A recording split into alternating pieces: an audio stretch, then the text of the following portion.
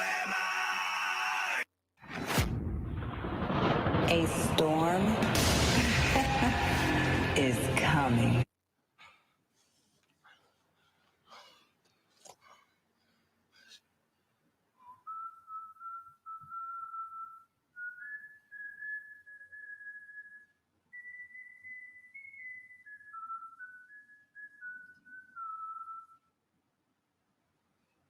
Hey, yo, lesson here, babe.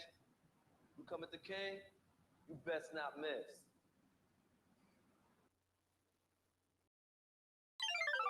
Next to that, la la la la. Next to that, la la la la. Hey.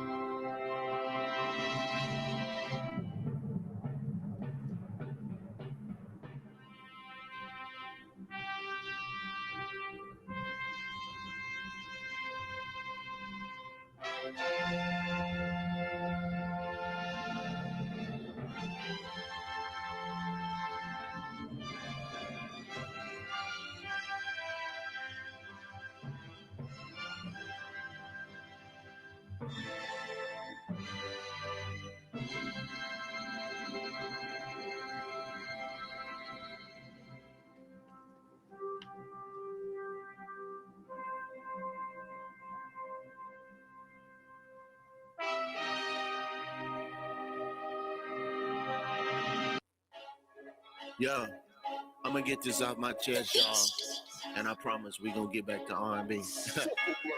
I gotta turn into a death row nigga. That's a real nigga, no cap. I'm that R&B king that drove a rich nigga crazy. Bitch, try to snitch, black nigga who gotta pay me. Hey, if you wanna dance, I'm a boss up like shameless. Drink in the back, red dot, we gon' aim it. What's the new Bobby Whitney? R&B niggas ain't fucking with me. I do this shit, I'm juicy like Biggie. I'm so upset these little niggas pissy. Throw the money at her ass. I done got it out the stash. Got me seeing Rico. Rob, that's a foul freight though. Swish. You niggas never know what angle I'm coming from.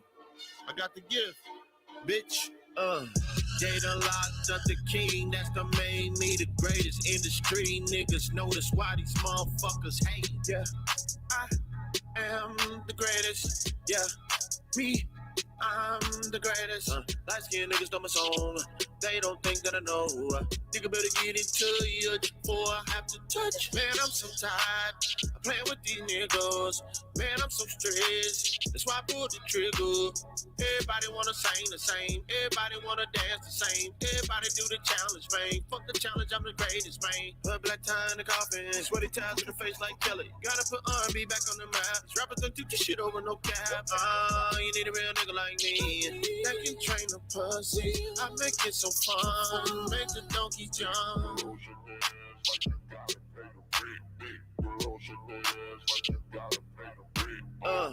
They done locked up the king, that's done made me the greatest industry. Niggas notice why these motherfuckers hate. Yeah, I am the greatest. Yeah, me, I'm the greatest. Man, I'm the greatest. Hell,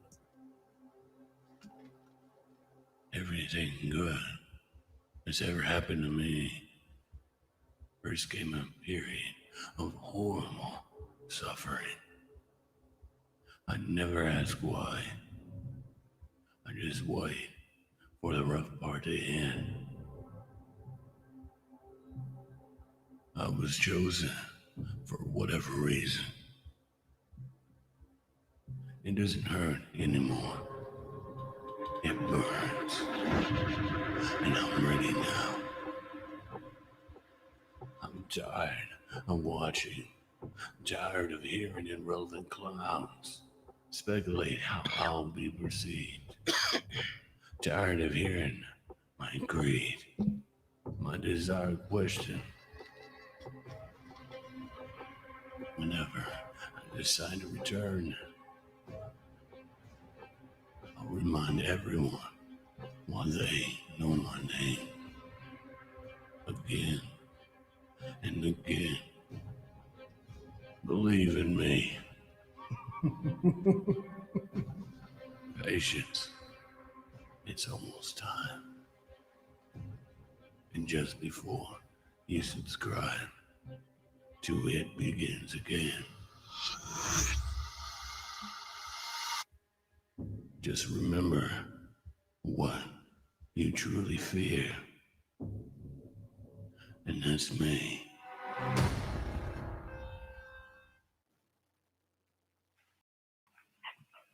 Yo, Terrell with you? What? ACT, you see this? Look, if it ain't official Dana J, Levi for Kelly, Prima Donna News, I don't even want to see it. Take the time. Look, you got some weed? Gotta get some. All right, hurry up. Diesel and them here, everybody here, we waiting on you. All right.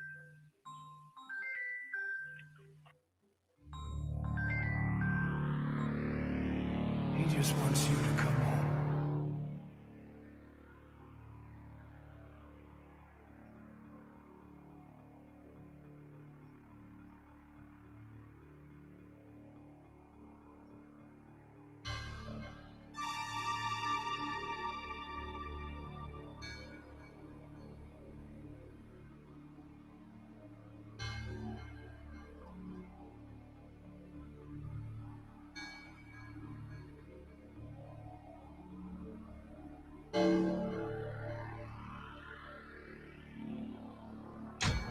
The answer is a creature that lives behind my eyes.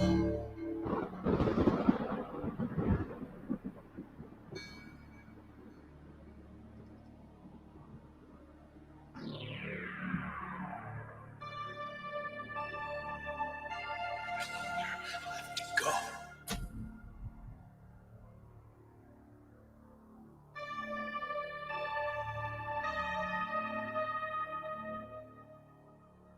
It's time.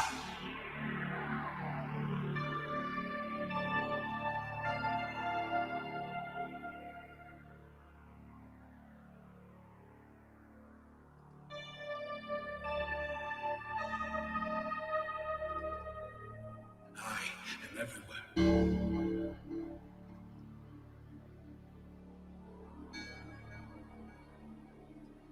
I am everything. I am the Reaper.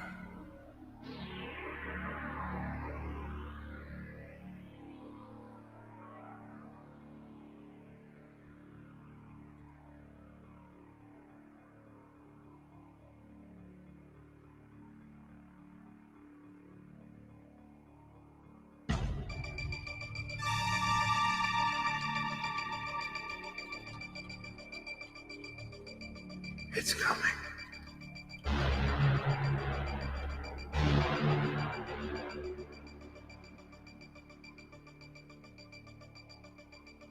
Find me!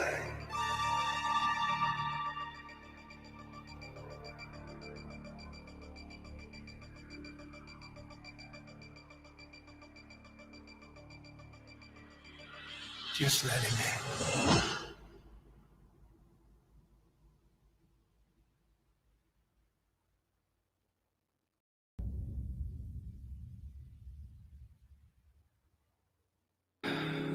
But I know that there's more. More for you, more for us. PG discretion. Flow still sick, I ain't talking that pen.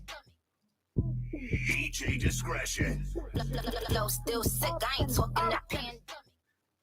PG discretion. Flow still sick, I ain't talking that pen.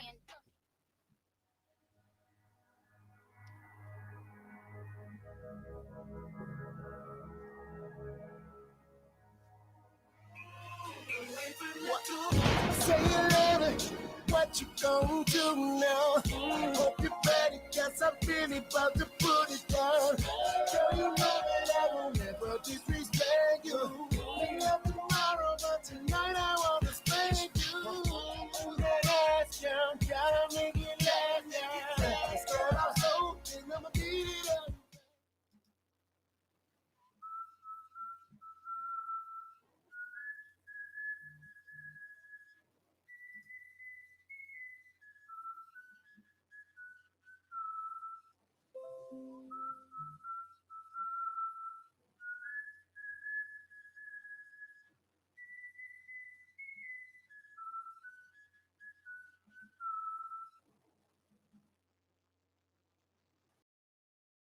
Check this out. I need everybody to get them likes up. This live ain't for the fun and games. The games must stop. I need everybody to clear their head. I'm about to play my intro song, but when I get on screen, we going in. Bedbug, dirty nigga, tell us it ain't so. Get them likes up. And if it's some YT people in here, YTF people in here, I don't think you want to be here for this one. This is damn right ugly. Check it out. I'm coming. Yo, what's happening? Jeez, y'all. It's your boy Papa Dog. Don't be mad at me. Yo, try to tell him. Yo. Goddamn, my lady pregnant again, but this time she pregnant with twins. Another collection plate. Come on, preacher, that's kind of strange. I'm sorry, God, I need that little change. I gotta do a couple things. Cause that stimulus, it ain't stimulate. Tax time, the mama got pissed and won't let them claim the baby. They shooting again. These jits crazy, they need some help. Man, they shot him in the hip. He fell out and shitted on himself. My cousin Frog called Fed time. Up the road, did a whole dime. He used to call home. I heard niggas crying in the background. Saying to myself, this ain't how we supposed to live. Turn on Facebook, man, another bitch that got killed. For the love that my dog losing weight out here smoking cocaine cigarettes. 8 years old, shot in the head, had nothing to do with that. That baby innocent. Go get George Zimmerman if y'all just want to kill a bitch. That's why I'm asking Jesus. Please tell me why you leave us. Tell me why you leave. And these people want us dead. On the internet capping, that shit is fake, bro. In the mirror showing your ass, putting no makeup. Man, y'all better wake up. Wake up. Wake up. Wake up. Wake up. Wake up. Man, y'all better wake up. Wake up. Wake up. Wake up. Wake up. Wake up. Man, y'all better wake up. I've been telling y'all better wake up. You can't nail bitch, say Papa Duck, ain't say nothing. I told y'all everything. I told you I like the government stole it. I told y'all about COVID, the CIA and the cloning. MK Ultra, the whole world's under hypnosis. They turn the TV off, that's how Hollywood controls us. And ain't no cure for cancer, you're right, that's some bullshit. If they can lead us and go to the moon, they'd have been done did it. And if you took the shot, I pray for you. Lord, no. Don't want black folk to grow, so they put us on birth control. And just cause you go to church every Sunday don't make you saved. 12 years of school's how you turn niggas to slaves. On our minds, they put shackles, they lie, trick us. Get them likes up, y'all. They use the influence of athlete, actors, and rappers. For real. That's fucked up, they did the Emmett Till. And all the pain his mom and family had to feel. That's why I'm asking Jesus. Please tell me why you leave us. Tell me why you leave. Why these people want us dead. On the internet capping, that shit is fake, bro. In the mirror showing your ass, putting no makeup. Man, y'all better wake up. Wake up. Wake up. Wake up. Wake up. Wake up. Man, y'all better wake up. Wake up. Wake up. Wake up. Wake up. Wake up. Man, y'all better wake up. What's happening? It's your boy Papa Dog. I've been telling y'all about this shit for a long time, bro. I get on YouTube every day, drop videos on nothing but that sauce, and I'm telling y'all what time it is, and I'm telling y'all these people want us dead, bro. We living like it called to do this and bro. Out there being wide open just to hate and hurt and kill each other every day. You feel me? Man, one time for all the folks that's already woke. The ones that ain't. Need to wake up. Yo, what's going on, Dream Team? What's going on? Yo, let's get them likes up, man. I got 52 likes. I need 100 likes in here. I ain't gonna lie to you. I need 100 likes in here. This is about to hit the fan. This is about to hit the fan. I'm trying to tell y'all. The fan done hit the fan. It ain't no more fan on this motherfucker. Ain't no more fan on this motherfucker. Ain't none. Ain't none. Ain't no more fan. Ain't no more fan. The fan is dead. The fan is broke. Nah, I want this one right here. I want this one right here. I want this one right here. I want this one right here. I want this one right here. That's the one I want. Hold on. I don't want that background. Nah.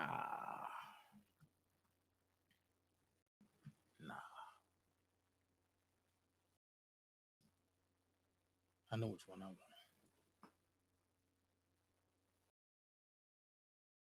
Ooh, that ain't bad itself. Hold on. Hold on, y'all. I'm coming. That's the one I want right there. Right there. That's the one I want right there. You can't see the face. So I can't get what I want all the time. So can't see the face. So I'll go back to that one. So I'm gonna say what's up, what's going on. Don't forget your $45 pledge, y'all. Tomorrow it will be closing for good. Don't forget your $45 pledge. We need 26 more people, and then we are finished. So we can, take these people to federal court, and we can retain our lawyer, pay off the PACER bill, and all that. Okay, cool. I'm ready to get to this, man. I'm ready to get to this. I ain't gonna lie to you. Let's get them likes up, man. I got 166. Get me to 100 likes, and we going all the way the fuck in. All the way the fuck in. All right. I promised my big bro. I said I'm gonna stop calling female bitches. Okay. So I need y'all to hold me accountable. Just like I told the Dream Team. I need y'all to hold me accountable. So if I get mad and call a female a bitch, I want y'all to be like, Dana. We ain't doing that no more. And I will apologize to that person directly right then and there. All right. So that's one thing. Second thing, I'm so happy to announce my man Colin Kaepernick. After a major hiatus and hated on, he's signing with the Cleveland Browns. It's in the works right now. Breaking news. Browns are signing Colin Kaepernick. That's a hell of a backup. And you got Deshaun Watson. So let's get to the point while we're here. Bedbug. Let's run down memory lane a little bit. We all know you killed Larry White. Then you wanted to make money out off of it, right? We all know that. Let's see what else we know. Let's see. We also know that you be on TikTok doing stuff like this.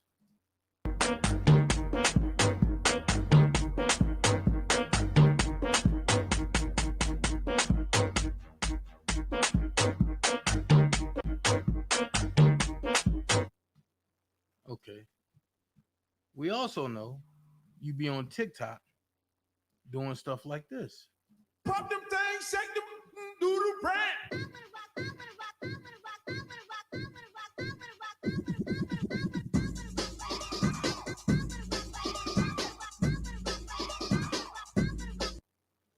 Okay. So we know stuff like that goes on with you, right? So, and I'm going to slow walk this because I need at least 100 likes before I dive all the way in. So get me to 100 and we go in. Right now, the number's not adding up. I got 176 people watching and I got 76 likes. Now, I need 100 likes. I need 100 likes. I need this to jump into algorithm. 178, 179. Okay. I need 100 likes. So we all know that you do stuff like that. Okay, that's fine. And we all know that you got the workout video, the #1 workout video on YouTube. We all know that. Workout. Everybody know you got that. And everybody laugh at that, be like, yo, this dude, man, he, this dude different. We all know that. And if people don't know what I'm talking about, I'm about to get it for you.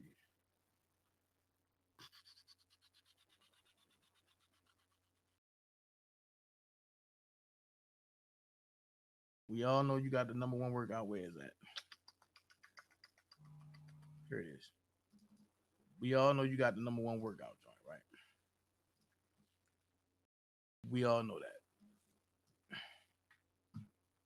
Go a little something like this.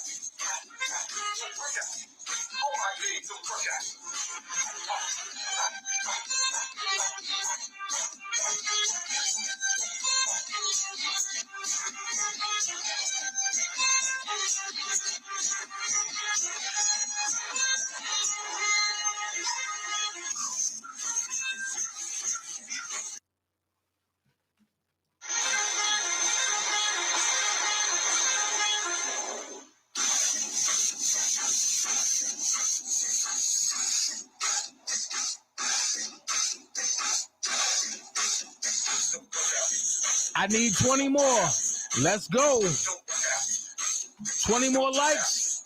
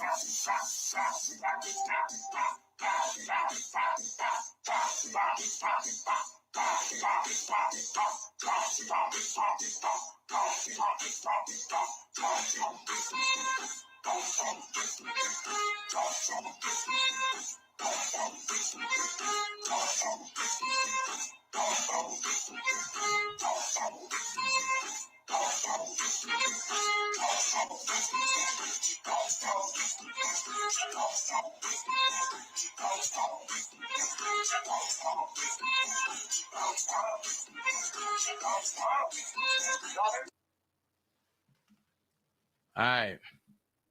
So, like I say, I need 20 more likes.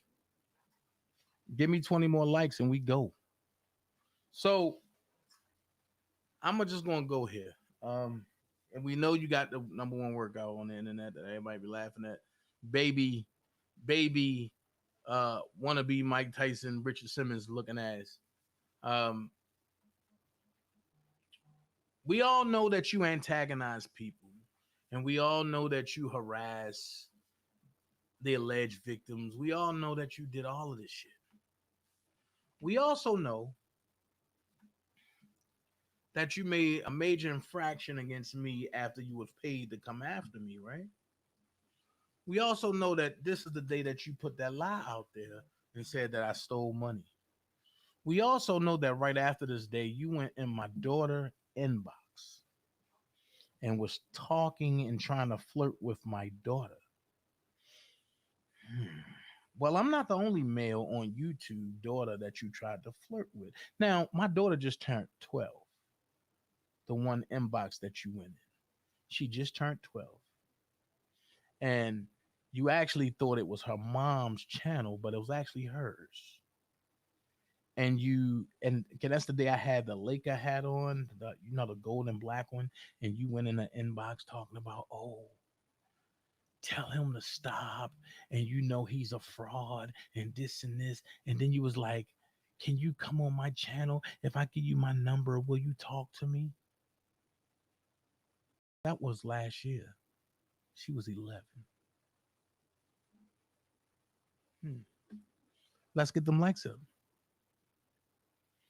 And I always said that karma is not of God because there's nowhere in the Bible.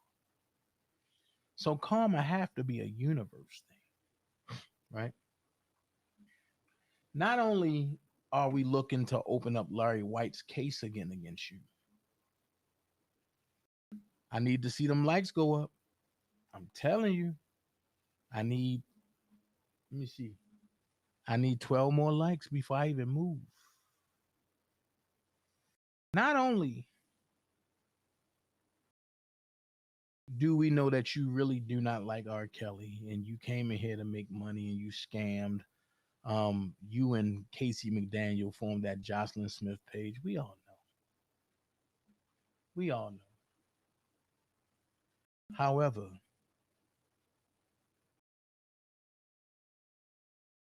we know that your son was on Grown Man Channel and he really wanted to aid you out and everybody talked him out of it. We also know he got a song about you not being shit. That's what we know now. Okay. We didn't understand why you abruptly left Chicago to go to Houston. That really didn't make sense to us. I thought it was because the Four Corner Hustlers told you stop recording and you didn't, and they actually saw you and chased you out of your mom's neighborhood. That's what I thought. But I got contacted by somebody that showed me something different. However, you say that you, the rat, the fake Mason, and see, and this is what make me say I don't want to deal with masonry at all. 2 days of bullshit from Masons, I just can't do it. I'm not knocking the people that are real Masons, but this is just too much for me. However,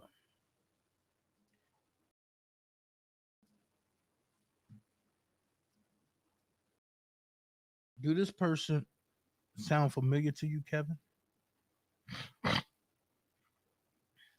Kamia and Kenyan Mommy? Do you know her? She lives in Waukegan, Illinois now. She's from Chicago, Illinois.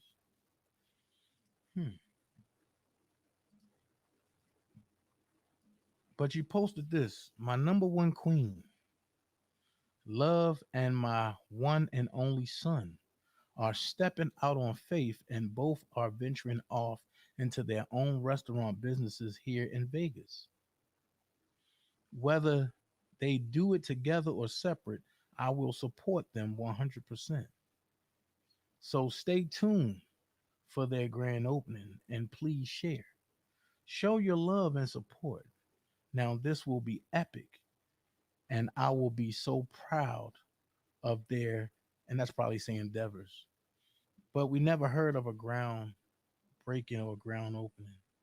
But you said that she was your number one queen, right?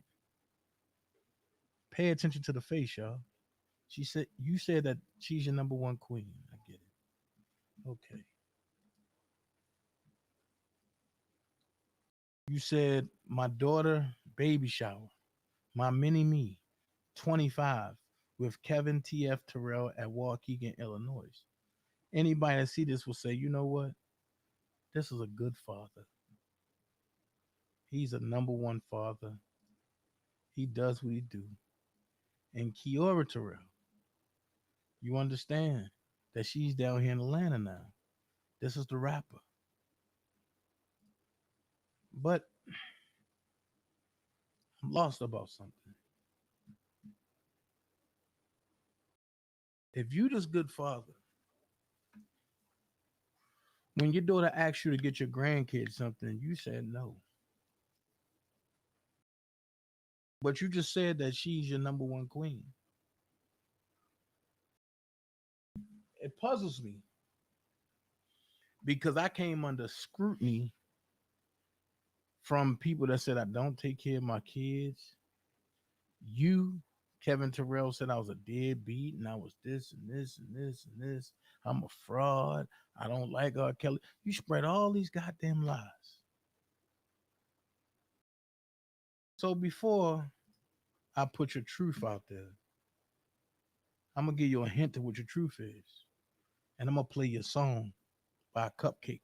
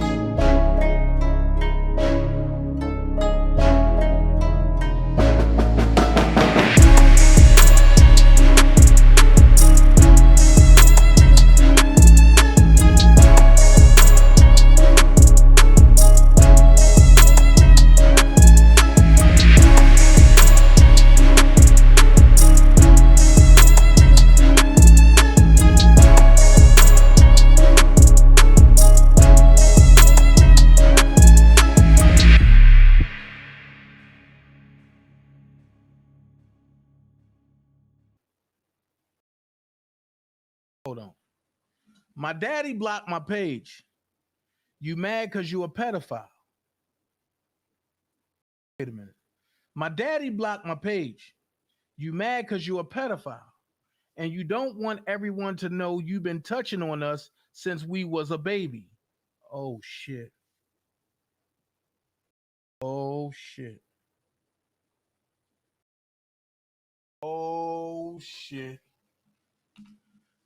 My daddy blocked my page. You mad because you a pedophile. And you don't want everyone to know. Hell no.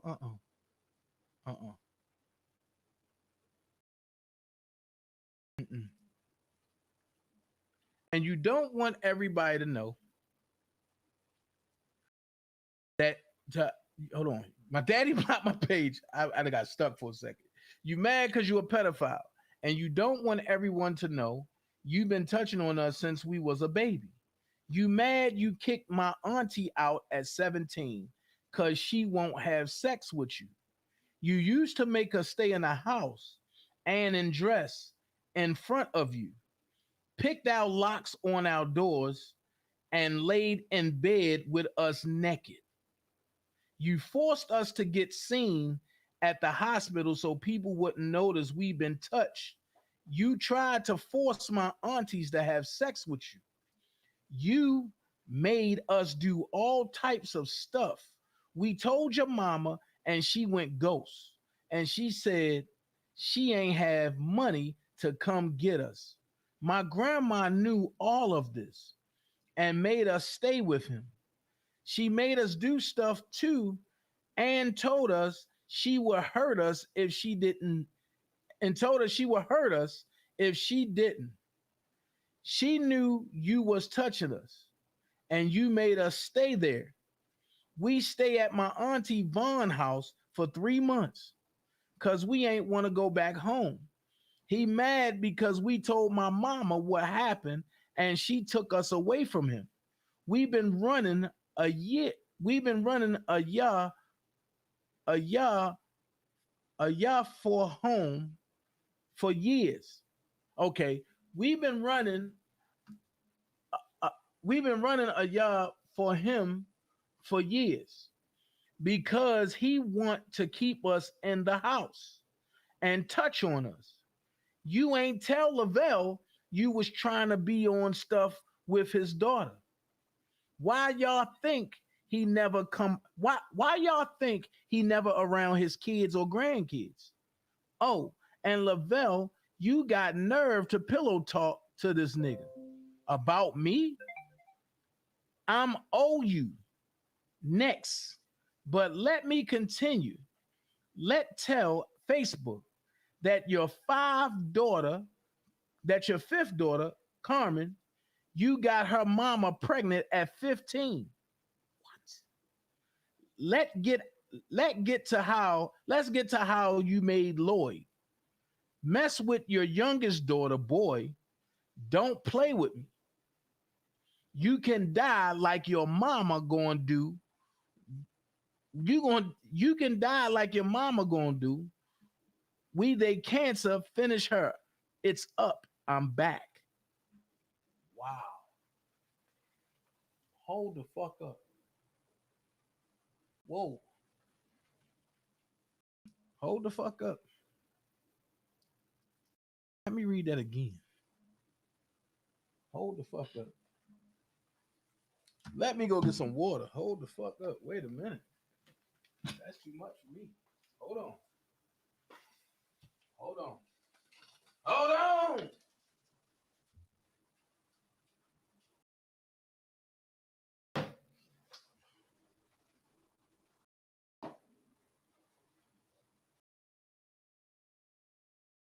Hold on. Whew. I gotta get me some water. That's a little too much for my blood.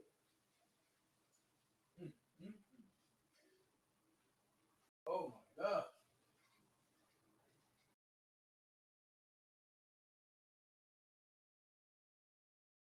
Ooh-wee. Fuck water. I'm gonna get the bottle.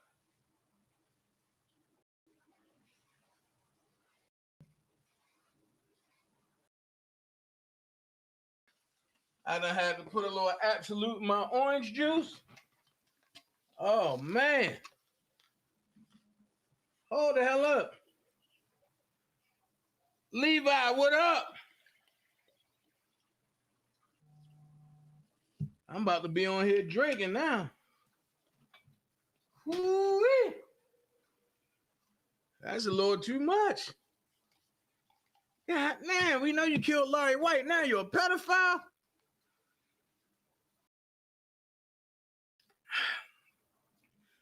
Oh, my God. Oh, my God.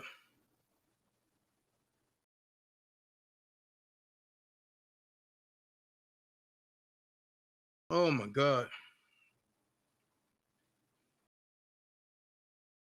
Oh, my God.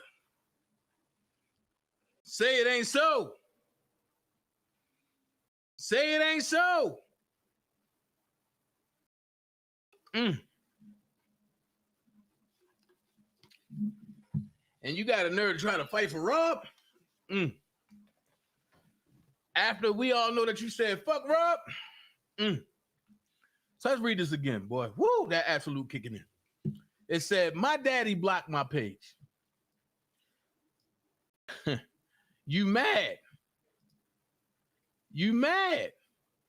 Because you a pedophile. And you don't want everyone to know you've been touching on us since we was a baby. You mad? You kicked my auntie out at 17 because she won't have sex with you. You used to make us stay in the house and dress in front of you. Picked our locks on our doors and laid in bed with us naked. You forced us to get seen at the hospital so people wouldn't notice we've been touched. You tried to force my aunties to have sex with you. You made us do all types of stuff. We told your mama and she went ghost and said she ain't have money to come get us. My grandma knew all of this and made us stay with him. She made us do stuff too and told us she would hurt us if she didn't. She knew you was touching us and you made us stay there. We stay at my auntie Bond house for 3 months because we ain't want to go back home. He mad because we told my mama what happened and she took us away from him. We've been running a yah for home for years because he want to keep us in the house and touch on us. You ain't tell Lavelle you was trying to be on stuff with his daughter. Why y'all think he never around his kids or grandkids? Oh, and Lavelle, you got nerve to pillow talk to this nigga. His daughter saying this. You got nerve to pillow talk to this nigga about me. I'm OU next. But let me continue. Tell Facebook that your fifth daughter, Carmen, you got her mama pregnant at 15 and you was 29 at that point. Ooh. Let's get to how you made Lloyd. Let's get to how you made Lloyd mess with your youngest daughter. Boy, don't play with me. You can die like your mama gonna die. I mean, you can die like your mama gonna do. We they cancer, finish her. It's up. I'm back. That's one daughter. That's the one you said was your queen. But it get a little worse.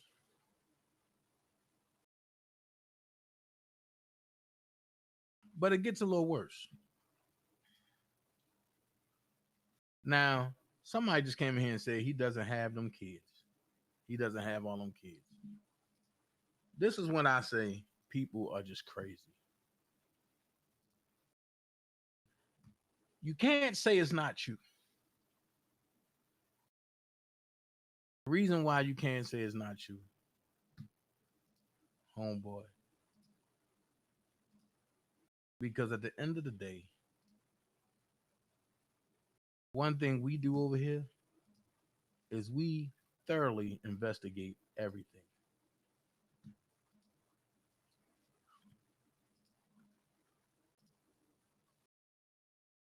We thoroughly investigate everything.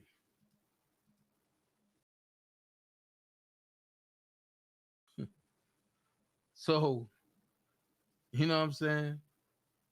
On one computer, I'm looking at one thing while I'm talking. Then I'm over here looking, right? I can't read what Linda said, but Ariel said, "Oh my God, that is so sad. I'm sorry, best friend." And I did block him. He got nerve. He lucky he don't get a bullet. Ariel said, "Got some nerve sending me a friend request."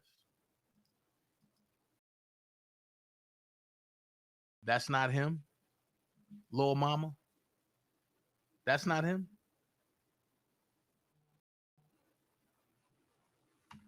Let me make it a little bigger because maybe your cataract's in the way. That's not him.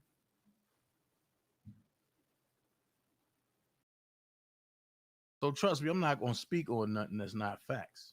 I investigate before I bring it to the public. I'm not like them dummies that y'all follow over there. However, one daughter said that, but there's a follow-up because the daughter that's down here went live too. And she said, "Don't nobody give a fuck about them hoe-ass paragraphs my daddy typing. We spared him for years. Even tried to make some type of relationship with him after the weird narcissistic shit he do. Shorty 50 and live for this internet shit. We don't give two fucks about you. You see posts and assume because you guilty. Everybody happy with their life except you. You done added everybody we know or around us in hopes they don't fuck with us. And it only showed them how lame you is. I be sparing your Floyd Mayweather fat shoe wearing ass out of love for you and not trying to disrespect you, because God tell you to honor both parents. But about my mama and siblings, I'll take it there. I've been moving with peace and grace, but today got it. You a nigga, you a NGG, a nigga who talk about his own kids and baby mama for a living and post old ass pictures with us. I knew you wasn't on shit when a nigga forced himself on me. Took my innocence. Oh my God. Oh my God. Oh my God. Oh my God. Oh my God. Oh my God. I knew you wasn't on shit when a nigga forced himself on me, took my innocence, and you had the addy and did nothing. You can find everybody in Chicago except the nigga who fucked your daughter. Your best bet is find some safe to do. Because once we all start talking, your peoples will never look at you the same. Now, whoever can screenshot this nigga had his own room and slept in a bed with my sisters in your drawers. You a hoe. I said what I said, and it ain't coming down.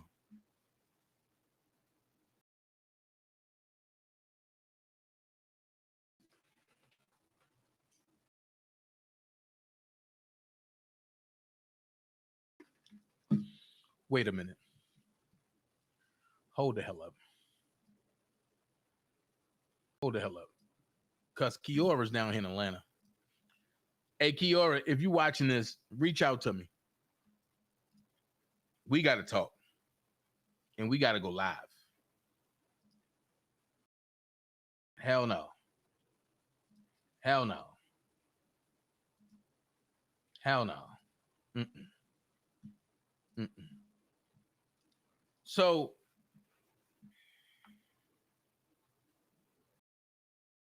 Kiora have the same, fuck. So, oh, fuck. What can I say about this, man? He top of a baba baba baba baba baba baba baba baba baba baba baba baba baba baba baba baba. See, he coming Honda.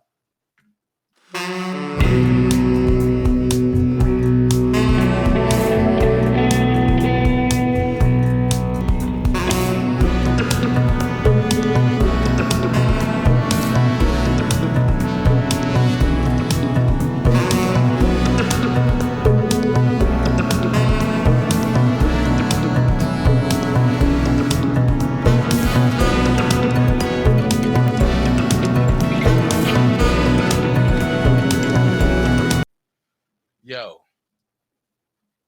for all them so-called mothers over there in YTF, y'all didn't budge when he killed Larry White, right? Cool.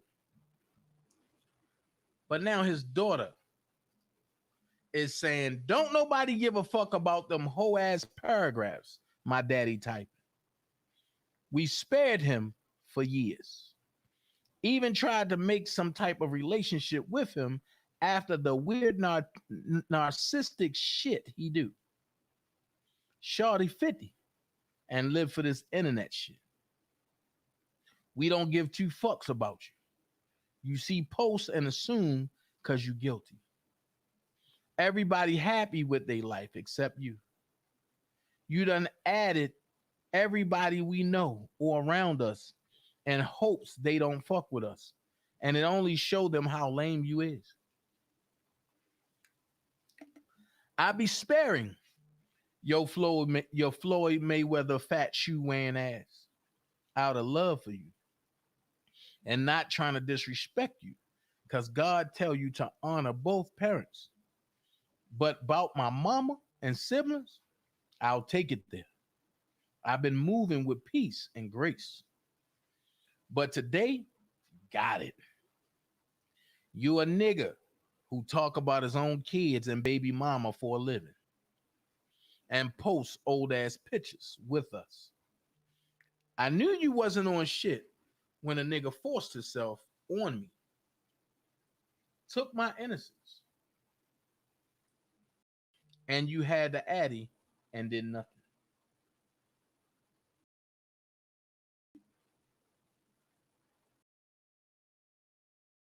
And did nothing.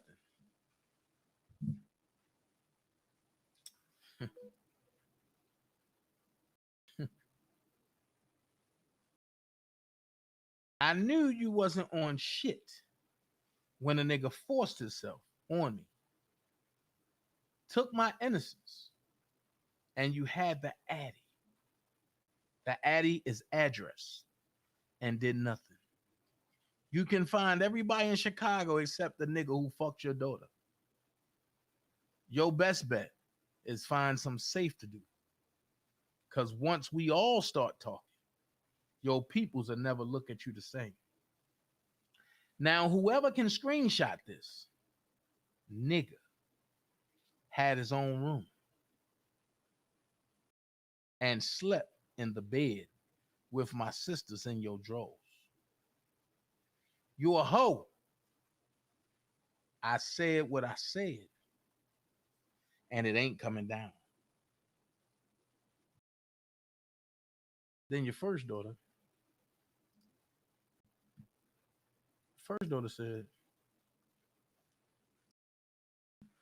my daddy blocked my page. You mad because you a pedophile. And you don't want everyone to know you've been touching on us since we was a baby. You mad you kicked my auntie out at 17 because she won't have sex with you. You used to make us stay in the house and undress in front of you. Picked our locks on our doors and laid in bed with us naked.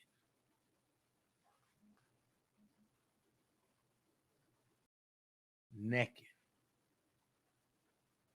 You forced us to get seen.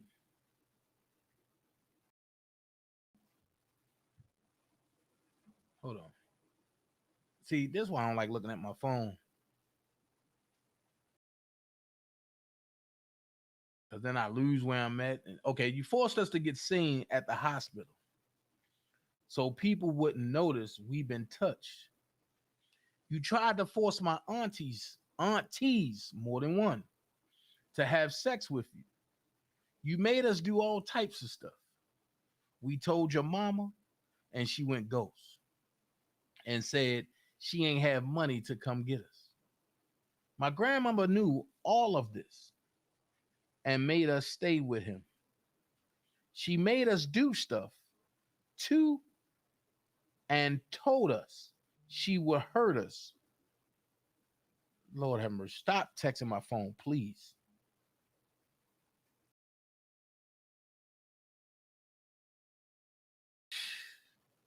So people wouldn't notice we've been touched. You tried to force my aunties to have sex with you. You made us do all types of stuff. We told your mama, and she went ghost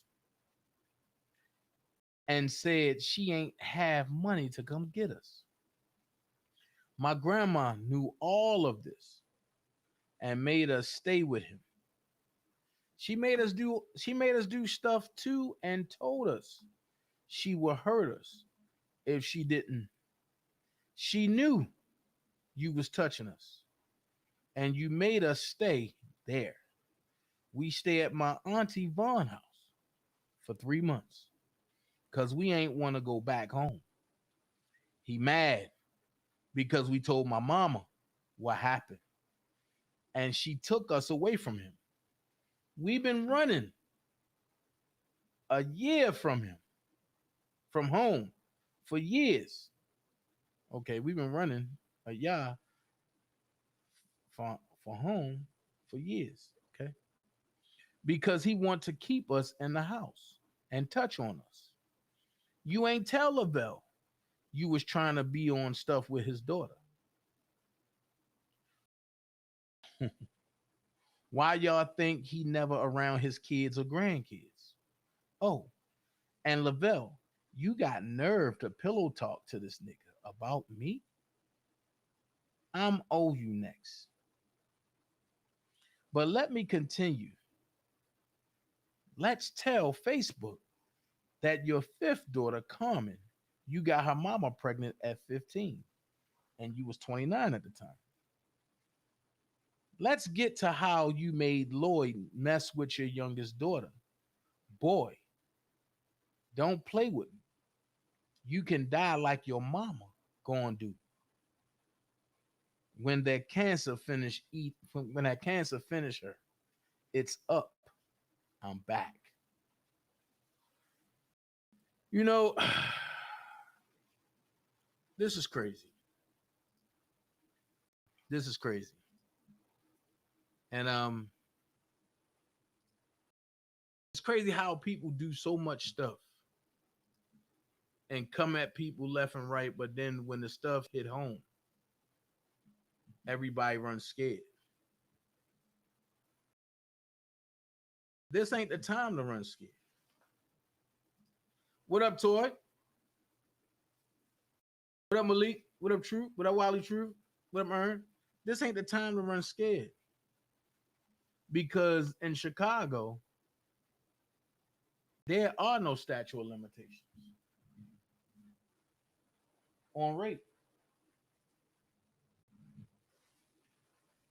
I put that link at the top of the chat, right?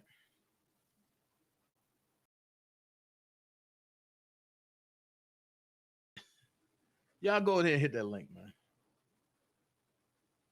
I can't believe what I read about this brother. And to know that he claims to be a Mason. That's a bad stain on that organization. We know he a rat, but we didn't know he was a pedophile. And touching his own kids? I just.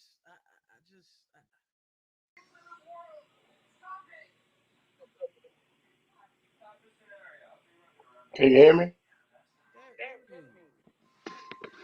Hold on. Yo.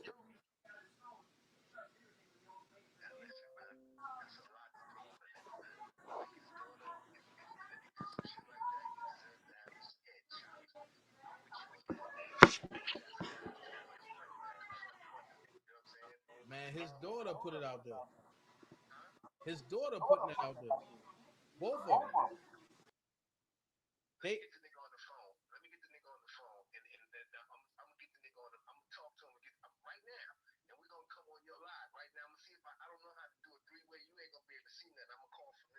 Let's do it.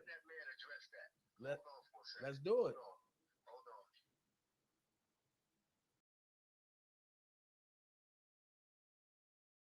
Yo, like I said, go ahead, Malik. Hold on. Toy.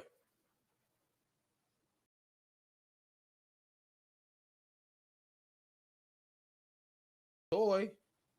Go ahead, Malik. Huh? Toy.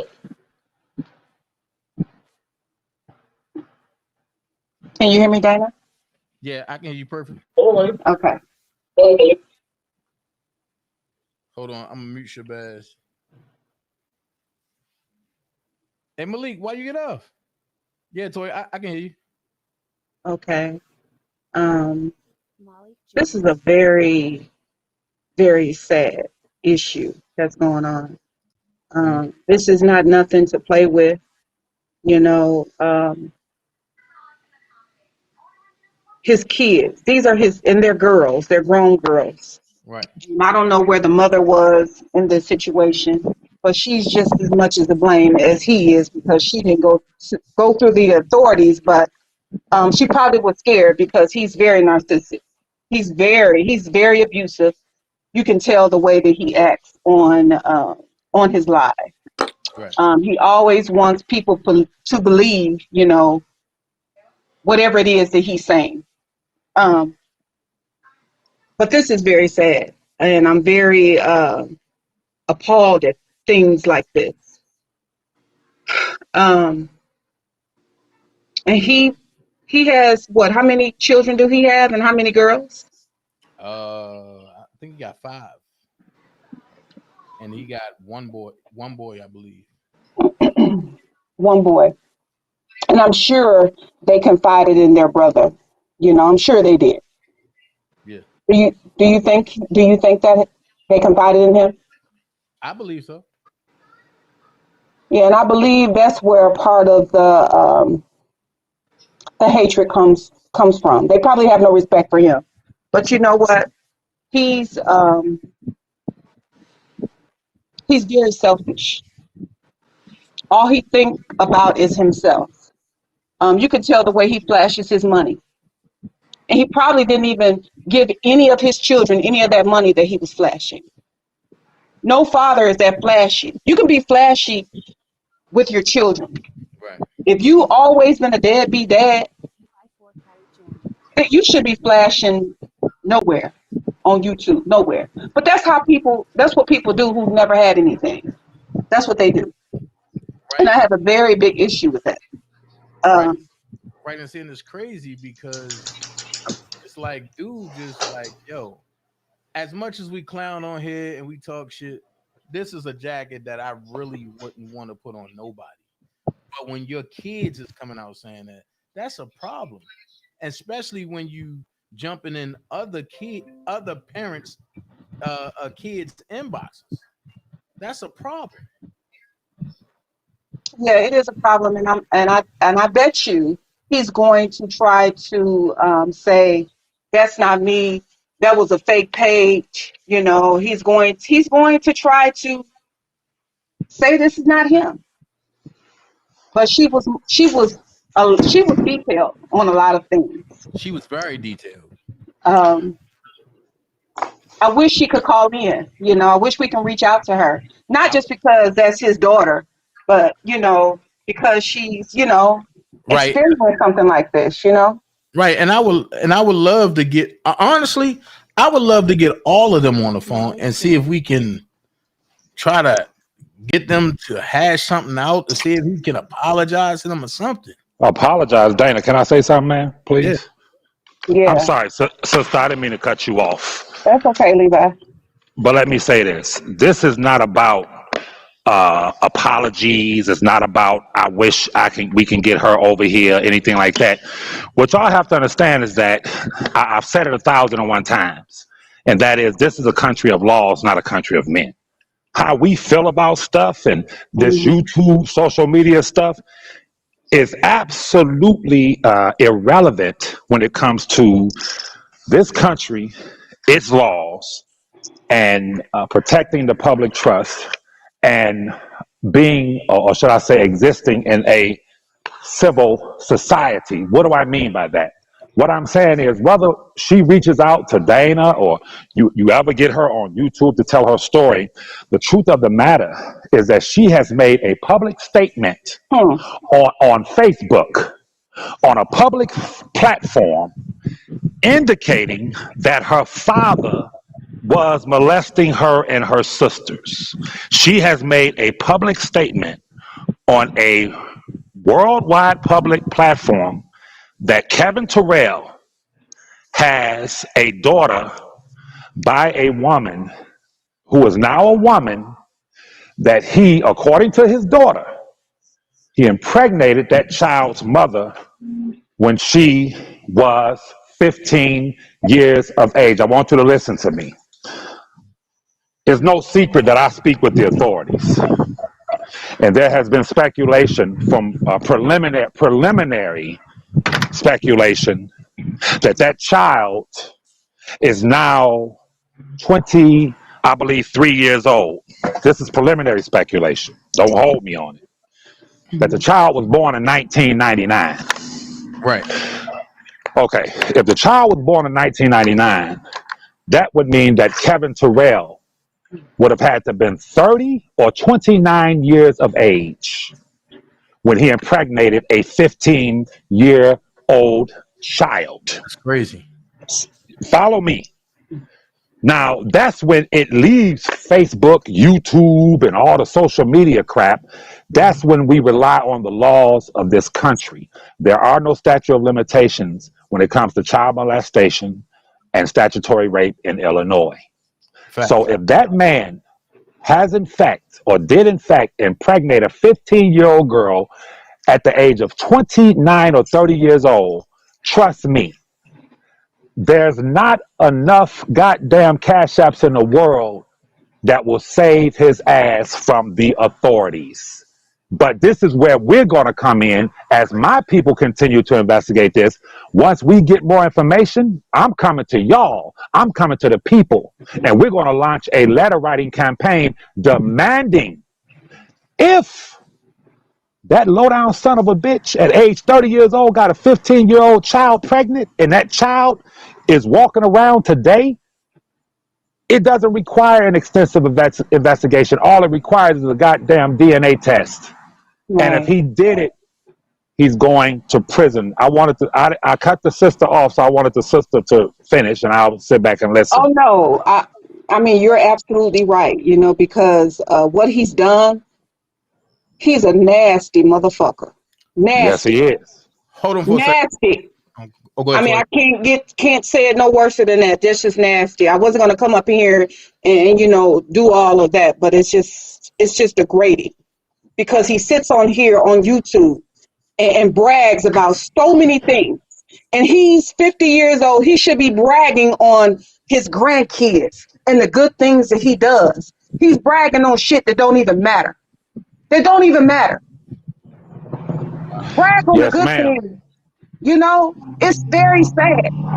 And then, you know, for his supporters to continuously to keep sending him money, to keep taking care of him. That's a problem for me. But it's not a problem for me, sweetheart, because I understand. And Levi, hold on for a second, because Shabazz was waiting. Okay, well, I'll leave out. Let me tell you this, Dana. If he wants to come in, No. I'll leave out and out. come back. I'm gonna tell you why. I'm on the phone. No. Bro, I got him on the phone. Hold on, just chill. Okay, I'm letting you know, bro. I'm not engaging back and forth with no terrorists or terrorist supporters. You know I love you. I respect you, nephew. But if he want to start talking cap, I'm gonna just get off and come back because I'm not trying to build this dude's channel. You feel me? I'm not playing games with these people. Hey, Levi, it's not about that. Just hold on. Go ahead, Shabazz. Yo, I fuck with Dana. You know what I'm saying? I fuck with DJ Tyson too. If what Tyson, and first and foremost, I'm Muslim. Secondly, I'm definitely pro children. So any man to fuck with a child in any way, you take their head. Like that's just the bottom line. But at the end of the day, when you have accusations that are like that, they need to be confronted. Sometimes kids get mad, they post shit. We don't know if it's true. And that's all I'm saying. I'm not defending him.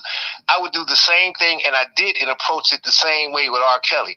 There are so many things that people put out and said, they had no substantial evidence. It was just people online. You don't know if it's true. Something like this has to be investigated, and you need to either talk to the children or talk to DJ Tyson himself before you come up with those type of before you start making moves like that, because in all fairness, for those who think with fairness, right, the same thing to R. Kelly. But wait, these are his kids that saying that. I get it. I get it. I understand. But I'm just saying, because the accusations are so powerful, and that is such a detestable act, that you have to investigate it. If the nigga did some shit like that and it comes out that it's true, take his head.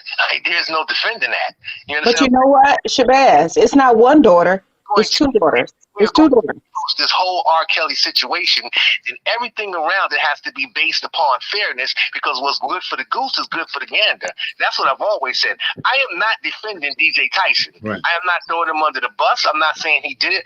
I'm saying, like, when you fuck with kids, whether they're his kids or not, the nigga needs to be confronted. That shit needs to be put on the platform, and then you make your decision and your judgment. But you can't do it just via social media. That's just my personal opinion. Right. Now, very quickly, moving on, I guess Levi. No. It's your bad. Nope, we ain't doing that. No. Yeah, you know what? I know that's your man. No. And you know what? Let me show you how fair I am. Listen, chill. I'm not going to say nothing. Chill. I know that's your man. You understand? And me and you are still cool. I got no beef with you. That's for the record. You know what I mean? And I'm gonna respect your podcast just for the sake of respect your podcast. Right. But that nigga gotta see me. Okay. And I'm on his ass. Okay. Oh my God. Okay. Dana. Okay. Dana. Okay. I'm gonna say this and then I'm gonna be gone. But you hold on. He wouldn't answer the phone. Hey, Shabazz, we'll talk about that. We'll discuss that later on. I'm talking about DJ Tyson right now. Okay. I said I just tried to call him twice. I texted you and I said I tried to call him to get on the phone because I was going to get him on the phone and put him in the chat myself. He didn't answer the phone. Of course not. Of course not. But my thing is this. One of his daughters is down here in Atlanta. And I'm trying to get in touch with her so that way I can pull up on it and actually get the whole story. At the end of the day, it's not just one daughter, though. It's two. Did they file any police reports ever about it? I don't know what's going on. I just know that they put that out there. But see, you know what? People, listen, hold on. When women do this on the internet. Hold on for a second. Toy saying something. Go ahead, Toy. It's, you know what? I mean, I've talked to many women. It's not easy to say that their dad is doing something to them because of the love that they have for their father. So it's pretty difficult to come forward because I have friends and family members that it's hard for them to come out and say these type of things because of the love that they have for the family member. And, they're embarrassed, and it's really hard. So it puts them in a position to where, like, I don't know if I should say this. Are they going to believe me? It's very difficult, because sometimes you have to put yourself in their shoes. It's very difficult because this is something serious. This is going to bring the whole family involved. This is difficult. Being not just a pedophile, but a molester to a family member, that hurts. That hurts. Dana, can I speak now? Yeah, go ahead, Levi. Okay. For one, that individual made a reference to me about seeing him, so I think it's only fair that I can respond to that. Okay. If that's fine, because listen, he overstepped his bound, defied what you told him, and said, can you mute him and allow me to respond to what he said, please, and then I'll move on, because he made a threat, so I want to address that. I've already seen him. Over 350 people in my live that day saw him when he was talking on my live, and the little piece of tape that he had over his phone fell off. And everybody was able to see the fucking projects that he lived in. They was able to see the little room that he lives in. They was able to see his ugly ass face. They was able to see a crackhead. But guess what? I'm a noble man. After that video went off, because he made a mistake and showed his face and showed his project goddamn little room, I took that video and put it on private. I said, I'm not going to do like that. But now, since he said I have to see him, no, I'm going to let everyone see what the 350-something people saw. I'm going to put that video back up there. I'm going to edit it and put that up there so everyone can see this dude. Now, let me move on. I ain't got nothing else to say about him. Let me say this. This is the problem. This is the problem with our people. If you listen, people are saying, we have to investigate. We have to do this, and it's not good to go on social media and say things unless we investigate. Did anyone investigate when they came online on me and you, Dana, about $1 for the king? No. When did this rule get established? When niggas came on lying, slandering, and saying anything about us? One. For two, I don't have a prison cell, nor do you, nor do anyone that's in this chat, to put Kevin Terrell. Bro, I'm speaking, bro. I'll get off if he wants to. I'm done talking about him. He's made a statement. I addressed it. That's that. Listen, no one has a prison cell to put Kevin Terrell in. It is not about us investigating. It is about a grown woman, two grown women who chose to go on their social media platforms, which can be authenticated from law enforcement. They made accusations about their father that not only was he molesting them as children, but one of the biggest accusations that they made is that at the age of 29 or 30, allegedly, he impregnated a 15-year-old child, and that child had a baby that's walking around today. So it's not about us investigating. This doesn't have anything to do with Kevin Terrell at this level. If I'm on social media and I see a grown woman, 26, 28, 29, 30 years old, reaching out, posting, saying, my father molested me, I don't give a damn if his name is Kevin Terrell or John Doe. I have a judicial civic responsibility as a citizen of America to send that to law enforcement so they can conduct the proper investigation, because I don't have a prison cell to put that son of a bitch in. But for damn sure, they have several. So either it is or it ain't. Now, when people try to come on and say, well, no, we don't know. Is it fake? Is it this? Is it that? No. That's those young ladies' Facebook pages. And then if you want to get further than that, when I spoke with his son, and I've said it on my channel several times, one of those females, them young ladies, only reiterated and reestablished what that boy told me. I told y'all 6 or 7 months ago. I said it on Angie's channel 5 months ago. When the dude in Bolingbrook said, F Tyson's mother, I said that I laughed because I knew what the son had told me about his mother. I asked his son, I said, where was your grandmother? And that son said the exact same thing that the daughter just said in that Facebook page, on that Facebook page. He said she was worse than him.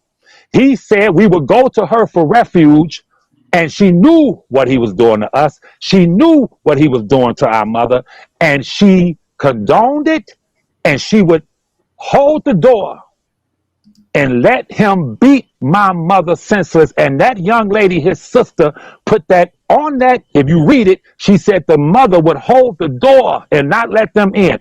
That young man told me that one day they pushed the door open, and that son of a bitch had both of his knees on that woman's arms, beating her face unrecognizably so.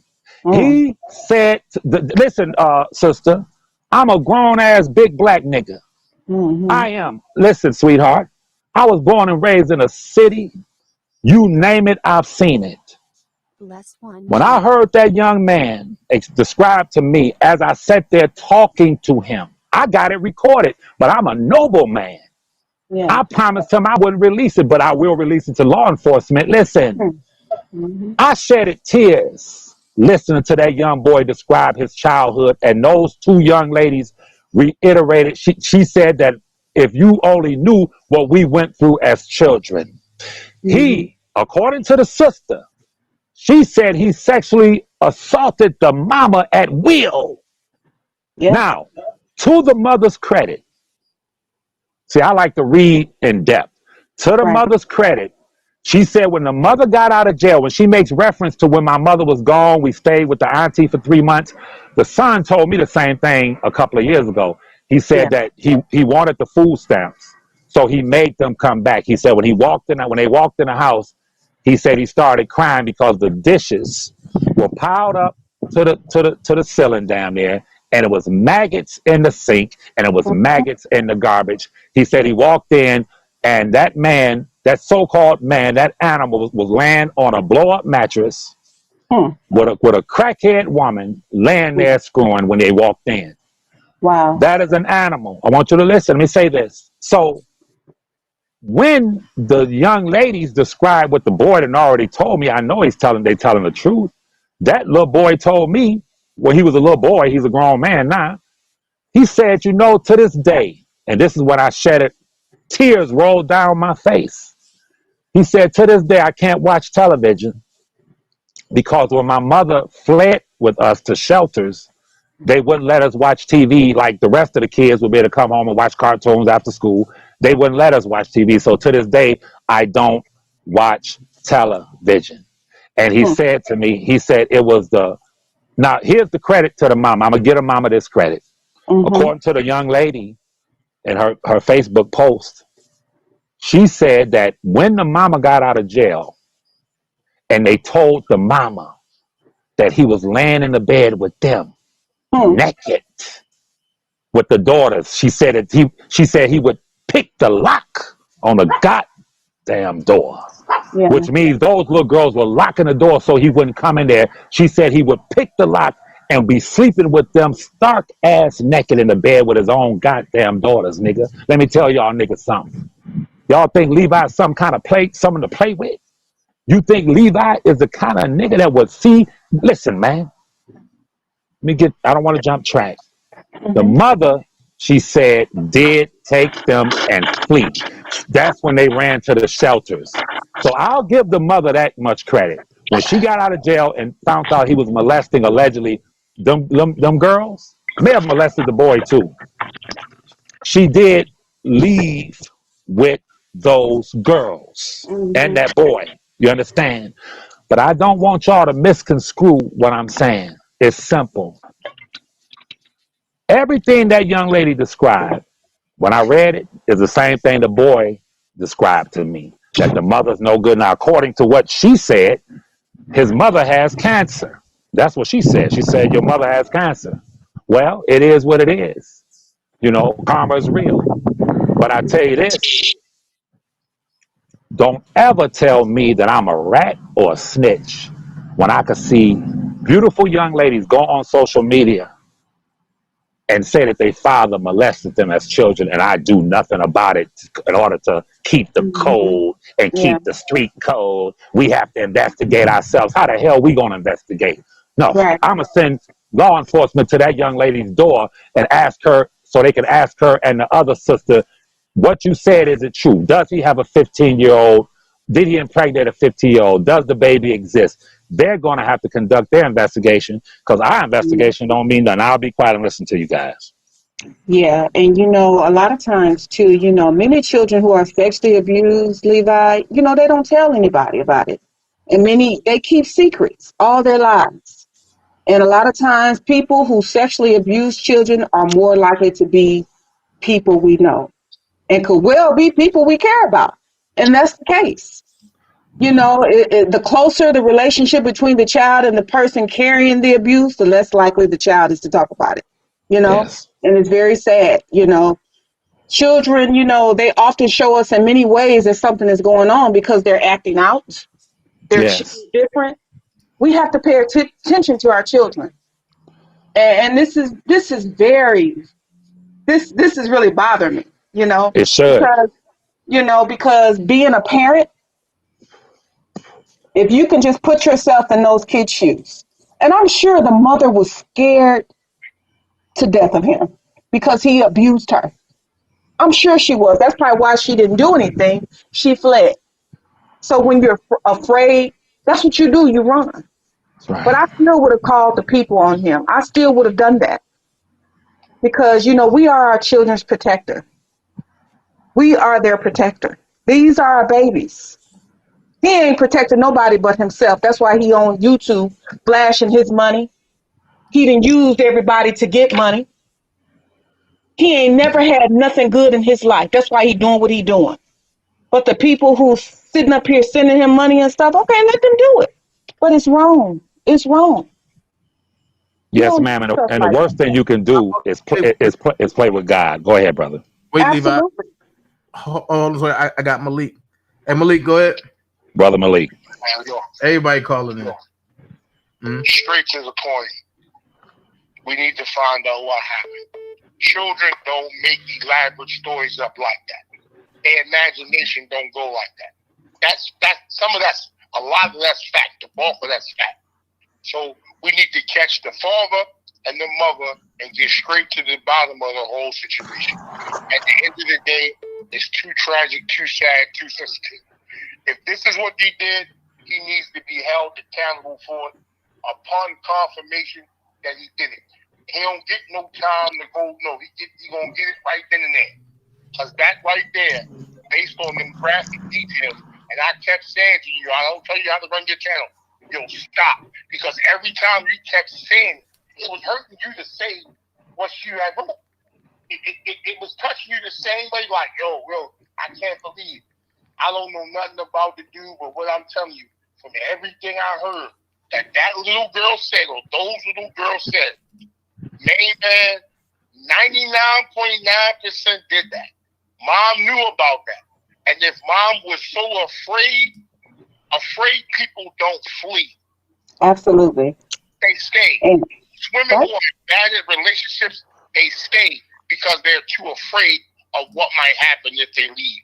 I'm not downplaying nobody's opinion, and everybody going entitled to their own opinion. I think you need to get to the bottom of it as a collective group of people and find out what you can find out. And if so, hang him accordingly wherever you find him. Ain't no time for prosecution of a court system. He need to get what he deserved right then and there. Because that's tragic, dog. Like, yo, he to do that to a child, it hurt me to give my child a beating for discipline. So I can imagine the pain and the trauma that them girls went through. And as far as their brother, the brother may know or may not know. But if he does know, he probably was afraid. Because he probably is scared of dad. Because dad could be stronger and bigger than him, so he don't know what to do. And he's probably torn between a rock and a hard place. And at the end of the day, it's not for him to defend them in that particular matter. It's for the court system or the people in this particular case. Because you're not, the details alone was too much. It's a lot. It's a lot, brother Malik. Brother Malik, listen to me, brother. I love you, brother, but listen to me, bro. We I agree. You need to have an investigation on what transpired first before he's hung by the people of his peers or the streets or however you want to classify. brother Malik, brother Malik, I got love for you, bro. But listen, we can't even speak. Levi, hold on. Let him finish. And I got Bless One that's up here too. That's next. Yes, sir. Yes, sir. Ali's, hey, Shabazz and Levi, I don't know whatever y'all issue is, so take that shit to the backyard with a sandwich and a bottle of water and solve that shit.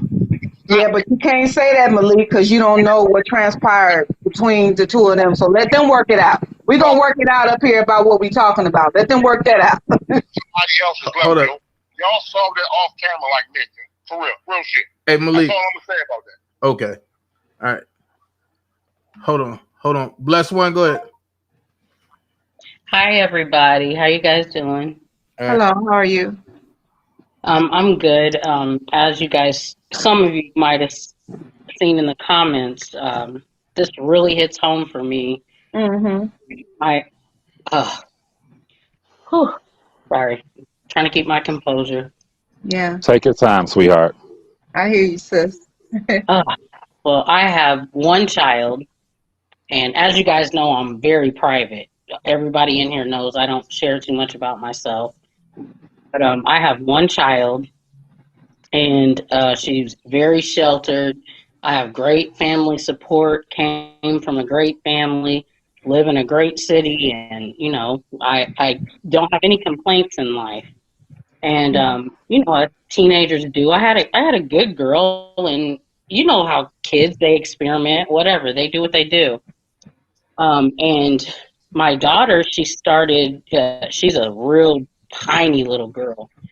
And she started to, you know, I thought she had a chest infection because we get those about once a year. And, you know, she was coughing, getting sick.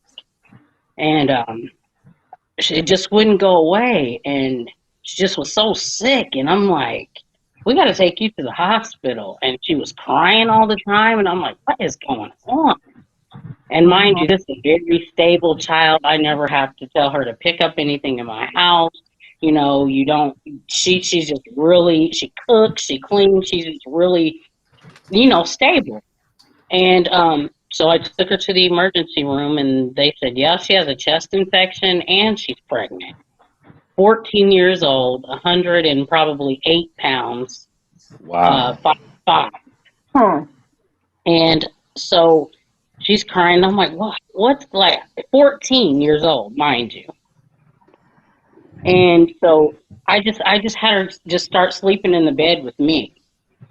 And so she would cry and fight at night. And I'm like, what is going on? I mean, she's fighting, cussing and screaming.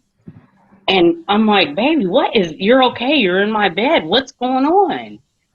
And finally, it took her about 3 weeks. And finally she told me, she said, I thought this person was my friend. And you know, me and my friend, we went over there was other people there. We went over to the house, and before I knew it, I did not know where I was. And she's like, I just blacked out. He gave me like a Coke to drink, and I just blacked out.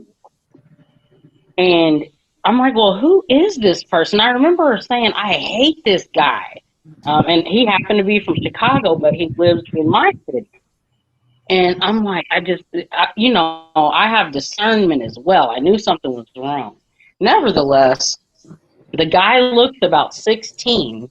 Come to find out, he's 30. My child was 14. Oh, my God. And, you know, I told her, I said, you have a choice. I believe in people having choices. That is not, I don't feel like every situation calls for you to have a child. I don't. Even though I'm a pastor, I feel like you should be able to have a choice because there's different situations that happen. And nevertheless, we were locked in the hospital during COVID as she was having this baby. I'm sitting here looking at a baby have a baby. When she delivered her, she was only 125 pounds.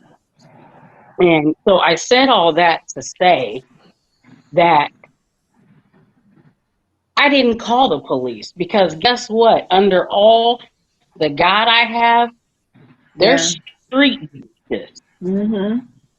And I have people that have our back. And I looked at the situation from all angles. And I'm like, my child can really, really, really get hurt or killed behind this. So I've got to be careful how I handle this. Nevertheless, I'll say that I'm in counseling. She's been through counseling. The baby's almost 3. Everybody's well. My daughter graduated at 17 years old and enrolled herself in college. She starts college on the 22nd.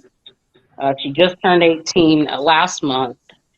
And I guess I want to say that trouble don't last always. We go through things, but we go through them. That means that there's another side of it. That means you're not stuck in the middle. Right. And so as Dana was reading that, it hit different. Yeah. So I like I said, I guess I just want to say that whatever we're going through, we can make it. Absolutely. We can make it.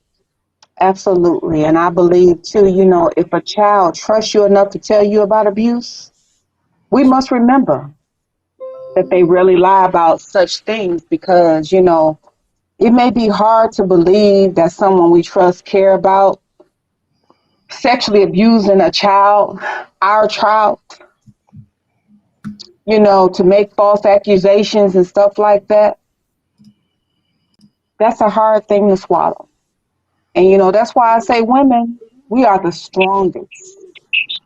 Because a man, they ain't going to take it like we take it. We'll be hurt. But a man is different, especially when it's their child. The pressures on the child to keep silent about stuff like this, it takes tremendous courage to talk about abuse. Because abuse, it hurts. Especially when it's somebody that's supposed to love you unconditionally. Let alone your dad. That hurts. That hurts so bad. It hurts. It does. And especially a person like me, I came from a beautiful household and I never even heard of things like that happening. And, we couldn't go out of our cul-de-sac. I wish we would ride the bike past the grass in the circle, and both of my parents, they were there, married 43 years, so I never heard of things like this. And it's a whole different world.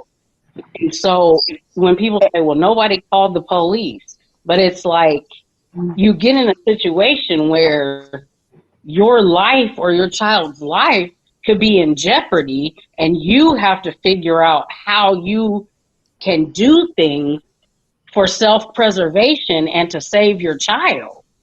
Right, because you know what? They've been dealing with this since this happened. So we have to learn to be supportive, calm, and caring because you know what? They're already facing the problem. We have to be that even though that we're like mad and outraged and ready to do something to that person for violating our young child, we have to be different. Even though we want to act out, we have to face this problem with them. It's just very sad that it comes like this because this happens to a lot of people every day. Every day. Dana, I don't want to speak out of turn, so I'll let Dana moderate. I wanted to address Miss Bless One for just a minute. I'm going to drop down, Dana. I'm going to drop down. Go ahead. To my dear sister Bless One, she know I love her to death. And I don't know your circumstance. I don't know, what you describe. I kind of get a sense of what you're saying. But let me say this. The problem with the black community, I'm going to say this very clearly. We have trash collectors in every community in America that come through and to collect the trash. We know the systemic realities of black life in America, and sometimes they won't even collect the trash. Sometimes the trash just be sitting there. We get it. But at the same time, as American citizens, and I say that in quotes, I talked about the civil. I talked about the civil society that we're supposed to live in. I don't know your circumstances, so I can't judge you. However, that street vigilantism that a lot of our people talk about, and I respect it. I grew up around it. A lot of people don't understand when you hear people talk about the code and reminisce about the 80s and how the code. The code was there for a reason. And that is, yes, you did not tell, because if someone violated a child, if someone violated the neighborhood, if someone did something that atrocious, yes, the neighborhood will handle that. But that was way back in the 70s, the 60s, the early 80s. Now it's simple. We have trash collectors for a reason. And like I said, I'm not judging you or don't understand the circumstances. I get it. But sometimes, and I'll say this to other people, not you, when someone commits that kind of crime against a child, and you say the dude was 29, 30 years old, bro, it's simple. You strap up.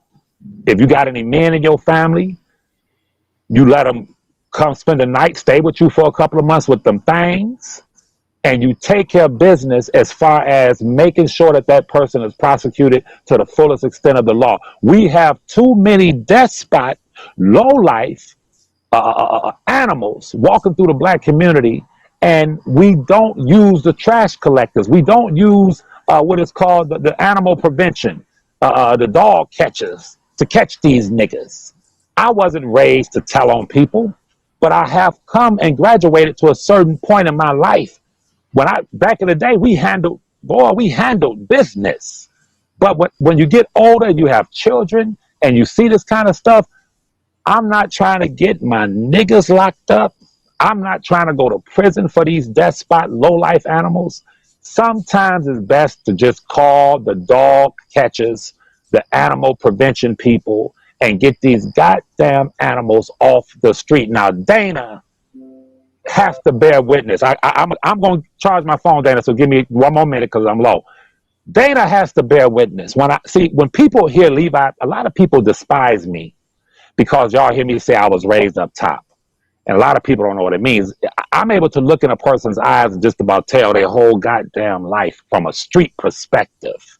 I told Dana over 3 years ago, when this baby killer came on the scene, I said, Dana, don't go nowhere near him. He has bodies. That's what I told Dana. This is way before we found out that he killed the baby. There is at least 200 people that's listening to this. I don't care if you hate Levi or whatever. I got the video footage that I can put up and prove what I said. I said to at least 200 people that's listening to this, I said, when I looked at that nigga's eyes, I can tell he's the kind of guy who will violate a woman and take it. I called him the R word. I said, I can look in his eyes and tell that he will violate a female and take it. Now we have his daughters saying that he took it from them, that he violated them, that he molested them. So when Levi speaks, Sister Blessed One, people can hate me all they want. But if I tell you that a hen dipped snuff, you're listening to a man who grew up in the roughest streets of Detroit, in the roughest area, in the roughest era. And we did not lose one. We didn't lose one to prison. We didn't lose one to death because we were vigilant. Our circle was tight. And we had a degree of class on the west side of Detroit that niggas knew. They knew none of our children were touched. There was nothing going on in our little 6-7 block radius that wasn't handled immediately. And when we told niggas, don't cross 7 Mile, don't cross Finkel, don't cross Southfield Road, don't cross Greenfield Road, don't cross Grand River, niggas knew. They didn't cross it.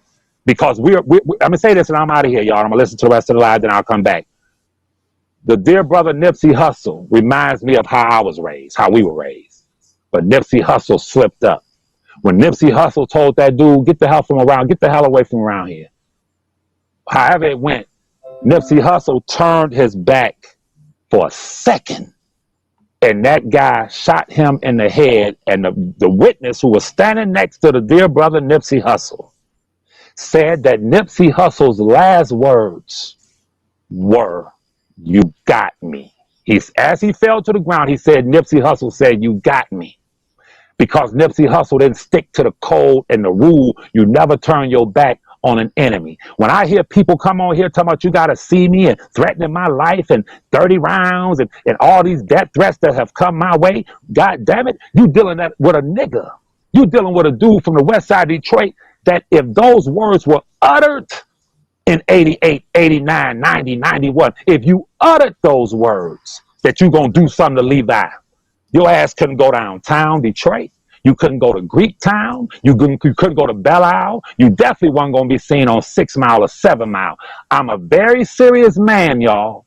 And this is not YouTube or social media for me. When I came on here to advocate for my cousin, I knew what I was dealing with. I knew what I was dealing with. And 3.5 years later, we got niggas talking about $1 for the king and niggas hate Levi because I'm R. Kelly's cousin. Grown ass goddamn men mad at another man because he's related to a mega superstar. Deal with it. Put it in your goddamn crack pipe and smoke it, nigga. Dana, I'm getting off. I'm about to charge my phone and listen to you live, my brother. Peace. I love you, blessed one. All right. Peace. And everything you said. Hold on for a second, bless one. Hold on for a second, bless one. And Shabazz here. It's his turn. Hold up. Yo, I definitely need to address that, but I'm gonna do it the smart way. No. I'm gonna be smart about it. Let me tell you something. As far as Levi being R. Kelly's cousin, he's a liar. And I'm gonna take you back, Dana. Shabazz. Wait, let me finish. No. You see now? You gotta be fair. Black man, you gotta be fair. Let me finish. You gotta be fair. Hear me out. I'm gonna take you back. All right? I'm gonna take you back to when Carrie was messing with Kelly. Okay? When Carrie was with Kelly. Let me tell you something, how far I go back in the Kelly camp. I go back so far in the Kelly camp. Can you hear me? Yeah, somebody echoing.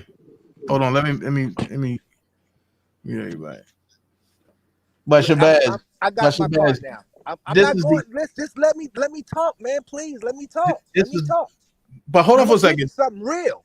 All right, I'm gonna give you something real into my mentality. Because this is as far as I'm concerned, let me finish, brother. Let me finish. I go back to when Carrie was running with Kelly. Now let me tell you something.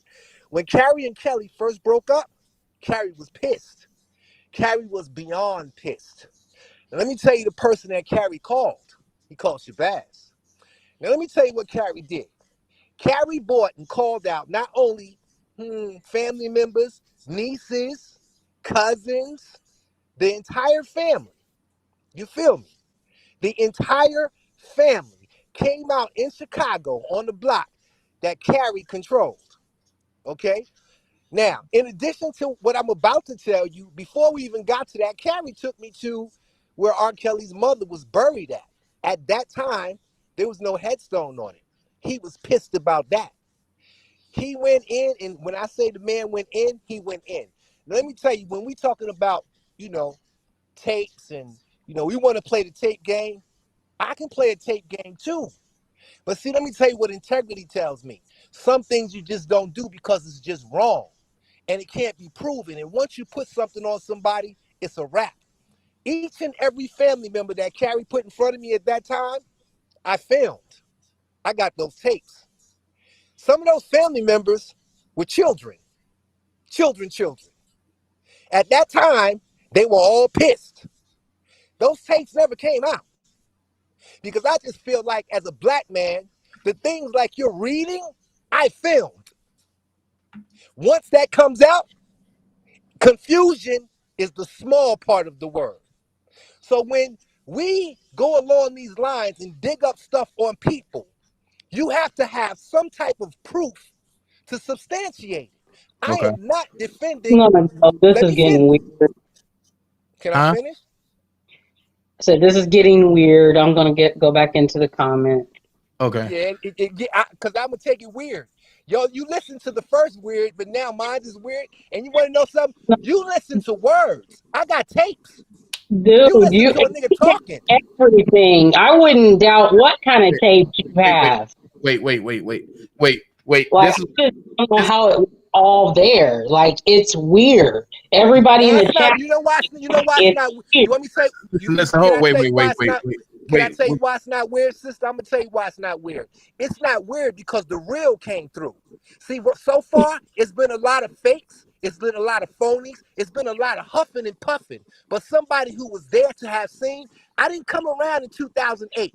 I didn't come around in 2003. I've been around before that. I've seen a lot. But with my eyes, as a man, and definitely coming from the streets, you know there are some things you just shouldn't do. Bottom line. And it's because integrity says to do that. So when you talk about you don't respect the street codes and you rat and you snitch, yo, sometimes you have a scale of justice and you have to decide, do I do this or do I do that?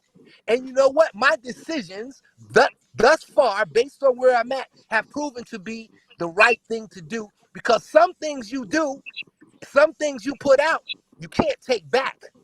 You well. understand? So when you're talking about, I got a tape and you live in the I live in the projects. I live in a box. I live under a car. What does that have to do with What? facts? Wait. That has nothing to do with anything. So see, here's where it's weird because we are all trying to discredit one another. Everybody wants to huff and puff. Everybody wants to blow the house down. See, that's what it is because it's narcissism behavior. Everybody has to be the big man. I'm the brother. I'm the cousin. Let me tell you something. I've been through this before, but not with Levi. I've been through this and I listened to this stuff with Carrie 18 years ago. And I knew Carrie was his brother. But he crossed the lines. And the lines that were crossed were so badly crossed that Shabazz said, nah, nigga, I'm not going to do that. So when you want to start fucking playing, be careful what you play with. And that's why it's getting weird. Because I'm not the rest of these niggas that's running my fucking mouth. So So we can play. Go ahead. Like, if you really want to go there, we can go there. But understand, Hold what on. happened? Hold a second. Hold a second. Plus one. Cause see, what I want to do is I want to talk about the situation that's going on. Yeah, but the situation that's going on right now, you're right. That's a great parallel. But let me tell you, this is why I said it's very dangerous. Because the situation that you're talking about right now was talked about with Kelly and Carrie 18 years ago. 18 years ago. Before there was a fucking DJ Tyson. Do you understand that? Understand that Shabazz, hold on, Dana, please, brother. I am not Levi. I am not pretending to say, or even if he is, I am not related to R. Kelly. I did not come along when the trial came up. I've been around. Way before, I was around before the first trial came. You understand? I've been filming and taping for years. Do you understand? So when you say you want to talk about what's going on, that's why I'm telling you it's dangerous because when you start making those type of accusations, regardless if we like the person or not, someone else can dig deeper and deeper, and it don't come out good. You understand? Okay, so are you watching the screen right now? No, I'm not watching the screen. I'm in my car. I came outside and got. I came You outside and got in my car. your car. What happened? You said you were under your car, so I guess you're in the car. Anyway, okay, so Stedman is my mom's first cousin. That doesn't get me anywhere, and people probably don't believe it. He goes to our family reunions. Who cares? He pays none of my bills. But if I got on a platform and said, that is my cousin, truly, that's my blood cousin. So but what does that have to? But I don't understand that parallel. What does that have to do with sexual charges? You're so set on Robert Kelly not being Levi's family. Everybody. That's not what I'm set on. First of all, hold up. First of all, hold on. Here's what hold on. This is what I'm sister. What I think you should do, and I'm just being respectful as possible. Whatever's between me and Levi, keep it respectful, please. Me and Levi is me and Levi. That ain't your business. You a woman. I don't got no problems with you. So why even intervene with what's going on between me and Levi? Mind your business. First of all, I'll tell you this. Who the fuck you think you talking to? Hold on, wait. Who the fuck you think you talking to? Mind your business, nigga. You don't be talking to her like that. That young lady is very disrespectful. Yeah, she's very respectful. You gonna try to disrespect her? We know how you talk to women, about women. You said you hit your baby mama in the goddamn head, nigga. No, you fuck you and die, nigga. Now, Dana, mute him and let me talk. Let me respond to this bitch, nigga. Let me respond to tell you what my cousin said about your bitch ass boy. Your mama, bitch. Do something, nigga. Your mama's. I had your mama on a whole stroll, nigga. I had your mama selling pussy, nigga. I had your mama selling pussy in the Bronx, bitch. I had your mama selling pussy in the Bronx, bitch. Do something, bitch. Broke ass nigga. Mute this nigga, Dana. He spoke. Let me speak. Mute this nigga. Nigga, you a grown nigga. Nigga, you put some, nigga. Put some on it, nigga. Nowhere around. You are Mute this nigga. Mute this nigga. Let me respond, Dana. Mute this nigga and let me respond. Mute this nigga and let me respond. Dana, mute this bitch and let me respond. You jealous-hearted, ugly-ass, dumb, groupie-ass bitch. Mute that bitch and let me talk. Mute that bitch and let me talk. Mute that hoe and let me talk. Mute that. Your mama's a hoe, nigga. Listen, I had your mama selling pussy, nigga. You bitch, nigga. Motherfucker, do something, motherfucker. Mute this bitch, Dana. Dana, he spoke. Let me speak. He accused me of something. Let me speak. Mute that bitch, nigga. Nigga, what, nigga? Look, this is my live. We ain't talking about no drama. We ain't going back and forth with nobody. We talking about the issue at hand. Everybody chill the fuck out. I didn't want the back and forth shit. Now, everybody speak one at a time. Let's not do the back and forth shit. It's taken away from what's going on. Allowed him to speak on me for 10 minutes. Levi. No, let's deal with facts. Hold on, you wait. said. I said. You said to me. You said, I'm bringing Shabazz back up, but I'm not going to let him speak on you. You let him open that door for 10 minutes and speak on me. Now let me respond to what he said. Respectfully. I did not open no door, first of all, Levi. People just saw him speaking on me for 10 minutes, bro. Listen, he was speaking about the situation. He was speaking on me for 10 minutes, nigga. You just heard him do it. Yo, please don't do that, yo. He didn't speak on me for 10 minutes? Speak, Levi. Go ahead. Okay, everybody just heard him speak, talking about he filmed my cousin's mother's side of the family. That's the facts, bro. Now hold on. Let's hold on. Either we gonna be fair or not. I'll leave. Did he or did he not just do a whole tirade about Levi? And listen, I want to be clear on each other, and I didn't want. No, that's not true, bro. That's not true. He came on and he said, "I'm going to see you." I asked you if I could respond to him saying that to me. You said yes. I spoke for 1 minute and I let it go. Okay. You text messaged me and said, "Well, I'm letting him back up, but I'm not going to let him speak on you." Yes, I did. Okay, when he came back up, all he talked about was Levi is not R. Kelly's cousin. That is the most groupiest, sick shit that I've ever heard come out of a grown man's mouth. Now, let's talk real for a minute. He said he filmed every family member that my cousin has. You gonna mute this bitch? Hold on, Shabazz. Look, I'm not gonna have the back and forth. Okay, well he talked. I was off the thing when he was talking about me. Now here's the deal, y'all. Shabazz gonna talk after you, and it's gonna be a back and forth. So go ahead, Levi. No, it ain't gonna be no back and forth. I'm about to shut him down forever right now. Okay. He said he filmed every family member. Hey, Shabazz. He don't want me to talk. Hold on, he don't want me to talk. I speak first, and then you speak. Go ahead. He don't want me to talk. He don't want me to talk. No.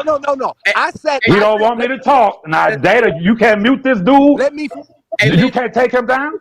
Go ahead. Let me finish. But you can't take him down. Yes, I can. Go and Levi, just speak. But he's cutting me off. Now, Dana, how you? Bro, he don't want me to speak. Shabazz, hold on. Let Levi speak, and then I'm gonna let you. But I speak. didn't finish. You see this? Hold on. Go ahead. I didn't finish. Bro, shut the fuck up. Hold on. Come on. Look, man. Look, everybody. Look, this shit is crazy.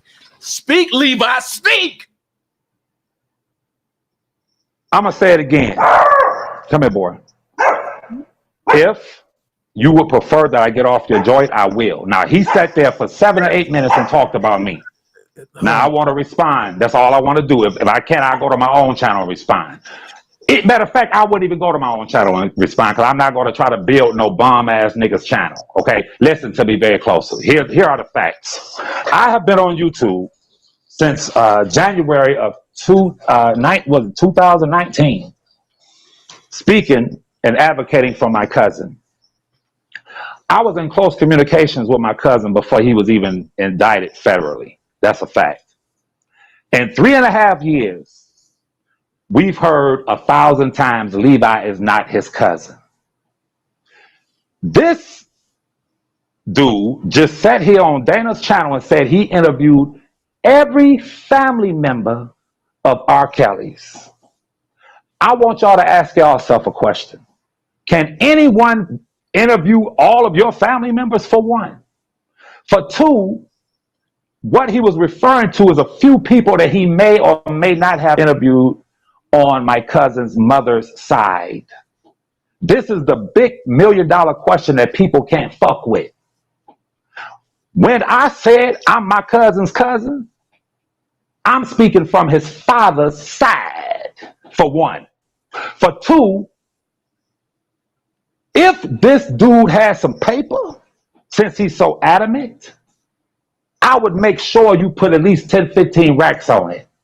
And I'll come on Dana's channel and prove it so everyone could hear with their own goddamn ears and see it with their own goddamn eyes. This low-life dude is so goddamn jealous of Levi. He's jealous of my cadence. He's jealous of my audience, how I captivated audience. He's a broke-ass, jealous-ass nigga who 3.5 years later comes and says, well, I've talked to everybody in R. Kelly's family, my nigga. My cousin and I are closer than most of the people that you perceive as this and that. My cousin and I are so goddamn close that in 2008, I asked him to bow his head in a room full of 45, 50 people. And he told everybody in that room, my cousin's about to pray for me. Y'all be quiet. The music kept playing. People were talking. He said, I said, be quiet. And he bowed his head and everyone bowed their heads. So did I. And I prayed for my cousin. My relationship with my cousin could never be challenged because he trusts me more than damn near anybody he knows. This is a jealous ass, groupie ass, pathetic ass nigga that's jealous of a grown man's relationship with his cousin. But I was so noble. The same way I took your video down when you showed that little ass project with your ugly motherfucking ass, crackhead looking ass. I took the video down because I didn't want to put you out there like that. But you come back around and try to challenge a nigga who his cousin told me about you goddamn 2.5 years ago, nigga. He told me that he instructed you after you were paid not to put that shit out that you did, and you put it out there anyway. My cousin told me out of his own goddamn mouth that you wasn't worth 2 goddamn pennies and don't fuck with you. But I tried to be civil and I tried to be noble and I never put it out there, you stupid bitch. If you had some paper, like Cavario or Brother Kevin Childs, nigga, we'll put some on it. And I'll sweep your money off the goddamn table, but you're broke. So I don't have to prove nothing to you, my nigga. You no, you ain't gonna. No. You a broke ass nigga trying to build your channel. I wasn't finished. He cut me off. You say that you got something going on with BMF. If you got something going on with BMF, why do you only have 1,000 subscribers on your goddamn channel, nigga? Why ain't you got something going on? Why aren't you a noted documentarian? You're just a bomb-ass, crackhead-ass nigga that talk a bunch of shit, but you talking shit to a nigga that is very serious. You're not dealing with these people on YouTube when you talk shit to me. You're dealing with a serious man. And when you talk about seeing a man like me, nigga, when I can come on YouTube and say I had your mama on a host roll selling pussy, nigga, That's a man's words, and that's a man. Those words are designed to make you do something. Make you do something. I'm a serious man, nigga. And I'm sick and tired of niggas like you, jealous ass niggas, mad at a relationship that a man has with his goddamn cousin. Robert is my cousin. Get over it, bitch. And you're just Yo, a can I low get on life now, ass man? ex crackhead nigga. Fuck what you talking about, nigga. Fuck what you talking about. Hold on, That man is closer No, to you me rambling. than most people. No, I ain't rambling, nigga. I'm speaking facts. You a crackhead, ex-crackhead, motherfucking that ain't done shit with your goddamn life, nigga. And since you want to put it out there, I'm gonna put it on the table. My cousin told me he paid your crackhead ass, and you put the shit out on him anyway. He told me don't go nowhere near your crackhead lowlife ass. You are irrelevant. I will never speak on you again, nigga. But as far as your threats, bitch, I'm telling you, you must understand I have more loyalists in New York than you could ever imagine. You speaking on a man that's a serious man, nigga. You speaking on a made motherfucker, you stupid nigga. I tried to warn the super fan. I've tried to warn you niggas. You fuck with me, nigga, you done fucked up. Now, I'm going to say it again. You never, ever interviewed anyone from my cousin's father's side of the goddamn family. You don't know me. You don't know my cousin. The love and devotion that we have for one another. You got to go somewhere and jack off like the faggot you are and deal with the fact that Levi is R. Kelly's cousin. You go on your shit talking about he wears glasses like R. Kelly. He critiquing another grown-ass man. Motherfucker, listen to me. I'm a fine, nice-looking motherfucker, and my cousin's a nice-looking motherfucker with money, nigga. And you a ugly motherfucking broke-ass nigga. Now deal with your fate and what God made you and recognize a real motherfucking nigga when you see one, you stupid motherfucker. And I'm going to say it again, and your mama's a hoe, nigga. Do something. I'm out of here, man. All right, Levi, I'm going to let your bad speak, man. It's only right. Go ahead, Shabazz. Can I talk now? Can I talk Yeah, now? Yeah, I'm going to show you integrity, son.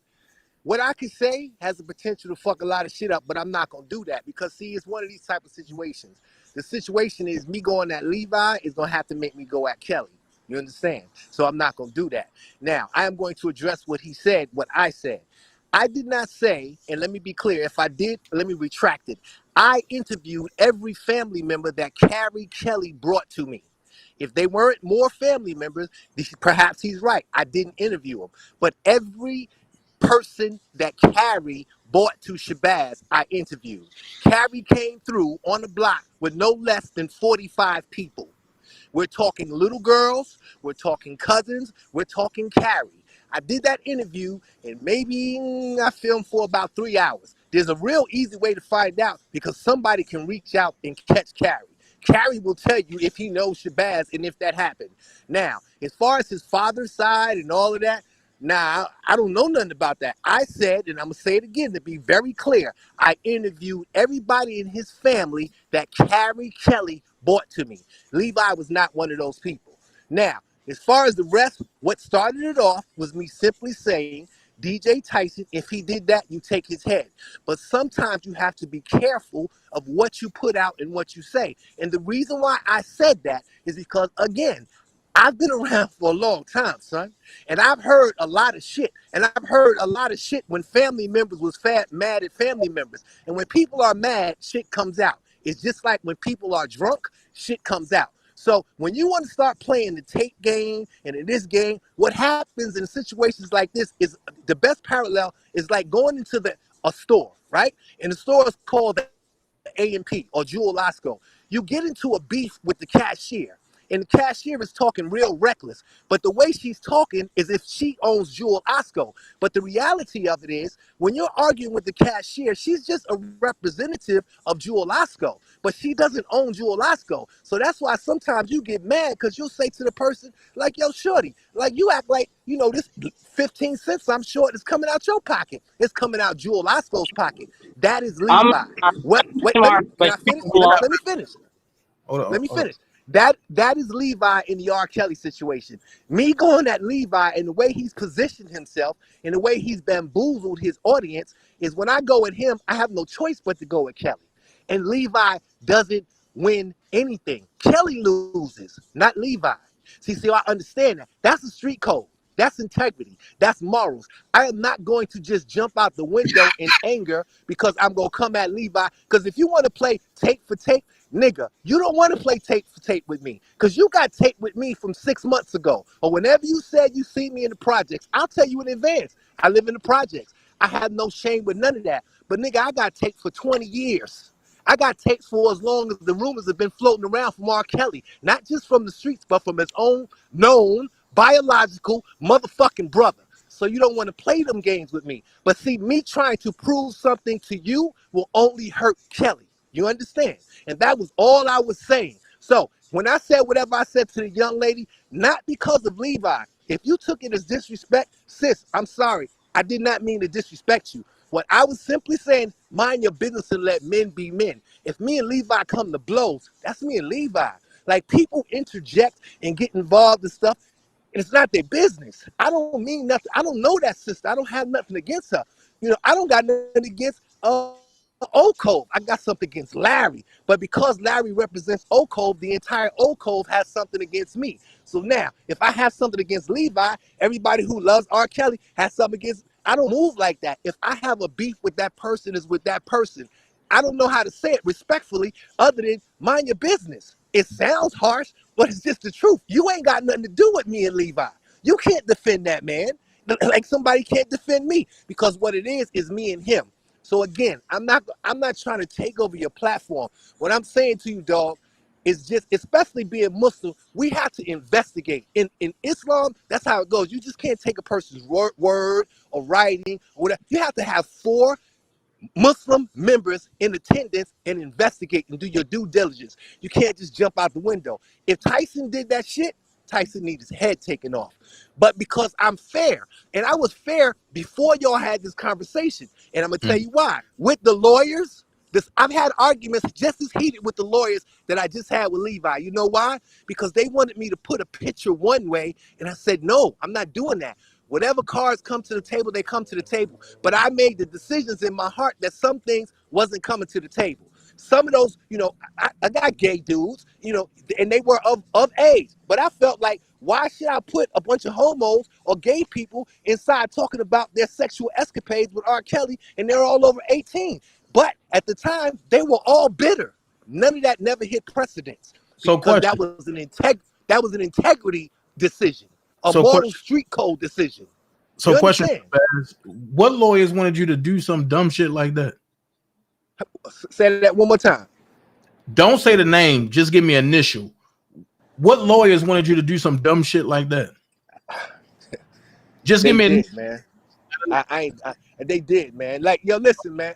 Yo, you seen I precedent, already and know if who you you didn't talking see, about. I work for the entire, you know, there was one person that paid me, and I work for the entire team.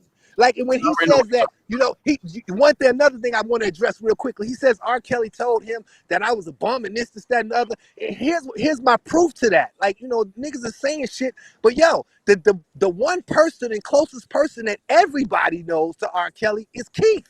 Keith was in precedence. Keith got the word to do precedence from R. Kelly. Listen, You understand? listen.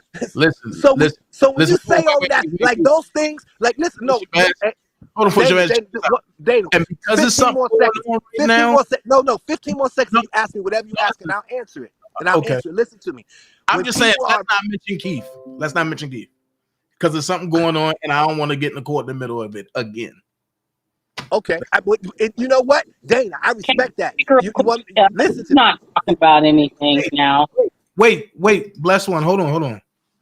Go ahead, Shabazz. Dana, this is why it's getting.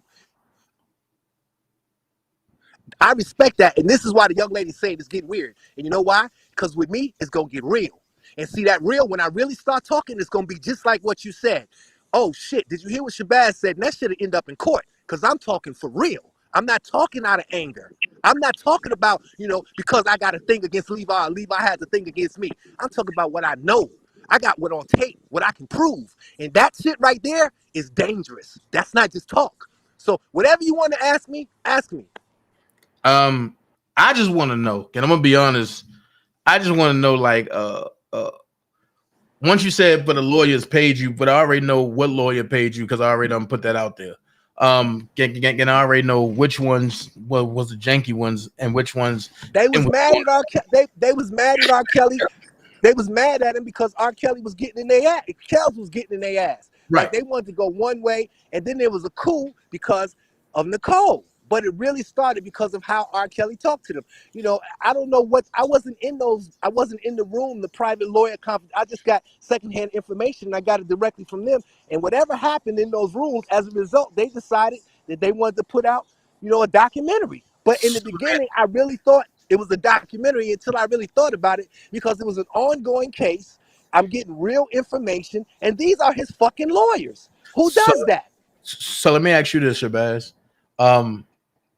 Would you say that group of lawyers, and I know which ones you're talking about, would you say that group of lawyers really got bitter and because Robert wanted things done his way, or should I say the correct way, and they wanted to go another way because they seen a payday?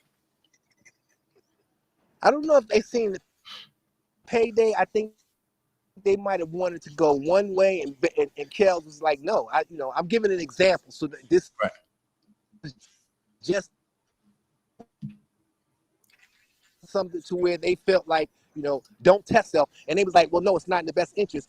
I'm not saying that's what happened. That's an example. But as a result of Kelly wanting to testify and defend on himself and then telling him no, there became a conflict. I don't know if it started off as money, because I'll be totally honest. All of them were happy to just be involved with the R. Kelly case because it's R. fucking Kelly. Win, lose, or draw, your name being associated with that brings you leverage to now you can charge another client out the ass. So let me ask you this. Let's just say this. Who brought the Arab crew in to R. Kelly? Because somebody had to say. Let me tell you something. All of them were bought in by the streets. I don't give a fuck what nobody tell you. Like, the information I'm telling you, dog, listen, trust me when I tell you. All that was some street shit. It came from the higher ups in the streets. Wasn't no suits, no ties, no record labels, no none of that. So all of them was approved based on cases that had been done and defended before R. Kelly. So it's like word of mouth. For example, you might have a real estate agent who was big in real estate, and he had a lawyer who made him. He had a lawyer, and the lawyer saved him from spending $20 million for tax evasion. So, that real estate mogul now knew to say, yo, wait a minute. Yo, Kel, I got a lawyer that saved me $20 million. Kel said, yo, word? What's his name? And that's how that happened. And it was just word of mouth. There was no, as far as I know, all of those lawyers were fucking street approved. Put it that way. And I'm talking from the streets. So, and it wasn't family. It wasn't none of that. It was street shit. A lot of this shit is street shit. People don't realize that. That's why I be sitting back and I be listening. Yo, it's so much shit that I could tell, yo. I would change the whole narrative of the entire thing. But just like you said, don't mention Keith. Don't mention names. Nigga, right. I'm not trying to be, the son's cousin or his brother or his best friend. Yo, I didn't get into that for none of that. Like, because if I was this bad, I'm a crackhead, I'm dope fiend, yo, I'll be all that. But at the end of the day, listen, and this is why I say I don't want to take shots, because when I say certain things, it's going to take a shot at Kelly. Let's say I am a crackhead. Let's say I am a dope fiend. Then your cousin had the poorest of judgment to hire me. And as far as him hiring me for the TV show, it was a street nigga who put the TV show together, and Kelly didn't get paid. Kelly didn't pay nobody. He had nothing to do with the money. Prior to all of this happening, at that time, what I will release was he didn't have money. So, Levi said he called him and told him he paid. He never paid me shit because he didn't have no fucking money. The niggas that was in that room was the niggas with the money. And they was not R. Kelly. And we had the nigga that used to ran for governor. We had niggas that owned a cigar bar. We had niggas that came from organizations. We had professional basketball players, Antoine Walker. Everybody in there was about that paper, but Kells didn't have it at that time. That's a fact. So when he says that, he's lying. He's straight fucking lying. He never paid me because he had no fucking money. So is it safe to say that this Chicago case is really behind people that's bitter and mad at R. Kelly? A lot of that's like that. And the reason why, of course it is. And I think even in New York to an extent. And a lot of the reasons why is because, R. Kelly was R. Kelly, man. It's like, that's that nigga, and everybody was along for the ride. And when they didn't get what they wanted, or he didn't continue to do as he pleased, they started flipping. When the money ran out, the mouth started running. Like, if Kelly would have been in the streets and Kelly would still get money, the witnesses part would be no witnesses. The government might have tried to pursue him, but there would be no witnesses because there would have been money to take care of that. When the money left, the case came. Simple as that. Okay, so Chicago let me ask you. and New York. Okay, so let me ask you this. But let me tell you this. Wait, before you ask me this. But on the end of that, the niggas that were around R. Kelly, because they believed in him and it was on some street loyalty, made him a stand-up dude and helped to have him fight. Because a lot of the niggas knew, he didn't always have the best attitude. Sometimes he would say shit and piss people off. But you can piss people off when you got money to say sorry. But you can't piss people off when you don't got no money to say sorry. But there are other people in that room listening to that circle, and they are loyal. So they say, you know what, son, I was rocking with son when he was getting it. I'ma still fuck with him when he ain't got it. And that is why he was able to fight. That's how the lawyers came in. Some street shit. The street code. Not the 70s, not the 80s. When that nigga talk that stupid shit, like you so far out the loop of what really happened, you're a fucking clown because you don't know. So Levi, let me ask you this. I mean, Shabazz, I'm sorry, I said Levi. So Shabazz, let me ask you this. What is your take on the Angelo Larry beef? Yo, oh man. And give me your honest opinion. Cause that's all I want is honest opinions over here. Yo, listen, man. Me and Angelo got into a beef too. Angelo did some fuck nigga shit. Larry did some fuck nigga shit. But I kind of side a little more, not because he's Wilson with Angelo, because I can understand it's his daughter. So I understand his motivation behind it. I don't understand and go along with how he did it, but I understand. As far as them two beefing, I think Larry jumped out the window and started to try to become bigger than what he actually was by taking claim of who he flipped, what he did, what this, that, and the other. Angelo just got tired of it and decided to tell the truth. Because Larry's a liar. Larry at one time he tell me he don't know me. Why he mad? I'm mad at him and this, that, and the other. He talked that Levi shit. But at the end of the day, this nigga sat on YouTube and said that he financed my documentary. How you don't know me? At the end of the day, the nigga said that he motherfucking had a percentage and I was basically working for him. And like Sharon Winbush, DJ Tyson, other people, they keep playing them clips over and over and you clearly hear him. How he's getting around by saying it, I don't know. I think that Angelo just got tired of that shit because Larry is trying to portray himself as he was more important to Azriel than Angelo was. I would be mad about that shit too. And at the end of the day, nigga, you not as important as you think that you fucking was. And then especially, and this is another situation where if I go after Larry, I kind of got to go after Angelo. So I got to be careful what I say. But I'm going to just go ahead and say it. I paid Angelo and Azriel. The money that I gave them, she went house shopping with that shit. I filmed when she was going house shopping in Atlanta. The money that motherfucking Angelo said he gave to Larry, that shit, I don't know if it was my money directly, but I put it to you this way. If Angelo already had money in his pocket, the money I gave him refilled his pocket after he hit Larry. With all the shit that Larry is talking, at no time should he have ever been asking Angelo for money at all. So Angelo's just tired of it. I'm not getting in the middle of their beef because it's like I said about the young lady. Yo, that's them two niggas beefs. You know what I'm saying? I got beef. Anybody I got beef with, I'm coming at alone. Just Shabazz. I'm not with no crew, I'm not with none of that. I don't want to fight with everybody because my main target is that even if I lose, the one nigga who I want to get is who I'm gonna focus on. I'm not focusing on the cheerleaders in his squad. So at one time I was going after Angelo. I was going after Larry too. I'm still going after because he's a rat. I don't care if they find his name in the paperwork. I know what he said and I know what he did. And at the end of the day, I can't respect that shit because everything that you claim that you was for Azriel, in reality you wasn't. Because a lot of the shit that was going on when Angelo was coming to Chicago, yo, Dane, I don't know if you know Chicago politics, and I'm gonna say it, I'm gonna keep it 100. Yo, I give Angelo courage for coming, but he wasn't coming on no rah-rah shit. He was coming to Chicago respectfully asking for permission, and I was the go-between. He did know niggas before me, but they weren't as high up as the ones that I knew. So the nigga, one of the reason why really bonded. Are you breaking up? Are you breaking up, Shabazz? Are you breaking up, Shabazz?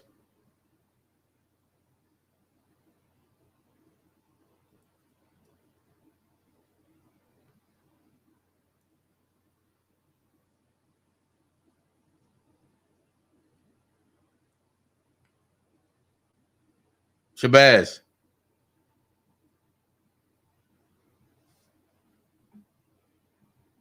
They in a bad area. Hold on.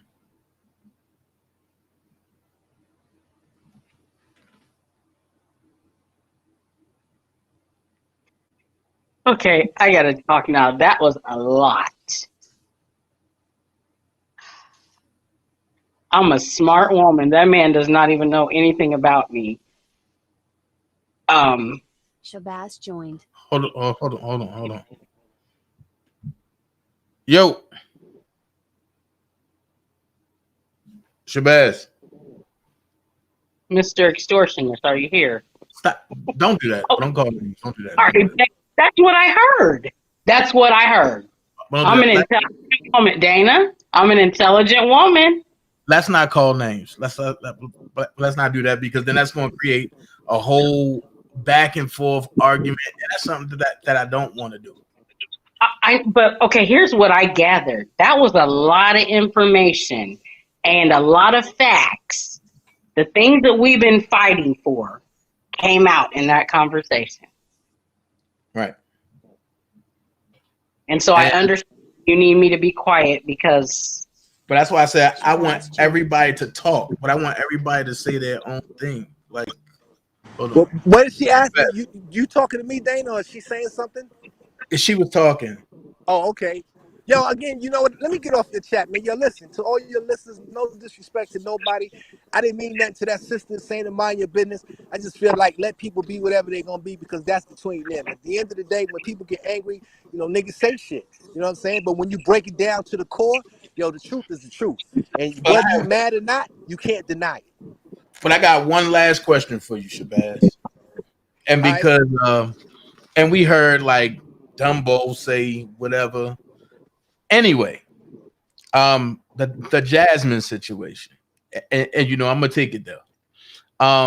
We all know the truth about. But you know what? Before you go there, I said that in your chat. But nigga, I defended you too. And the reason why I said that, because there was sexual allegations made against you too. And I'm like, hold up. That's why I told Dabowski, like, nigga, you don't put no papers on no man because a female said something. If she said that, and if that's what happened, let her handle her business. I defended you the same way I'm doing right now.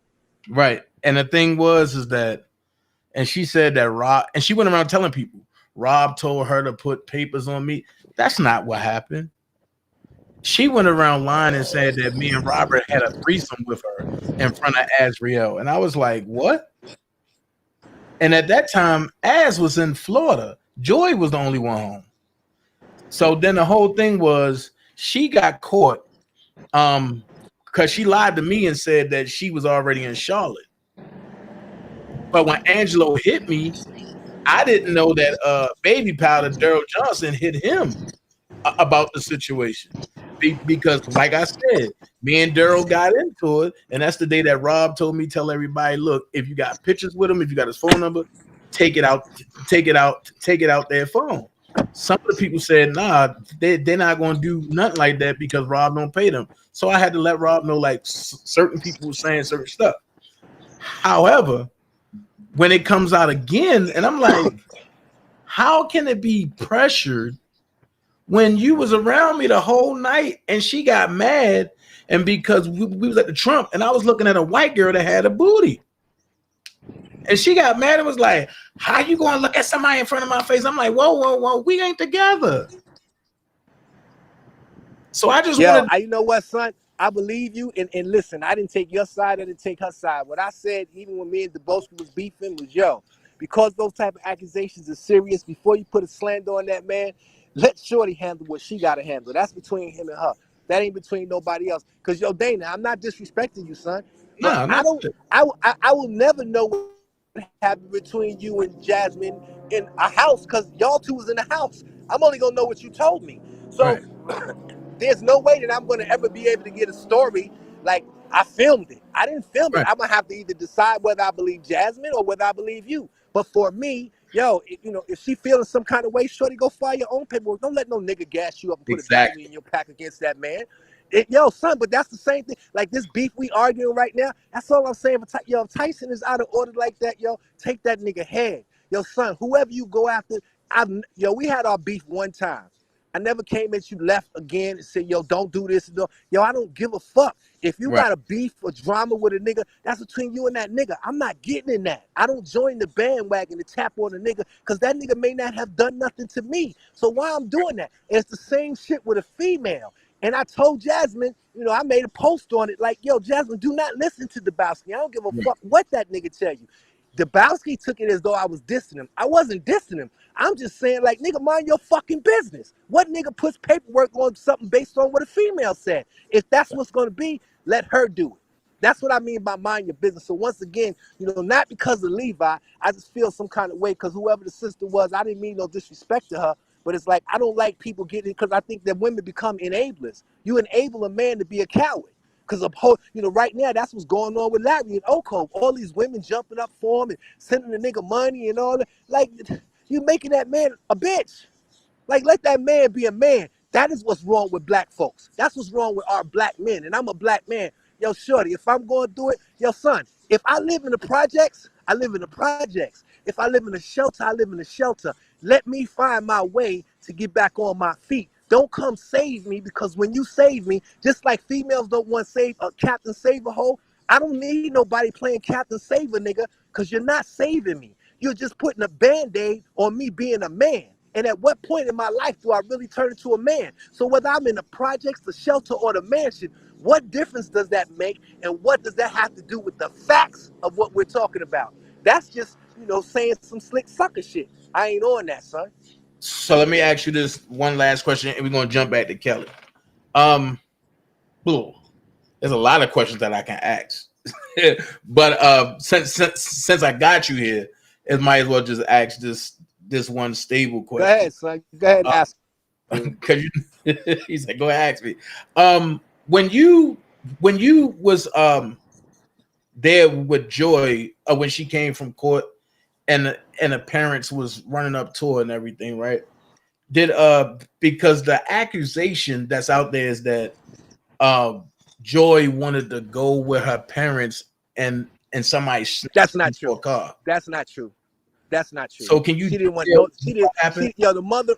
That's not true. When she came out, first of all, Tim, and I don't got no beef against Tim, but I'm gonna just say what it is. Tim was beefing with her lawyer. Kelly got her a lawyer. It was a female, a white lady. Tim was beefing with her lawyer because the lawyer didn't want to give her information who it was. Joycelyn had made a beehive, and she was standing right next to the lawyer, and they had I think it was a Lincoln Town car, like a Vantage type of car, black joint. They were right in front of the court. She had no intention on talking to Tim. Yo, her sister, I felt bad because her sister screamed out. You could tell her sisters, was proud of her. They're her little sisters. They were trying to holler at her. She ignored them. She acted like she was on the phone. She didn't want to have nothing to do with her mother or her father. Her mama was screaming. It was snowing. Her mama was screaming, I need to talk to you. I need to talk to you. And then they hit her with, watch the documentary. He's lying to you. He's lying to you. Joycelyn wasn't having none of that shit. So did it seem like, and I got to ask this question to make it fair, did it seem like she was being controlled or anything? How could she be controlled? Kelly was in jail. And if she was being controlled, and that day, I believe she had on a mink coat, her makeup was done, her hair was laced, she had a town car sitting there, she'd get a white power lawyer next to her.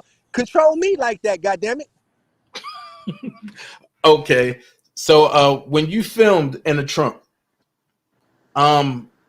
because it was allegations that, that y'all broke, but that you and Angelo or that Angelo or I guess all of y'all broke into the trunk and stole stuff out of there. Was anything stolen, or did anybody break into there? Nah, son. Listen, let me just say before I answer that. Anything you want to ask, I'm not looking at the screen, so I know you could ask me because I'm gonna tell it. I'm gonna say what it is. Right. There was no breaking in because Azriel was already there. When she called us, they were actually on high alert because the security was downstairs stairs with a girl who was screaming at the top of her lungs like she wanted to do something to ass. So security was already floating. So now me and another nigga that's bigger than me, little brolic nigga, come through and they looking at us immediately as if, you know, we're extra trouble, we're extra problems. So there was no breaking into anything. As far as the Trump was concerned, there were items trying to be taken out of Trump by both parties, Azriel and Joycelyn. I intervened and talked to the head of the security and had the head of the security take the items and they put them in the office. He told me when you want them to be retrieved, have somebody from R. Kelly's camp call me. And that's what I did. I forwarded the information. Anything outside of that, I have no knowledge of because I was just there one day. But nobody took nothing out that house that day. Wow. Okay. So that kills all narratives with that. How do you see the case going in Chicago? Yo, it's gonna be tricky, man. The reason why I think it's gonna be tricky is because you got so many sides and you just don't know. And Chicago is different, man. The reason why is because a lot of the people, there are a lot of bitter people, man. There are a lot of bitter people that's secretly waiting and wanting to get revenge. You understand? Like, yo, I'm just keeping it 100, and I'm not saying it to be nasty or negative, but go ahead. Yo, Kels was not always the nicest person to niggas. Like he just wasn't. He was R. Kelly. He didn't have to be. So a lot of niggas, like, you know, I feel like there were niggas that might say, like, you might see him, right? You know, you might see him walking down the street, you know, with his people, or you might see him at Tavern on the Rush, because he used to like to be at Tavern on the Rush, and he would be at the cigar bar, which is right up the block from Tavern on the Rush. Right. The nigga might recognize him, you know, or he might know a nigga, but niggas are so petty that if he didn't say what's up, they take it as a slight, and then they make up a story. So you think, so pretty much, or you think people that's bitter for whatever reason, instead of them trying to get closure with Robert, and you think they just waiting and to see if he's going to be actually taken down on some revenge type shit? Yo, I basically definitely believe that. And my example to that is look what happened with homie robbed their house in Atlanta. Those was his own people. He leaves his houses and both of the houses got robbed. They took all the furniture, all the equipment. That was somebody that was bitter. That was bitterness. That was bitter. There's a lot of niggas running around bitter like that. So let me ask you this. And don't take no shots at nobody, nigga. Let me ask you this. Yo, Dana, on my mom, your son, Allah be my Shaheed. I didn't try to take shots at nobody. The danger with talking to me is just because I really was there, and I know when I answer, I'm going to say the truth, and then it's going to appear as if I'm taking a shot, but I'm not. And this is why I want to beef with Levi, but I want to keep it on me and Levi. I really don't want R. Kelly to be involved in it, because what happens is when I go at him, if he say the wrong shit and I really say what it is, it's going to end up on R. Kelly's lap. And that's why I think he's a little more boastful with it, because I think, you know, he's smart enough to know that. So I really got to be careful as how I approach him and how I respond, because nigga, if you say the wrong shit or you push me the wrong way and I push that button, the nigga that's going to lose is R. Kelly, not you. So I'm not trying to take a shot at nobody, but don't fuck with me. Well, I wish you brothers could actually come to a medium and try to get along or something. Or you know how me and him could get along? You know how me and him could get along? The only nigga I can't fuck with is Larry. But me and Levi would be cool. He got to denounce Larry. Yo, at the end of the day, son, just on some integrity shit, that man you know is a rat. You know that man did some foul shit. Don't fuck with him no more. And me and you is cool. Beef over. I don't want to even hear you, you know, you can't fuck with that nigga. Yo, if that's your cousin, or even if that's your man, like I got niggas in the street, that's my man, I'm gonna go out for. Nigga, if you tell all my peoples I'm not fucking with you, there is no way in hell you are going to be my biological cousin, my play cousin, my fantasy cousin, my any type of cousin, and this motherfucker was an accomplice in taking my cousin down, and I'm sitting up here politicking with the nigga. No, son, no. All right, so let me ask you this. Because some people, a person, and I ain't gonna say the name, a person try to make it seem like you called them when myself, that person, and him too film. So I called them. I call who? You talking about Lisa and Cassandra? Nope. So then who did I call? Because I'm going to keep it 100 with you, nigga. I'm going to say what? Nigga, I got to Lisa and Cassandra because of you. So whoever told you I was a lying motherfucker, I didn't have nobody's numbers. You was my contact to them. So that's a fucking lie. Listen, Sylvia made it seem like, and I'm gonna put it I out didn't there. call no fucking Sylvia. Sylvia put her daughter with her big ass titties in my goddamn face, and she was gonna play Azriel. And then Sylvia was Google her motherfucking self because I had the money. I'm the one who paid for everything. Why the fuck, yo, dog? Listen to me, yo, son, listen to me. The best way I would say it is just what it is. When niggas get older and everybody say, "Well, Shabazz, you 60," nigga, I'm not 60. You ain't even let me finish the question, Shabazz. No, because I'm gonna kill that right away. Why would a nigga with some money want to call Sylvia? And I'm not disrespecting Sylvia. Yo, when niggas get old, they want a young thing. They want a stiff thing. They want a motherfucking firm titty thing. You know, like that's what they want. And if I got money to go in the strip club and pick what I want, why the fuck would I be calling Sylvia? And then on top of it, she talking about praise the Lord. So what we gonna do? Have a fucking do it under the guise of God? No. So what I was saying was, when you contacted me in Chicago, Sylvia flipped it and made it seem like you contacted her. So can How you? could I didn't contact. That's not true. I couldn't, because when I contacted you in Chicago, you had given me the address, and the next day we met at. We didn't meet at Trump Towers. We met at the hotel across from the Lowe's. Now, but you pulled up the same night at the Airbnb that we was at. How could I contact? I didn't know her. You introduced me to everybody. Exactly. So how could then, so you know that? So why you asking me something like that, nigga, when you know the answer?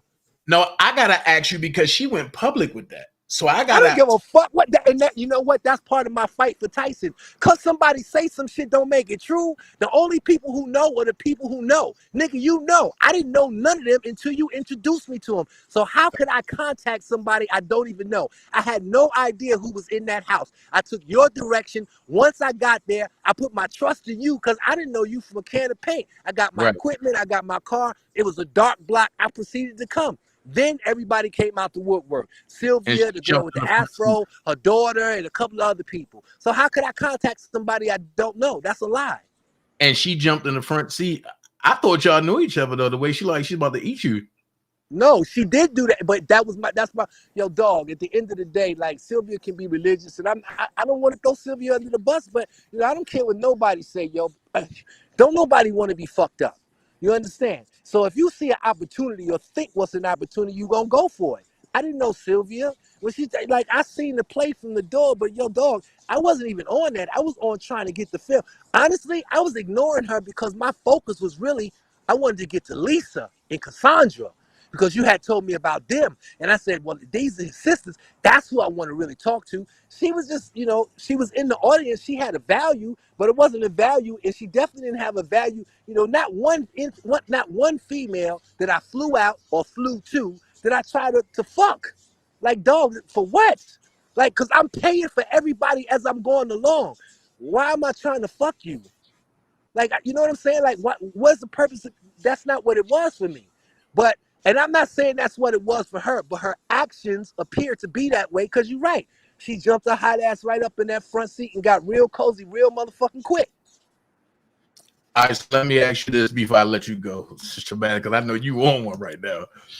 Those letters that was allegedly from Rob, and we know that it was a small piece that was from the 2002 year when he got locked up and got extradited.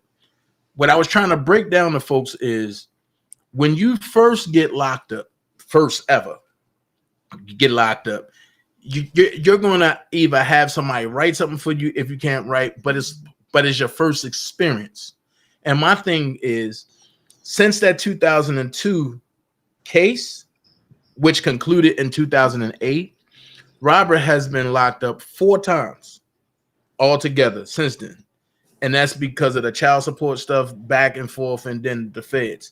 Why would he wait to year 2.6, second year, 0.6 month to say, oh, yeah, I've been in the shoe for the first time.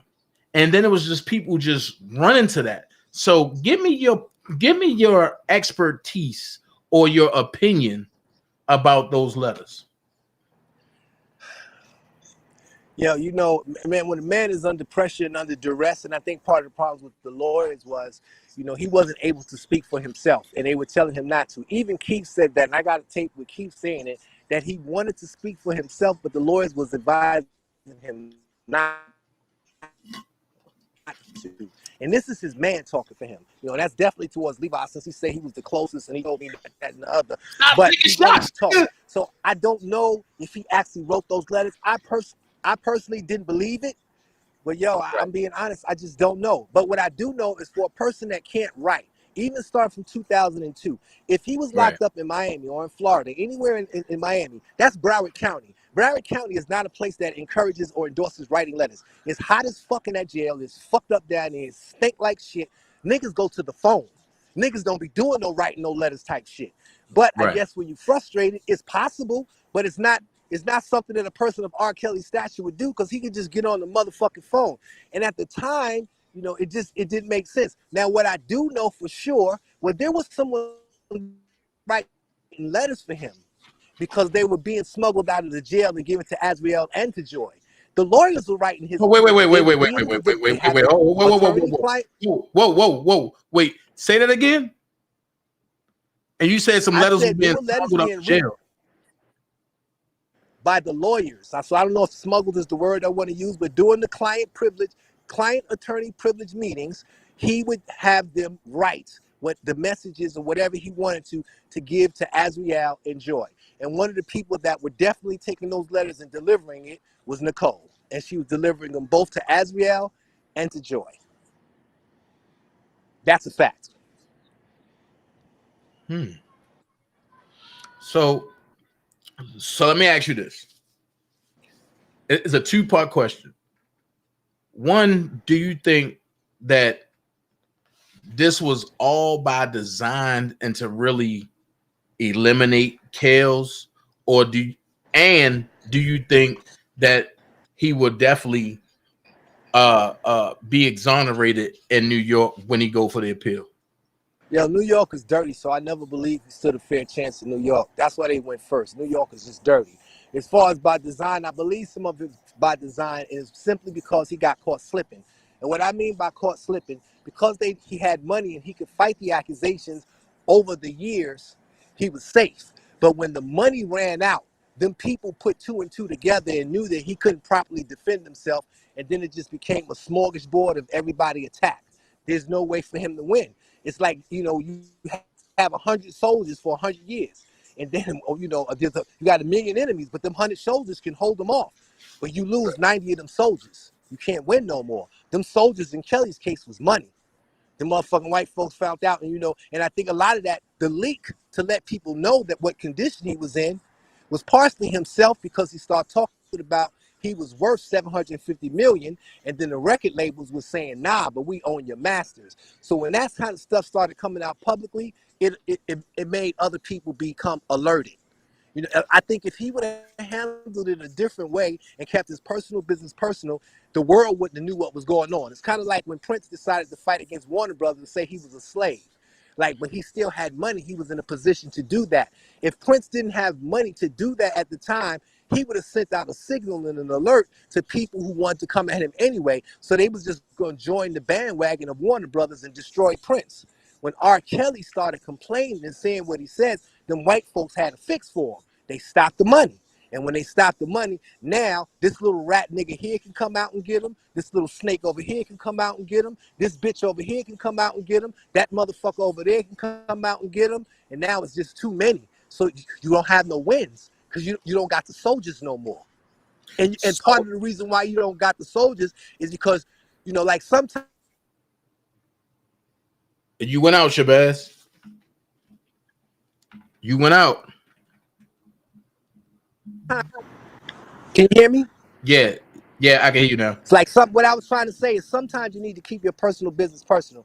And I think what happens with artists is when they get frustrated and they start telling the truth, they're dealing with people who know how to handle that. And if they know that you're weak, they're going to enable you to continue to talk. And now, guess what happens? When you start talking about, I'm worth $50 million, right? And the record label was saying, no, you're not. And you got to go back to borrow some money from that record label. Now, the jeweler that you owed $300,000 to 5 years ago, that's a signal for him. Because now he's going to step up and say something. He wouldn't even knew nothing was going on about it until you start talking about the money and it became news.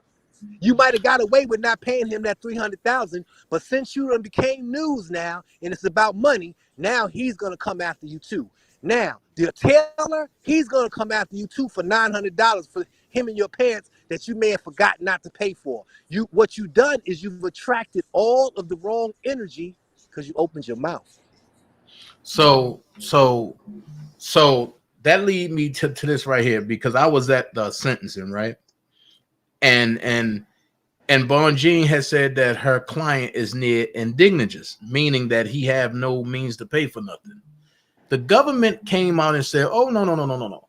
He have two different types of publishing checks coming, and then he have some masters. Those masters, we seen Don Russell say, 'I got him' and everything." My question to you is a double head question. One, do you think the government will isolate Don and take the masters? And were you ever at the warehouse filming where Rob keep his stuff at? I never seen the warehouse. I only had Adriel's words. She gave a description of it.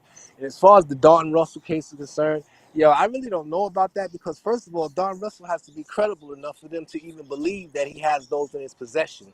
You understand? Yeah, well, he showed it. It leaves a loophole for Kelly, because Kelly can turn around and say Don Russell stole them.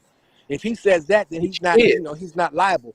What I really believe is, even with Jennifer Bonjean, she's doing a good job now, so I'm gonna give her credit when her credit is due. However, some things she shouldn't talk about in court, and one of the things shouldn't be talked about is where his money is. Like, if they don't mention it, you don't mention it. But when you bring it to their attention, now you've created an alert. And they're Now, going the only thing she said was her client is near indignages because they wanted these astronomical fines to happen, and she was trying to prevent that. But I mean, but that's sentencing. But you know what you can do, son? Listen, anybody who catches the case, even drug dealers, you have a restitution fee. The proper way to have handled that, in my opinion, was to just not have said anything, taking the charge. A lot of times when you have those fees, niggas go to jail all the time, son. But they don't pay those fees because the government forgets. Like, you can have your money in the commissary and you might have to pay a $10,000 restitution fee. And you can have that $10,000 in your commissary your entire bid and they never touch it. But once you bring attention to it, that's a problem. It's the best way I can describe it is like you with a girl, y'all somewhere in a public place, right? Now, if that girl moves around and is, if you're trying to squeeze on her and touch on her and she's trying to get away from it, that's going to bring attention to it because the movement is going to make people watch. But if she just stands there and plays it off as if y'all are doing nothing, you doing whatever you're doing in broad daylight and nobody sees it. So as soon as you bring attention to it, now everybody sees you touching on her. So the way to get away with it is both of y'all have to comply and keep your mouth shut and just do what y'all do. So let me ask you this. It's like hiding in plain, like what it is hiding in plain sight. So let me ask you this. Jennifer Bonjean ain't mentioned it. A BOP member went into his account and then alerted the feds that 28,000 was in there. That's a hater, son. I told you that it still was an alert because now people that are bitter can come in and help the government. Why in the fuck would somebody from BOP be worried about what's in his account, especially telling the government, unless somewhere around the board they're bitter? They got to Or be. somebody got paid, right, to do that, right? I don't know about that one. I can't answer because that. he's R. Kelly. They're paying attention to every time he moves. Exactly. So, like, a lot of times you got to move in silence. And even though it's a big case, I agree with whoever said that. But because it's such a big case, you kind of got to move quietly. Because anytime you bring attention to anything, there are so many people waiting to pick him apart that somebody is going to assist the government and say, wait a minute, I know where that's at. And they're going to tell. Because there's a lot of, success breeds jealousy. Kelly was on the top of the game. Period. So whether he was good to people or not, he would have still had a million enemies and haters simply because of his success. That's just how it is, son. So let me ask you this, and you probably can shed major light on this. Jussie Smollett had major people step up for him, and Jussie Smollett ain't write nothing for nobody. Robert wrote for the world. Robert wrote, well, hold up. Robert wrote for the world. Why nobody ain't step up publicly for Robert? The reason why there's two different things and there's one narrative.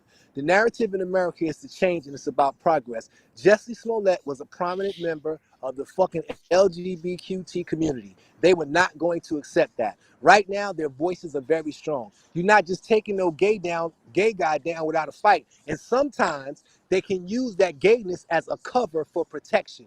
R. Kelly never stepped up and said he was gay. He never represented anything other than his music. These people that you are talking about, in addition to his acting career, has a representation of a community. That community is LGBTQ. Now, a faggot, or I shouldn't say that, a gay person can slap the shit out of a girl today and beat it. Even though he's a man, he's going to be treated differently because he's a gay man. And the gay people are going to say that it was provoked. However, a straight man hits a woman, his ass going to jail because he don't represent nothing but being a man. There's an agenda behind these people, so you cannot put them in the same comparative type of space. That's my opinion. That's my opinion. Also, basically, it's the privileged versus the non-privileged. Without a doubt. Come on, son. You know that.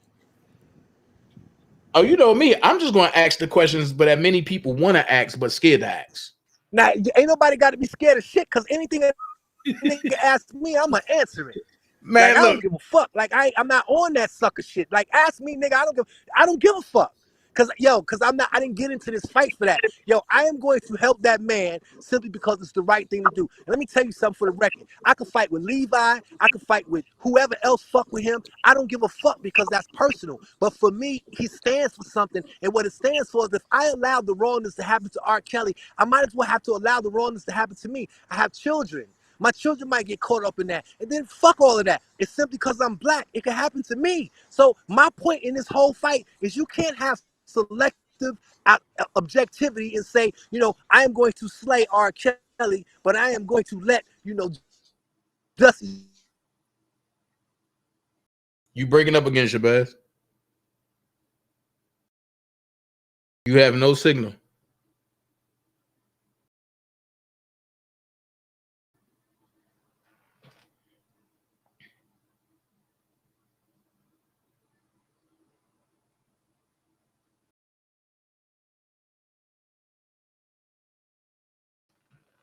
So there are answers to questions that people have been having. And like I say, it's cool to have an interview, but it's cooler to have an interview when you have a goal of where you're trying to go with your interview. And at no point do I want people bickering and fighting with one another. I would rather have a joint panel with everybody there and everybody getting along. Shabazz joined. And Shabazz got that Obama phone. That's what's going on. Shabazz. When you got money and you have a voice, they get one dent in your armor, they come to get you. Wow. So let me ask you this. Since we talked about and we talked about a lot of stuff.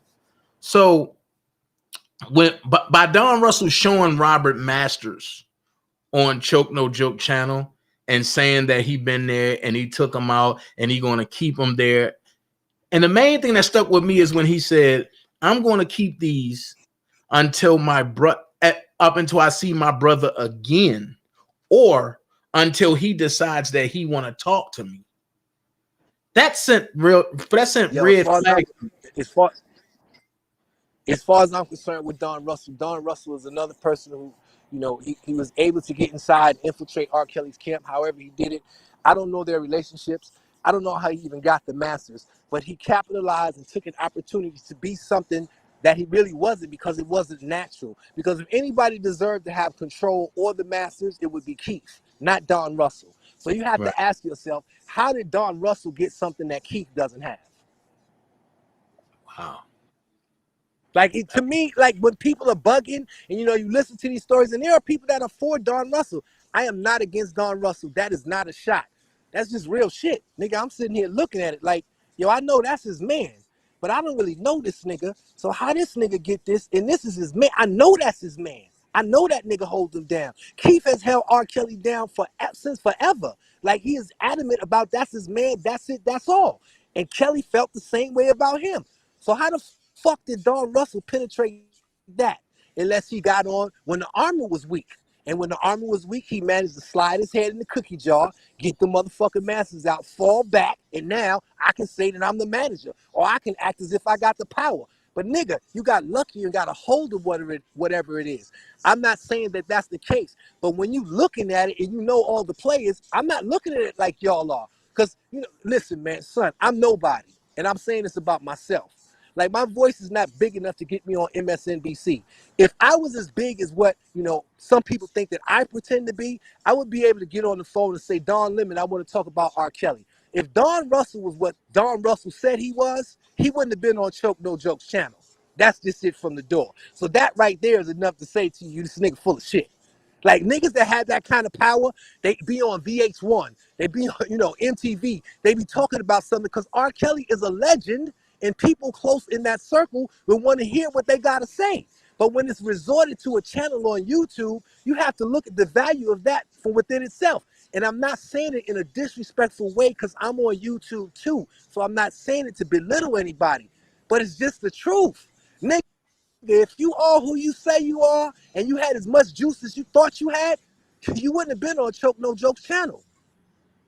All right, so let me ask you the last question. Because I know you got to go. So let me ask you the last question. What do you think about the government now coming out and admitting that they don't have the original so-called tapes, that the tapes that they have came from Kim Foxx's office, which we all know came from Michael Avenatti? What do you think about that? What I think about is at this point, even if Bongine comes up with stuff to make people question and they have to admit to their wrongdoing, it doesn't matter because there's enough evidence and the ball is big enough to roll to where they don't need it to still get a conviction of R. Kelly just based on.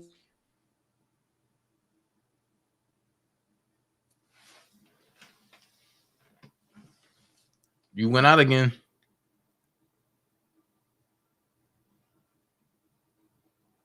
I aged 10 years on this live.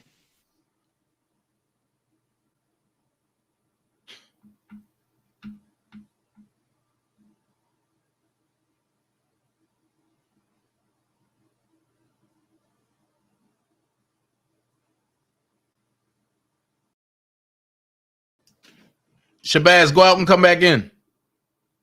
Wherever he at, don't have no signal whatsoever. That thing got a big X on it. I'm missing Hard Knocks. I was 42 when it started. Now I'm 52. See, are you good? Why you say that?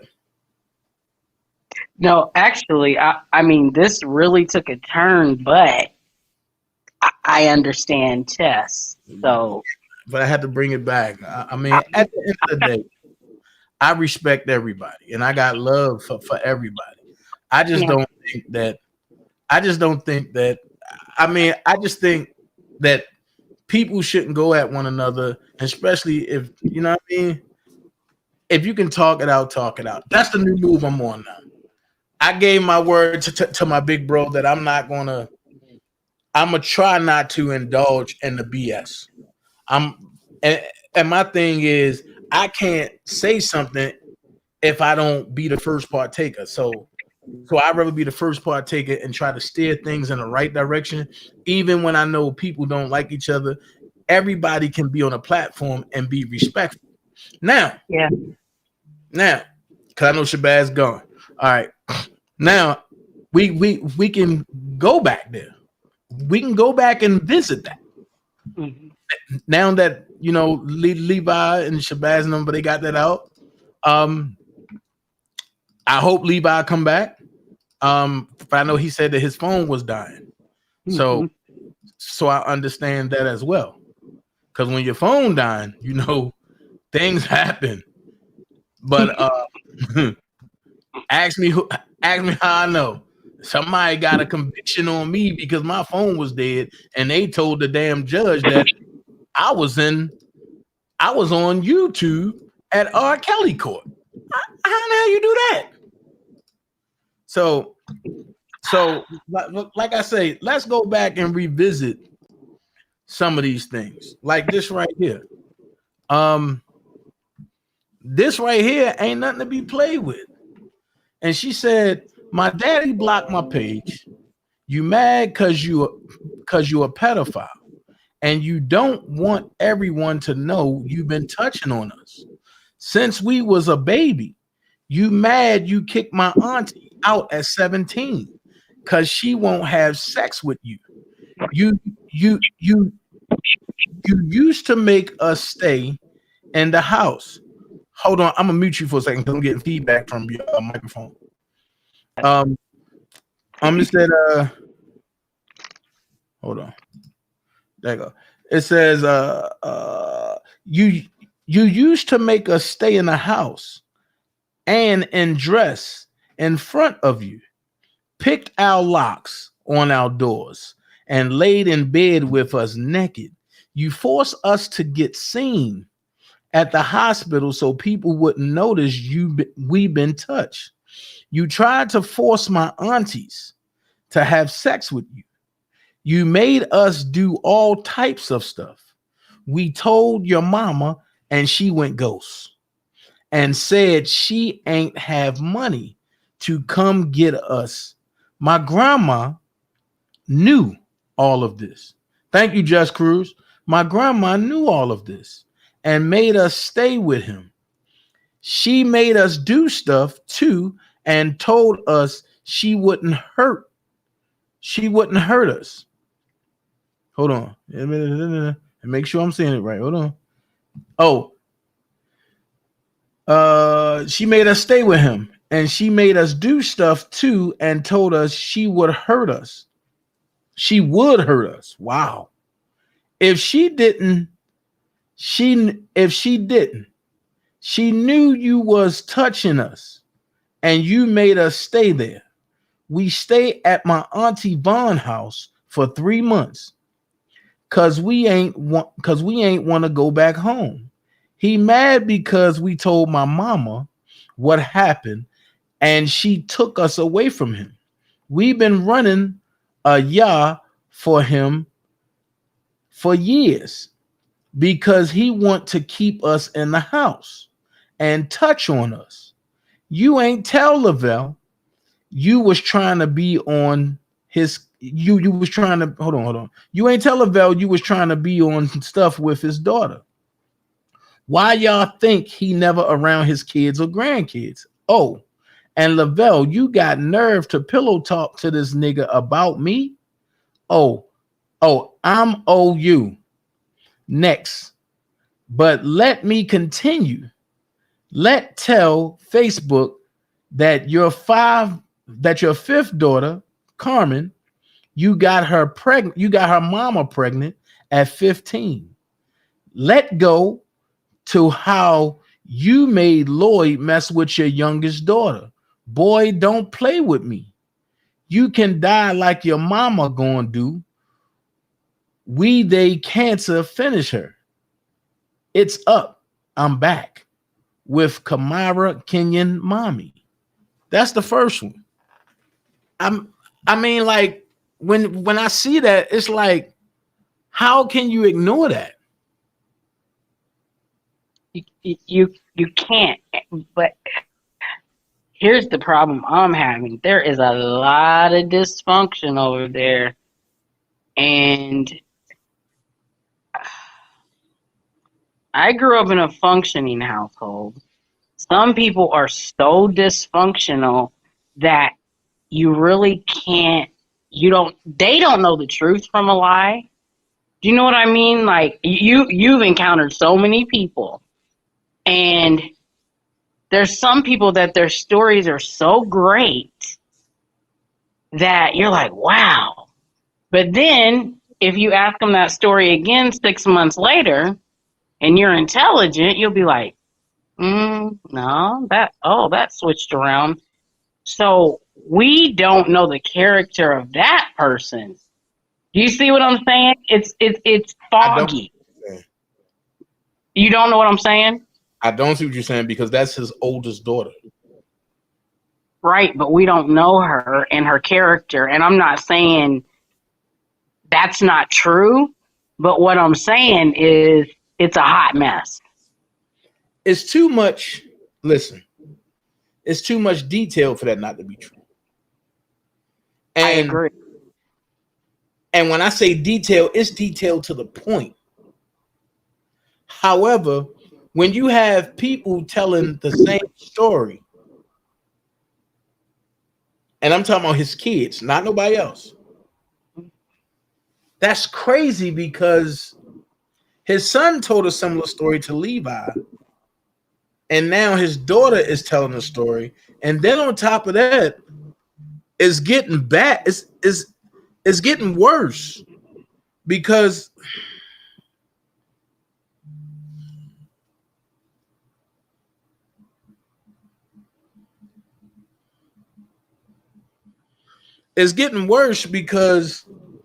not just that, but it's evidence pointing to him. This is him on the screen, and Ariel is her best friend, is his daughter's best friend. And she said, "Oh my God, that is so sad. I'm so sorry, best friend." And I did block him. He got nerve. He lucky he don't get a bullet. And then Ariel said, "Got some nerve sending me a friend request. And look who you see. This is him." So why does her best friend not know this, though? My best friend knows everything about me. Because everybody don't talk at once. And when things are going down, especially something like that. I mean, who want to tell that their father was touching him? True. That's not something that you just come up and say, "Oh, my father touching me." I look at you like you fucking crazy. And I'm like, no. Let's admit her. Let's admit that. Let's admit that. Well, I had a best friend growing up. She was so loyal, such a great person. And she was good to me, never did anything wrong to me. And I noticed her and her mom, like her mom was always cussing at her and stuff. And I was like, it was so weird to me because I didn't grow up like that. Also, her house had roaches, and I didn't grow up seeing roaches. That's the first time I saw roaches at her house. No, I'm being serious. I don't usually talk, and this is a true story. You ain't never seen a roach before?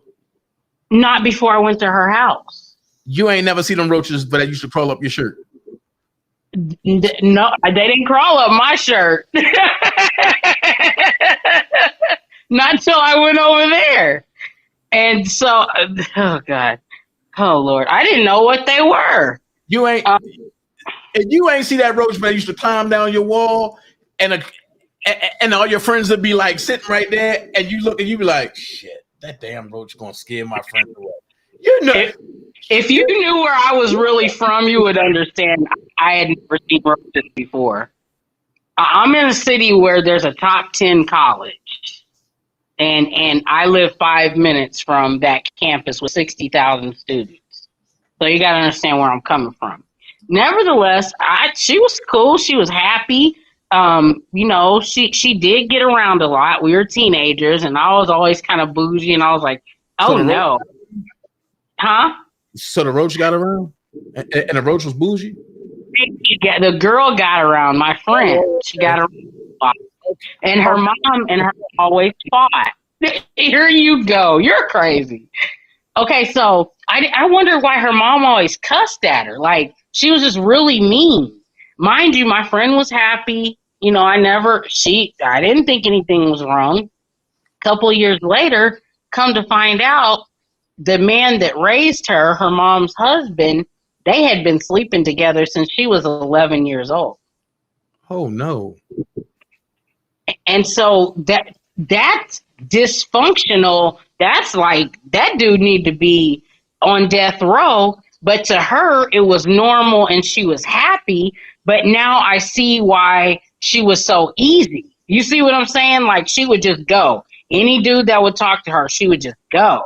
And I'm bougie sitting in the corner like, you know how dudes used to be back in the day. There's two girls, there's two men, let's go. No, I'm going to be sitting in the car with the doors locked, okay? I'm not going in there with him. She'd be like, oh, give me 20 minutes. I'll be right back. And I'm thinking, okay. But it was the dysfunction of her house. And then now I know why her mom cussed her out all the time, because they were sharing the same man. And that was functional to her. She doesn't have any hard feelings against her mom. The way I found out was she ended up telling my mother that she was sleeping with her stepdad who raised her. So it's like, that's not normal to us. I mean, to me, that is just, I can't fathom it. So there's dysfunctional households that I don't understand. All right, so let me ask you this last piece right here. I want your opinion on this. His other daughter comes out and say, and this was June the 22nd, comes out and say, don't nobody give a fuck about them whole ass paragraphs my daddy typing. We spared him for years. Even tried to make some type of relationship with him after the weird narcissistic shit he do.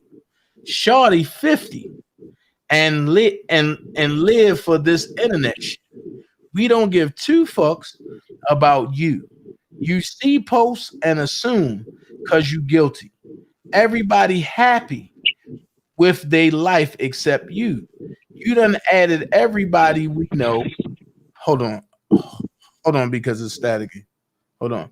You done added everybody we know or around us in hopes they don't fuck with us. And it only showed them how lame you is. I be sparing your Floyd Mayweather fat shoe wearing ass out of love for you and not trying to disrespect you, because God tell you to honor both parents. But about my mama and siblings, I'll take it there. I've been moving with peace and grace, but today, got it. You a nigga who talk about his own kids and baby mama for a living and post old ass pictures with us. I knew you wasn't on shit when a nigga forced himself on me, took my innocence, and you had the address and did nothing. You can find everybody in Chicago except the nigga who fucked your daughter. Your best bet is find some safe to do. Cause once we all start talking, your peoples will never look at you the same. Now, whoever can screenshot this, nigga had his own room and slept in a bed with my sisters in your drawers. You a hoe. I said what I said, and it ain't coming down. What's your opinion on that? Now that right there. As a mother. Now you got two of your daughters that's pretty much saying the same thing. And your son came out last year with a rap song about you. Talking about how much of a deadbeat you are, for how he watched you hold his mother down and beat in her face and stuff like that. That's where we get everything from, because, you know, and we do our research and everything fine. Their mama put up a post and said, finally, I'm 19 years, we say finally free of being beat for 19 years. Like, what are we supposed to turn a blind eye to that? How can we do that? And the real support for R. Kelly is here, but the infiltrators claiming that they support R. Kelly, and you dealing with this right here. That make R. Kelly look janky. I'll say this right here. I like I said, you hardly heard me speak anything negative all these years, correct? Right. I barely speak. You know, I'll laugh and stuff like that. But the position that I have, I've got to be a little careful. But from the beginning, I looked at this whole case as not R. Kelly being the greatest songwriter and singer of all times. I looked at him as just a man. This is how I came into this. I looked objectively. I took everything out, all the celebrity out, everything. And I always liked his music. Who didn't? I wasn't like attracted to him. He's a handsome guy, but I didn't think of him like that. So I just looked at him as a man. Now wait a minute. Wait a minute. I ain't gonna let you get away with that lie. No, that's not a lie. Everyone looked at R. Kelly like that. I did not. I'm so sorry. So you say Honey Love, and you said, "Oh, he's just a man." No, and you bless. No, because you got. That's why R. Kelly said, "Hey, Mr. DJ," and you was like, "Ooh, he got me like." Don't try. Don't. No. Listen how lame I was when I was younger. There would be a song, and it would be, how 90s songs were. They wouldn't actually say what they were saying. You would have to read between the lines. I would sing all the words at 12 play. I knew all those words. At the end of it, I had no idea what he was really talking about until I was in my 20s. I am not kidding. Stop. I'm serious. This is what we're going to do. 1, we'll go to the room of fun. Okay. You talk about your bedroom? No. 2, now lend me your tongue. I was like, oh, you're going to talk. I'm trying to tell you. Lend me your tongue. It ain't no talking in that. That's tongue kissing. Well, now that I'm 40-something, I know what it means. I know what it means. Back then, I didn't. Okay, watch this. I don't mean to get in your business, but you on the Dana J show, Captain. I'm not. Captain. I'm not. Okay, let's say you're not Captain, but you on the Dana J show, right? So let me ask you this. Oh God. Let me ask you this. How old is your daughter? 18. That's how we gonna start. I was 24 when I had her. If you're trying to do the math. That one. Hold on. I want that one right there. Yep. Oh God. Oh God. Ain't nothing good about to happen, y'all. All right. Hold on. There we go. Okay. How old is your daughter? 18. 18, right? So 18 years ago, and 16 years ago, and you met her daddy, right? No, I met her dad 20 years ago. She's 18. Oh, that's even better. And you met her? No, and you met her dad when you were 16, right? Oh no, I had her when I was 24. Okay, you had her when you were 24. So let's go ahead. I was 22. So you met him when you were 20, right? 22. 22. Okay. Mm-hmm. Yeah, don't do your hand like that.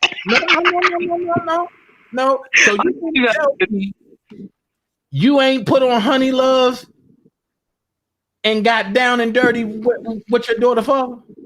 No. You ain't put on 12 play and that man made it 24 play? Is that what you telling me? No, because I'm stingy with mine. So how did you get pregnant? E&J. So, that's even better. So you don't know what happened then. You had that easy Jesus up in you. It was sexy, 12 play, Honey Love. You got that vibe. You just know that you was feeling nice. And you show it. And you shimmying. And homeboy said, this is my chance. I'm going to get that booty tonight. I'm gonna have to have a prayer meeting after this. I'm gonna have to go to the church and open it up. You had that easy Jesus up in you, that irking jerk. So it's no telling what you was listening to. Right. I didn't know what I was listening to. My point proven. So you don't know if your daughter was conceived off of R. Kelly or not. It wasn't no R. Kelly playing. It was E&J playing. You don't know that. E&J set the move. But R. Kelly could have made sure that he released them kids real smooth. You know what I'm saying? But I didn't have her off R. Kelly. What I'm saying is you can't make me say that I was sexually attracted to R. Kelly because I'm not. He's handsome.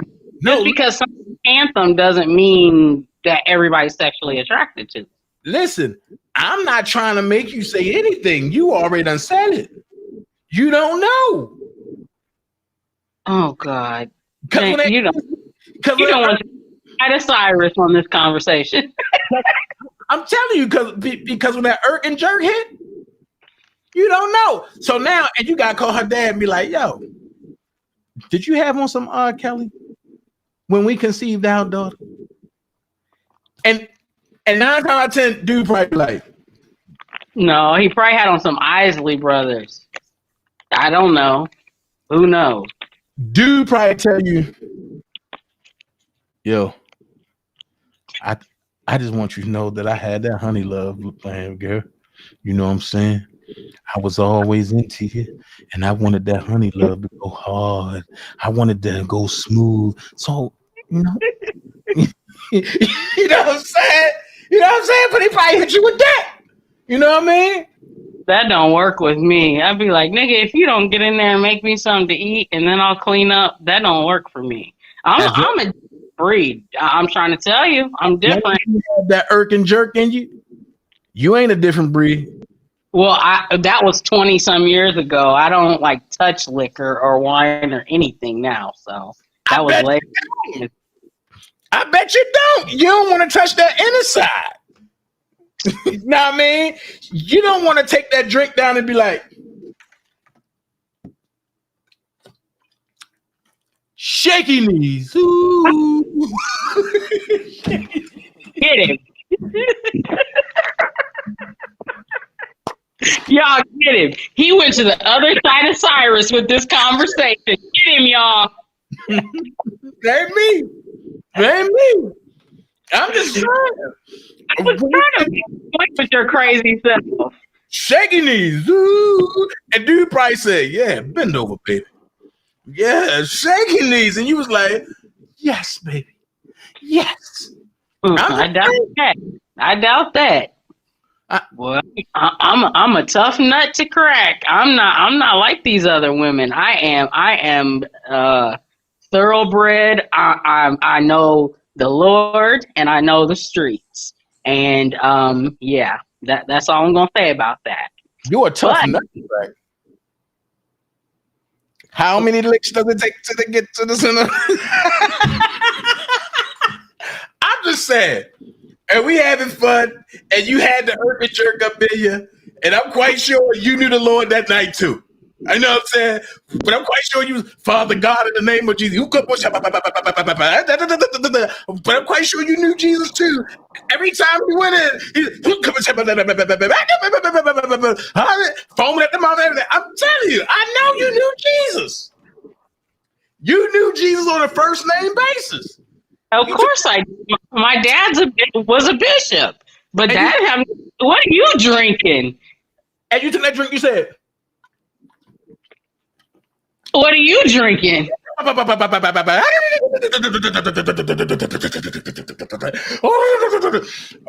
Lord, he come to tie my bow tie in the HP.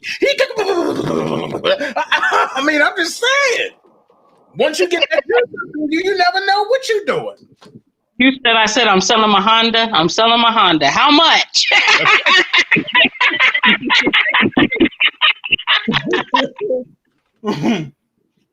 You were so stupid.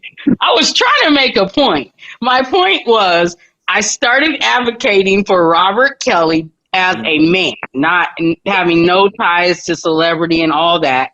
I looked at the whole thing objectively, and I was like, that doesn't make sense. This doesn't make sense. This girl said this, but then she said this, but then she said she's a groupie, and blah. It was too much.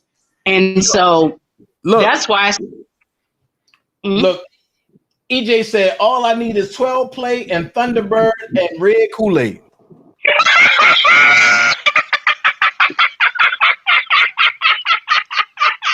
EJ's easy. I don't know. Well, wait a minute. And you had some irking jerks, so that made you kind of easy that night too. Well, let me tell you. Well, I was in a whole relationship, but that's why I stopped drinking Don Julio later on. I said, "Oh no, no, no, no, no! Oh no, no!" no. Did it again? Are you in a holy relationship? Holy. Yes. I said I'm in a whole relationship. I mean, look, you're talking to a woman here that, like, I was 8 years celibate. I don't play games with these dudes out here. I don't. I really don't. And that was before I was saved. Like, and that's good. But I'm saying what I was getting at is, as I listened to different people come out on YouTube, I would listen to them, and you're supposed to try the spirit by the spirit, right? And that's a fact. And I would listen to certain people, and I'm like, this person is not right. And just as sure as you're born, that person that I felt really weird about, that would come out on YouTube and say, I'm advocating for him, but I'm also concerned about the victims. So are you advocating, or, like, you can't do both? You can have your own opinion, but you can't say you're advocating and he's innocent and then say, but let's pray for the victims. You're not making any sense. Those people that were coming out flaky and fake, they never liked me, ever. Like, I would say something and you could just see their face just flare up, like, as they were on live. So I started, deducting people, like, okay, that person, I'm not feeling it. Something's wrong. That person, something's wrong. This person wants to show all their degrees on the wall and take you to the garage and let you see what kind of car they have. So what? I mean, I can flip the camera around and show you all kinds of cars. And what's that mean? You know what I'm saying? So what? So I started, I use my intelligence. And the thing that I can say about you, Levi, and Prima Donna are, you have always been consistent in the truth. Facts. And the truth stands alone. Facts. People can talk about you. I've been through it all with people, with their jealousy, with their hate, with their lies, just because I have morals and I've had values about myself, and I've always tried to live good, work hard, and be all that I can be, even though sometimes that's hard. So that comes with hate. With that being said, if people aren't hating against you, you're not doing something right. If you have haters, you're doing something right, and that's a fact. And I actually did a message Sunday called Favor Isn't Fair. Right. And favor is not fun all the time either. It's not. And favor doesn't make you important all the time either. It don't. And I used the reference about the lady in Samaria at the well when, Jesus told her to give him a drink, and she noticed that he was from God. And when he said, I'll give you the living water that you'll never thirst again, and the man that you're with is not your husband, and you've had 5 husbands. This woman told the truth, and she recognized that the truth was in her face, even though she wasn't even supposed to be talking to him, because culturally they had no business even conversing. But she got the living water because she was willing to listen and take from him, and then she was favored. So I go with the truth. You have always told the truth. From the beginning, all these people owe their platforms to you. Because I remember you standing in, I don't know, like if you worked in like a guard shack or something. I remember the first time I saw you, and you were being interviewed, and everything anybody would tell you, you could rebut it with the truth. And then all of a sudden platforms start coming up. They owe it to you that they're even here. But the strange thing is, why are all these weird criminals that are not, I'm not understanding what really is going on.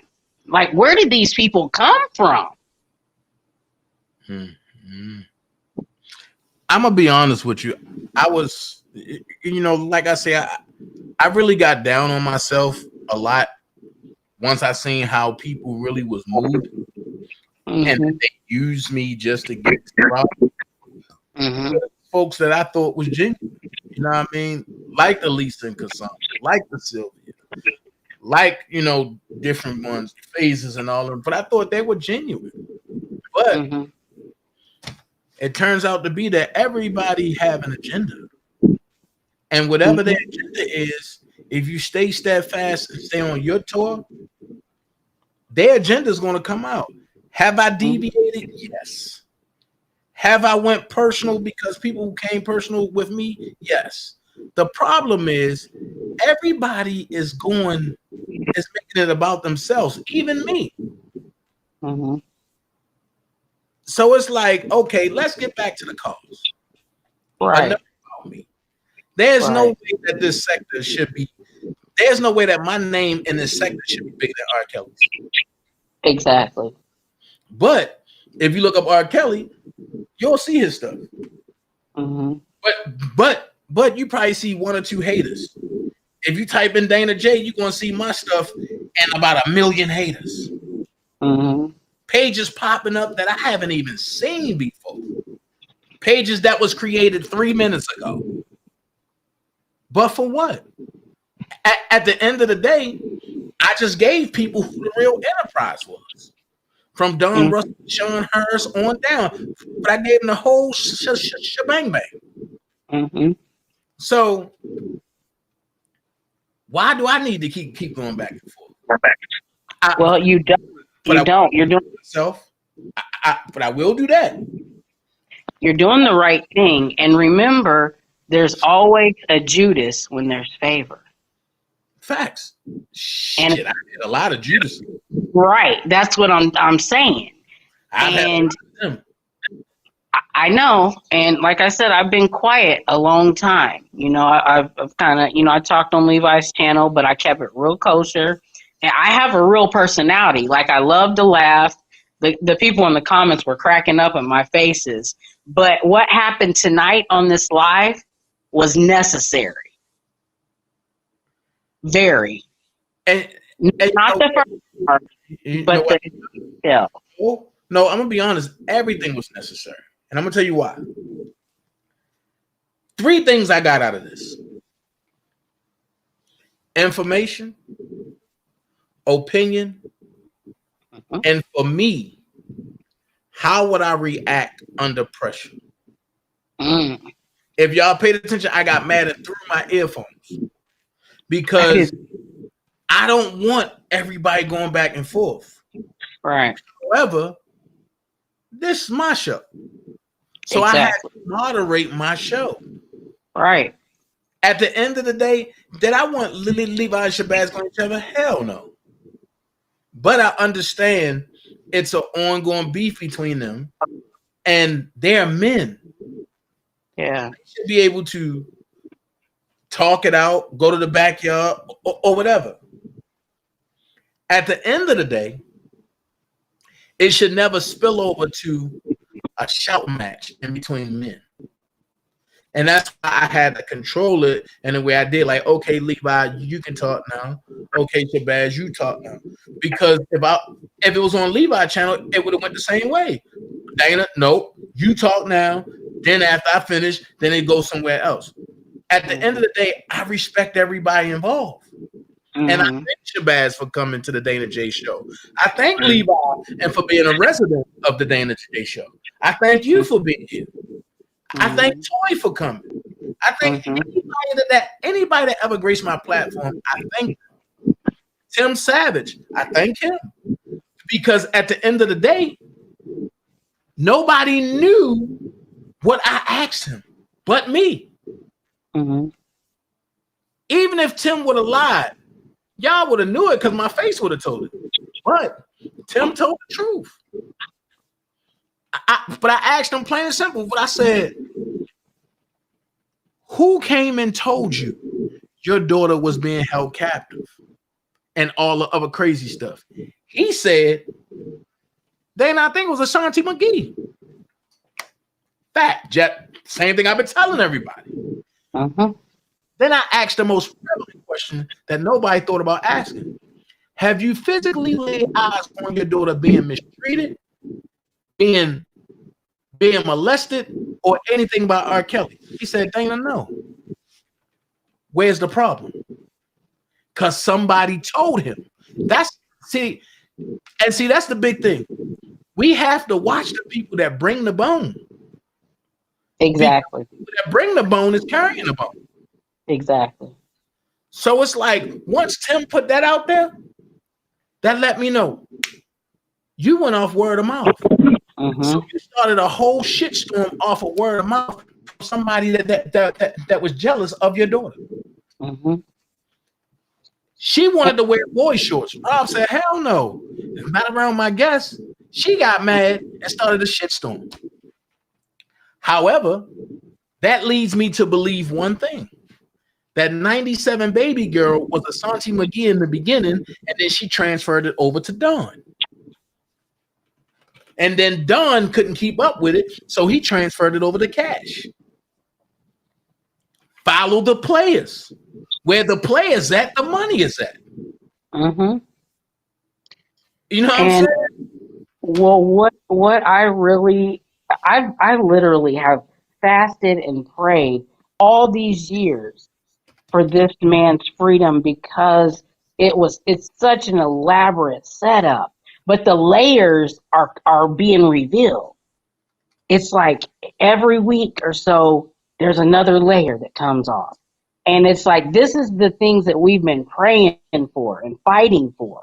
And just because I've been quiet doesn't mean I haven't been fighting. I have my own way of fighting that works for me. Right. And it's not necessarily being vocal.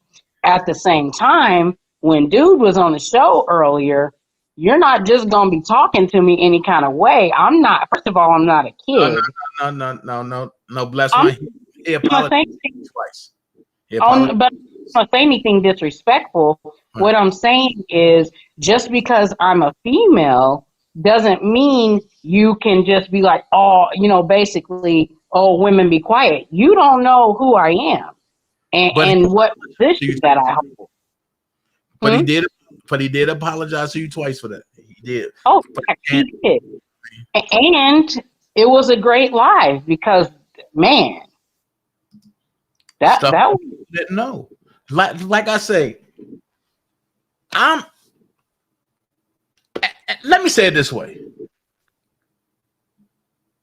I have a gift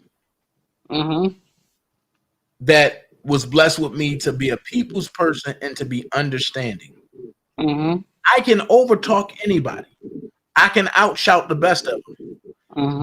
But what I learned is when you ask a question, you got to let a person respond.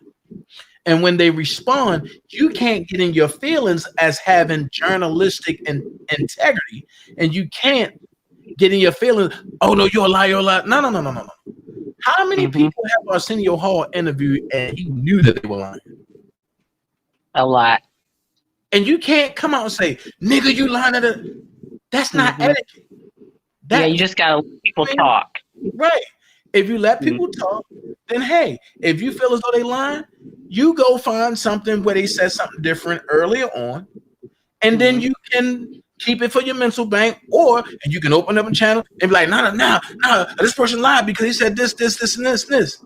But while you interviewing, you cannot let your guests be disrespected or none of the other guests be disrespectful and not let each other respond. I knew where that was going to go earlier. I didn't want it to go there, but I had been tested. Mm-hmm. So at the end of the day, and you see how it turned out, information everywhere. Man, when you rerun this, my faces, people were in the comments cracking up because all I could do was make faces. I was like, whoa. You know, it was good information. I don't know. I haven't been following like all the details really close and the mess and stuff. I missed a lot of lives because the notification hasn't come to me when you've been live, and I've like came back and I'm like, oh, I didn't know he was live for 5 hours. I was blown away when I saw what I saw. I was like, what? The stars aligned today. And see, you're in the right place because you're sticking with the truth. You're not taking bribes. You're not allowing people to extort you. You are just sticking with the facts. And then what I really respect about you is when you do something, you tell what you did. Yeah. Why not? Right. That's the thing. If I did something wrong and it's been proven that I'm wrong, I will go back and apologize to that. Mm-hmm. However, what I'm not going to do is continue to be a doormat for anybody else. And then I apologize. And nobody apologized to me. Facts. That's how I live my life. I'm like, I respect people until you disrespect me, and I ain't got nothing for you. Right. I don't. Right. If you can't come public and apologize to me the way you destroyed me, sometimes the best apology is the one you never get. Exactly. Sometimes the best apology is silence. Just leave me alone. You go your way. I'll go mine. When I see you, I don't see you. That's the one that you never get. Mm-hmm. Facts. But just know, this man, I mean, with you and you know the three amigos, y'all are clowning. I have discernment. And it's going down and people have no idea. I do because I can see I see with different eyes. I would love to have a podcast with me, Levi, and Prima Donna. Man. I would love to do a podcast or a YouTube channel with me, Levi, and Prima Donna. And we just talk about current events and different things. And we bring out different things. I would love that. I would love it too. You just let me make the faces in the background. Crazy. You're crazy. That will be such a dynamic situation. It would. It really would. It's like I say, I believe Rob coming home. I do too. And I look at different things and I see different things. And at the end of the day, one thing that we got to understand is that if Rob was home right now, it will be worse because Rob still wouldn't say nothing. And people will be just making up stuff. But then it'll be, he had to look over his shoulders. It'll be so much. I don't know. But look. Oh, go ahead. I'm sorry. I just want him to come home and just move to another country, lay low. He shouldn't sing another song for these ungrateful niggas, excuse my language. He should just lay low. Like, if you're going to have a circle of people, have them vetted. Fight for your money because that man should not have to ever struggle as hard as he worked. Worked. Anybody, nobody, I don't care if you don't like him or his music. Name one time he sang live and ever went off key one time. I'll wait. One of the hardest working men. Well, oh, well, here's the thing. Hey, Derek, here's the thing. You just contradicted yourself because you said you hope he get out and never sing again. Let me break something down to you the way it was broken to me. No, I didn't mean sing again. I meant when he gets out, don't just cut music for these ungrateful people. Get yourself together, get your peace, and then do, if that's what you want to do it. That's what I mean. Listen. Because everybody's like, I can't wait to hear him sing. I can't wait to hear him sing. No, he needs some peace. Listen. Here's the thing. When you are chosen by the music gods, you don't have a choice. So when people was making fun, talking about, oh yeah, he in jail singing, he don't have a choice. The minute he decides to stop singing, he dies. That's part of the gift. When you are that gifted and you stop doing what's put in you, you have no purpose on living anymore. So therefore, he have to sing. I don't care if he's doing a riff, a hum, he have to. That's not what I meant. I didn't mean stop singing. I see what you're saying. I see what you're saying, but he have to.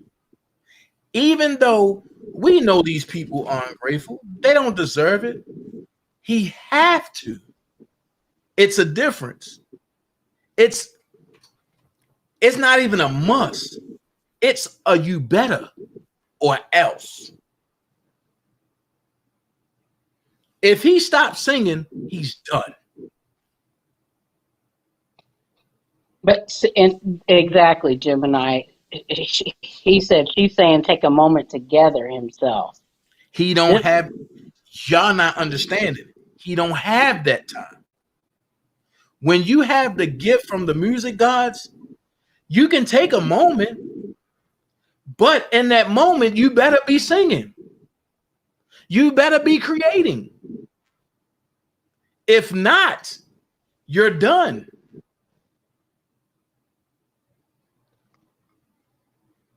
That's what I'm saying. I guess what I'm saying is, in the position that I have, I'm anointed for it. It takes no effort for me to speak what needs to be spoken. Okay.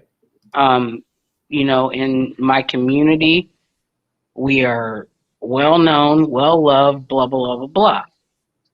But there's been points in time where I have to go sit down, gather myself, be quiet, and I don't have anything for you. I can't give you a word right now because my current situation, no, hear me out just a second.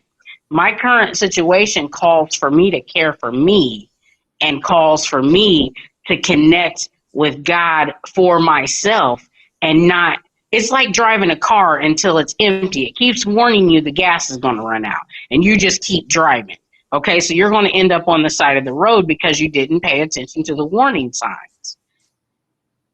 What I'm saying is he's got to do self-care, and I don't care if he has a studio in his house where he lives and he just makes me, because I know he has a lot to say. I know he does. He's got to. And he just does it in the studio, records it, whatever he does, because yes, he's anointed for this. That's just what he is music. And I'm going to go even deeper. This is what God revealed to me. I said, God, really, really, really, why is this happening? Besides the money, besides the elaborate takedown, And God told me, just like I'm talking to you, he said, because this man helped populate the earth with his music. And with the current birth rates being so low and the things that are happening politically, they don't want another generation and another generation of black babies being born. He is responsible for so many millions of children being born who are now in their 30s and their children are in their teens and their parents are older than me. This man helped populate the earth.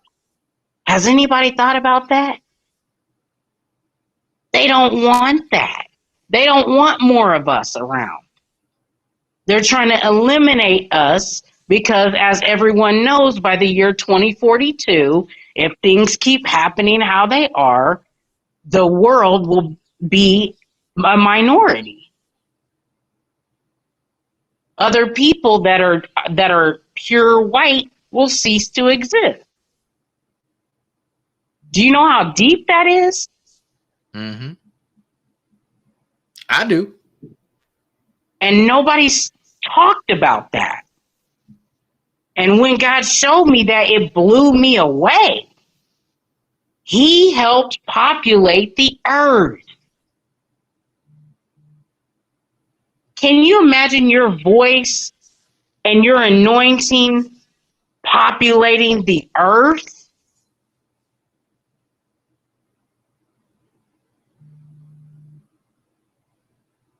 The thought of that is just mind-blowing.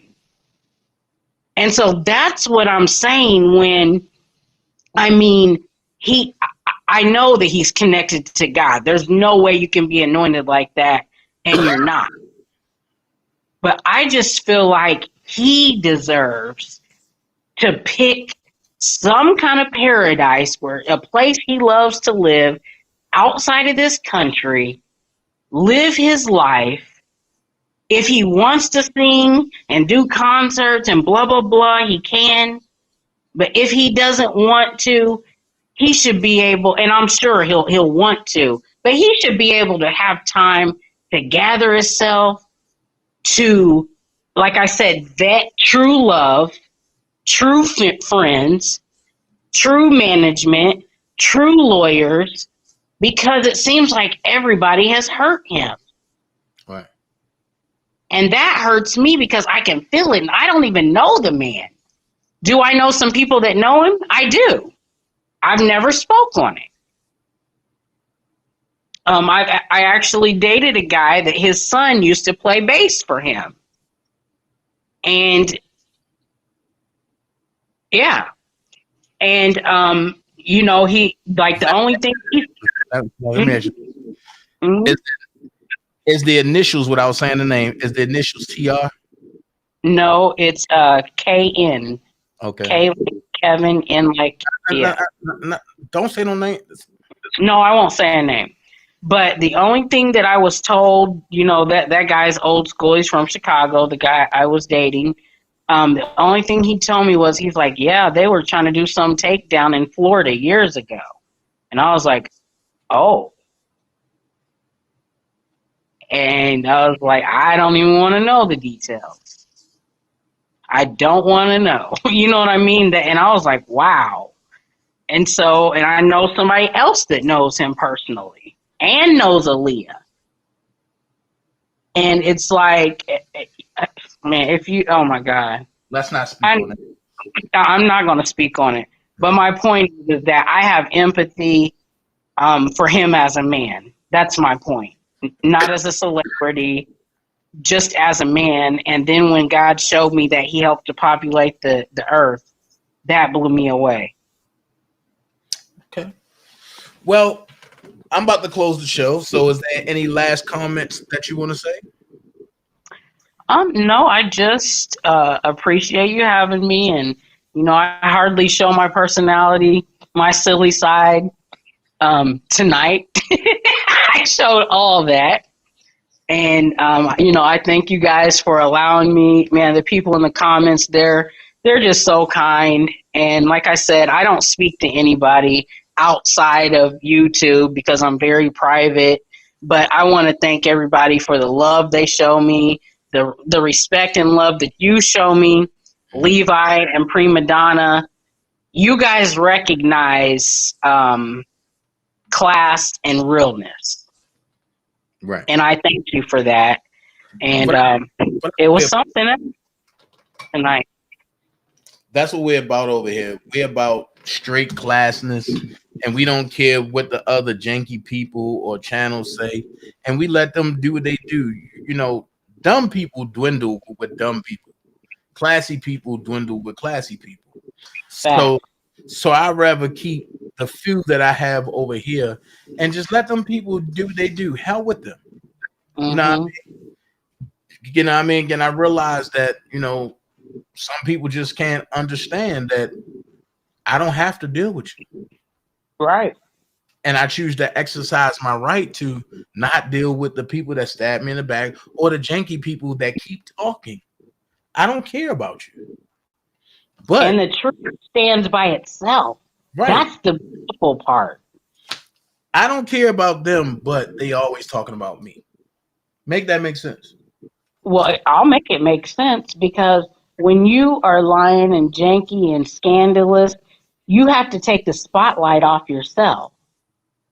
So if you talk about somebody else, you're diverting the attention off of you. That's called slick talking, fast talking. People think they're so fast talking, but they're talking slow because just because you're talking fast, I'm hearing everything that you're saying in between. So if they're talking about you, you're doing something right. The layers are coming. I mean, some layers came off tonight, and that's all I'm going to say. I don't know how we got there, but it got deep and got answered. So I'm thankful for tonight. Facts. I'm thankful too. Mm-hmm.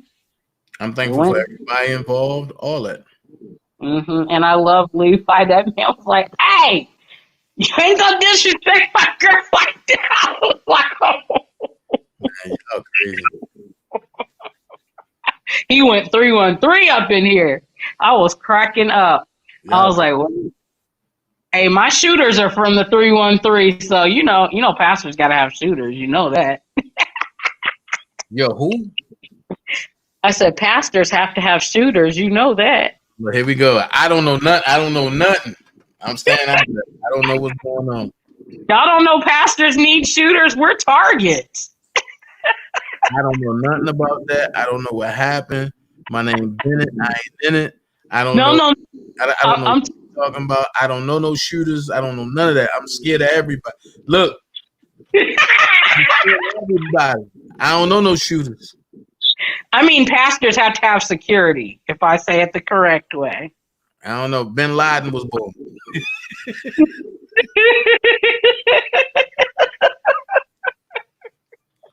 So I appreciate everybody. I'm about to get up out of here. So like I say, I'm going live tomorrow, and we're going to continue talking. Also, don't forget, we're no longer at 28. We're down to 24. So we need 24 more people to donate the $45 to retain this federal lawyer and to help pay the Sky High Pacer bill. And we're going to keep it going in spite of what the naysayers say. And like I said, we're going to put these people in front of a judge, and we're going to talk the slander thing in front of a judge. We don't need to go back and forth on the internet no more. We just take them to court and let's have fun. And you know what? I appreciate what Levi told me tonight is the truth. And it made me think about the situation that I discussed in a different light. Yeah, he spoke truth. He did. In the 80s and 90s, you handled things different. But now it's a whole different mind frame. So you got to go with the flow. Yep. And it's like everybody, oh, don't snitch and blah, blah, blah. Well, is it snitching if you're telling the truth and somebody's committing a crime against you? In the 80s it was, but now it's like you let people get away with something and somebody will be buying your headstone. Here's my question. What's snitching? What is it? That's what I'm saying. Who knows anymore? I don't know.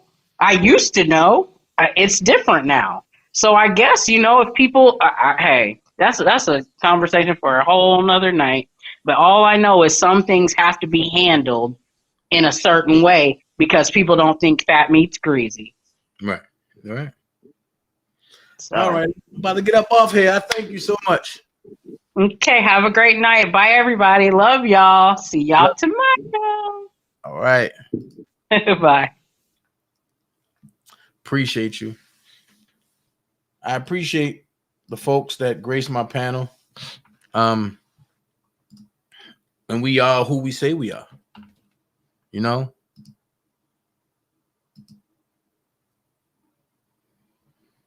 We are who we say we are. And like we found out, like we know, R. Kelly told the truth. Told nothing but the truth. So help him. Hold on. Welcome back to Dana J Podcast. How you doing? It's on live. Yeah.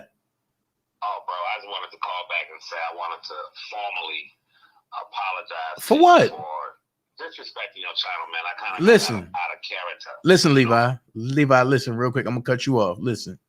Y'all two are men.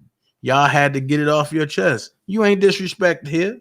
You said what you said. He said what he said. At least y'all got it out to one another. Yeah, but still at the same time, like, I have rules on my channel, you have rules on your channel, and I kind of crossed the line, and I want to formally apologize to you, bro, and I'm not going to belabor it. I don't want to bring that old stuff back up. It's just that as a man, I'm apologizing to you. You feel me? And you know how Uncle get. You feel me? Like, right. I'm like a real, like, I don't bother people, bro. You feel me? Like, and then when I used to get sick of it, man, you get sick of it. Like, dude, it's 3.5 years. Niggas still talking about $1 for the king. You ain't R. Kelly. Like, bro, you feel me? And it's fine. Most of the time I laugh at it. But sometimes you be like, damn, people keep taking a pen and poking you. You're like, nigga, leave me the fuck alone. You feel me? But sorry for swearing on your channel. No, you good. Sorry for disrespecting your channel. You good. You feel me? I had to come on. I had to catch you and say that. I got to get up at 5:30. I'm looking for a freezer, a walk-in freezer for my place. So I got to be up early. I got to drive to Ohio, bro. You got to drive to Ohio. Yeah, but Ohio, let me tell you something about Detroit, bro. Like, Ohio and Canada, like, I can say to Dana, I got to go to Ohio and 45 minutes later be in, like 30 minutes later be in Ohio. You feel like, it's, like I can say, yeah, I'm about to leave the country. And you like, you about to leave the country? Yeah. And a half hour later, I'll be in Canada, another country. You feel me? So, it's not like a long trip like that. You feel me? Right outside of Toledo where I'm going. But, yeah, so those places are very close to the city, man. And when you come out. Oh, shoot. My phone died. How did man? Hold on, Levi. My phone died. How did my phone die and it's on the charger? This is crazy.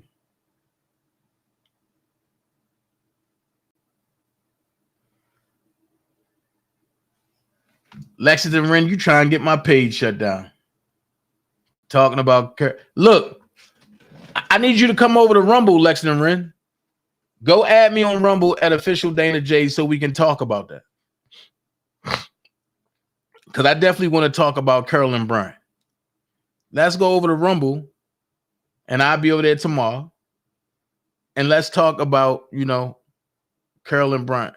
But Levi, hold on, and my phone died. So hold on. Excuse me. I don't have a boost. My phone died.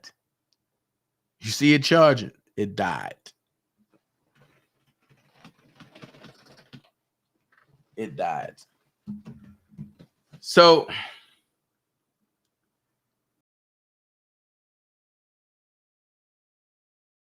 oh, you okay, Coretta? I don't want you crying. So look, I know Levi gonna like, nigga, you hung up on me. No, my phone died, bro. It wasn't me. It was my phone. You know what I'm saying? My phone. It's my phone. It wasn't me. It's my phone. Yeah. So don't forget, we need 24 more people to drop that 45 bomb. I've been seeing some things updating since I've been on live. I'm gonna tell y'all what it is real quick.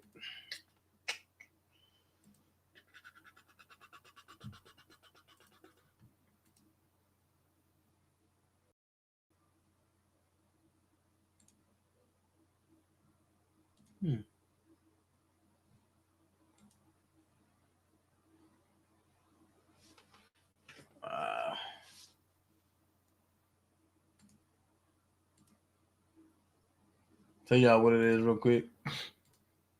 And once again, I thank y'all too, and for rocking with me, because y'all could have been anywhere in the world. Y'all could have been on any one of them fake ass channels, but y'all chose to rock with the best channel, and I appreciate y'all a whole lot. Like I say, don't forget, you know what I mean? Some people say whatever, but it is what it is. Let's see. Response by USA. Motion.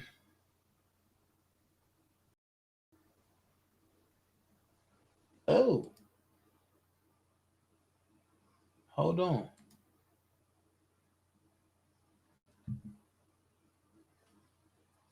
Hold on.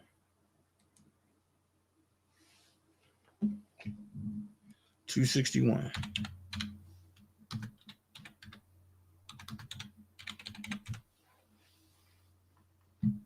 Okay. We got 261. Hold that thought. We got some action here, y'all. We got some action. Sealed response by USA, the sealed motion of Robert Sister Kelly. Okay. Transcript of proceedings, Robert Sister Kelly. Okay. Robert Sister Kelly to exclude.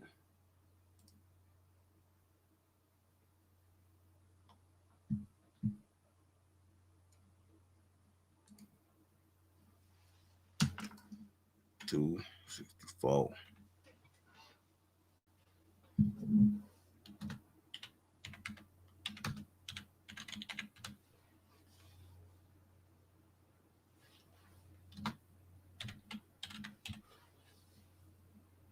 Okay.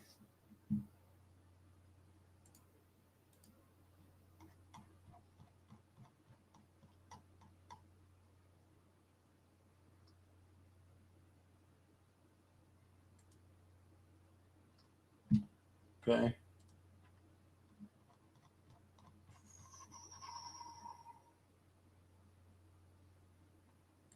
That's sealed. So the government responded through a seal situation. Motion by USA to seal document as to Robert Sister Kelly, Daryl McDavid, Milton Drew Brown. Motion to seal R254.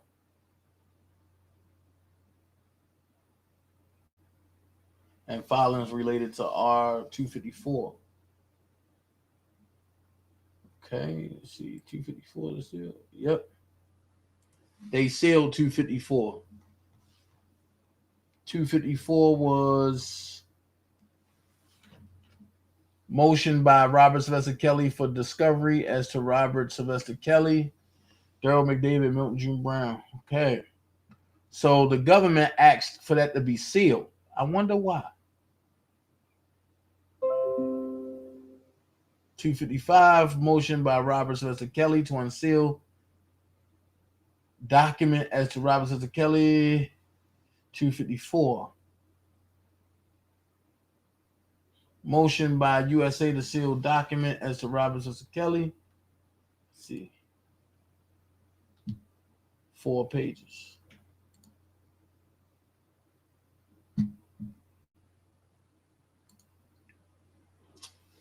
$256.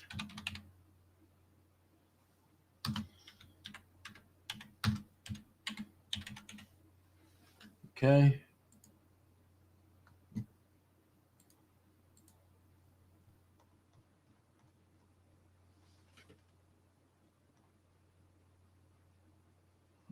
All right. Got that out the way. Got that out the way. Got that out the way.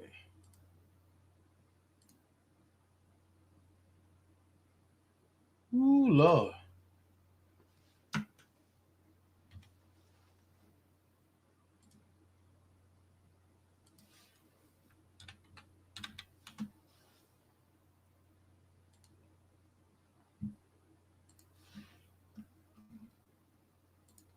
Pay that stuff no attention, man. People gonna say what they want to say.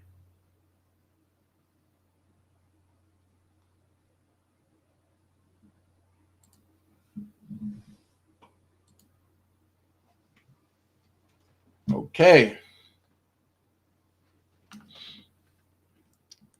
Okay. Hold on.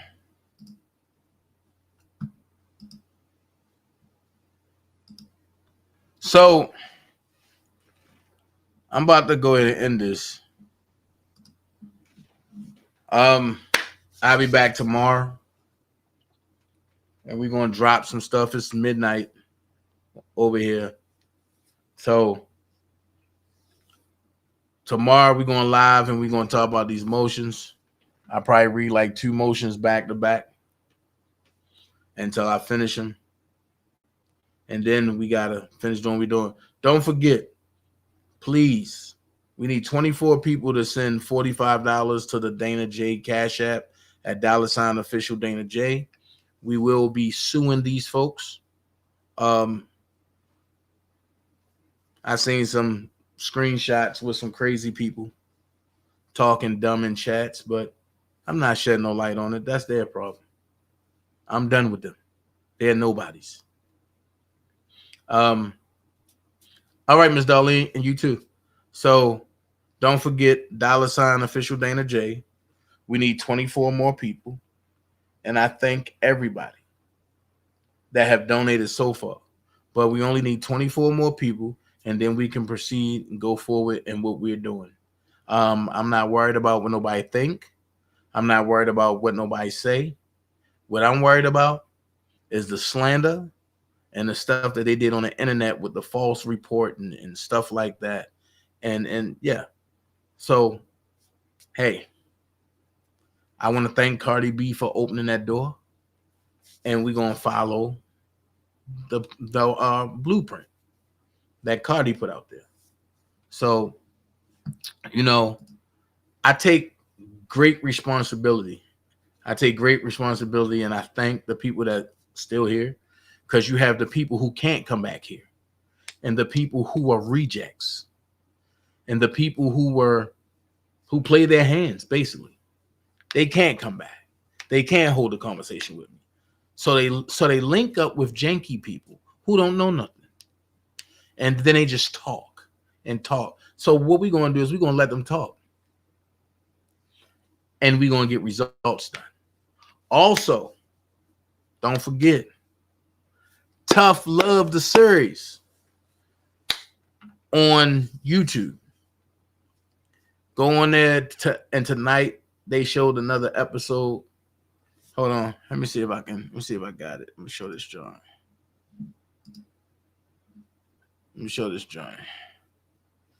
I'm gonna show you why they mad at me for real. I'm gonna show you why they mad at me for real.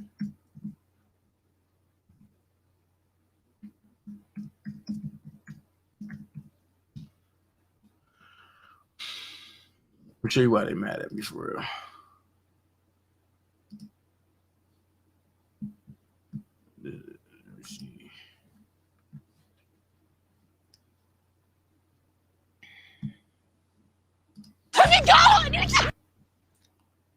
me show you why they mad.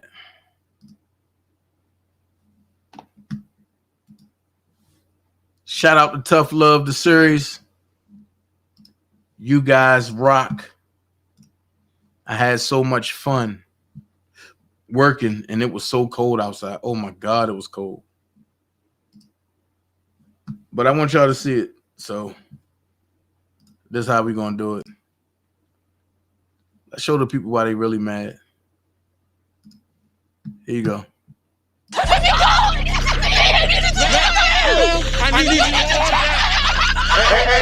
come on, we gotta go.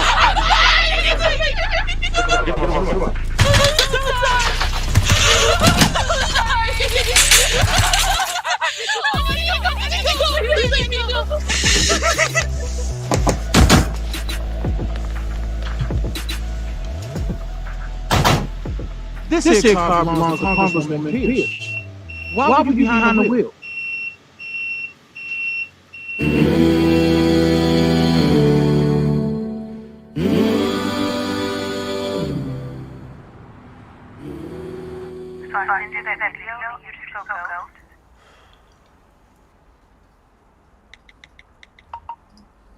No disrespect, but play it again. Hey, come on, we gotta go.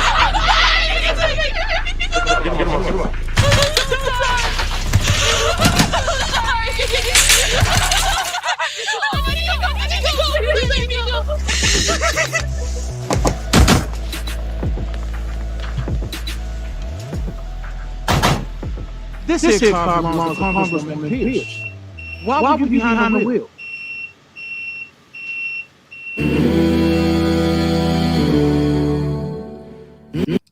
Shout out to Tough Love, the series. Y'all want to know what's going to happen? Go over there, like, share, subscribe to the show, and watch it. But 103 and 104, I'm in. Let me show you 103. Let me show you 103. Hold on. Let me show you 103. Let me show you 103. If you're a lawyer, you write briefs. Let me show you 103 real quick.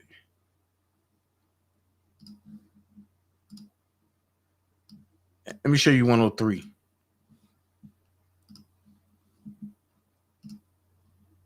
I'm just going to show y'all the beginning. Y'all got to go watch it. Tough Love, the series, man. I love those people. And they was up for an Emmy for Tough Love LA. So, and Tough Love New York. So I know Atlanta gonna get it because everybody's saying that this is the best one. Let's go. Blow on this for 10 seconds.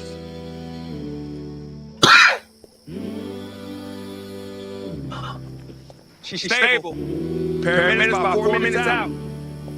You can put your hands down. I'm not liking the way this is looking. I'm gonna check her car. From the damages that we see, someone or something was ejected from the car on a collision. Are you sure you and her were the only two in the car? Hey! We got a body over here. Stay right there.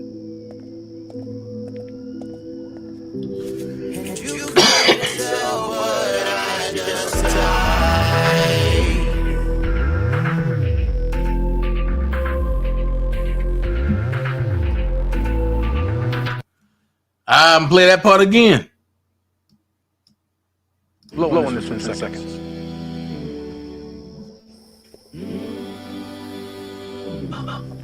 She's stable. Paramedics about 4 minutes out.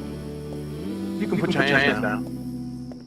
I'm not liking the way this is looking. I'm gonna check her car. From the damages that we see, someone or something was ejected from the car on a collision. Are you sure you and her were the only two in the car? Hey! We got a body over here. Stay right there.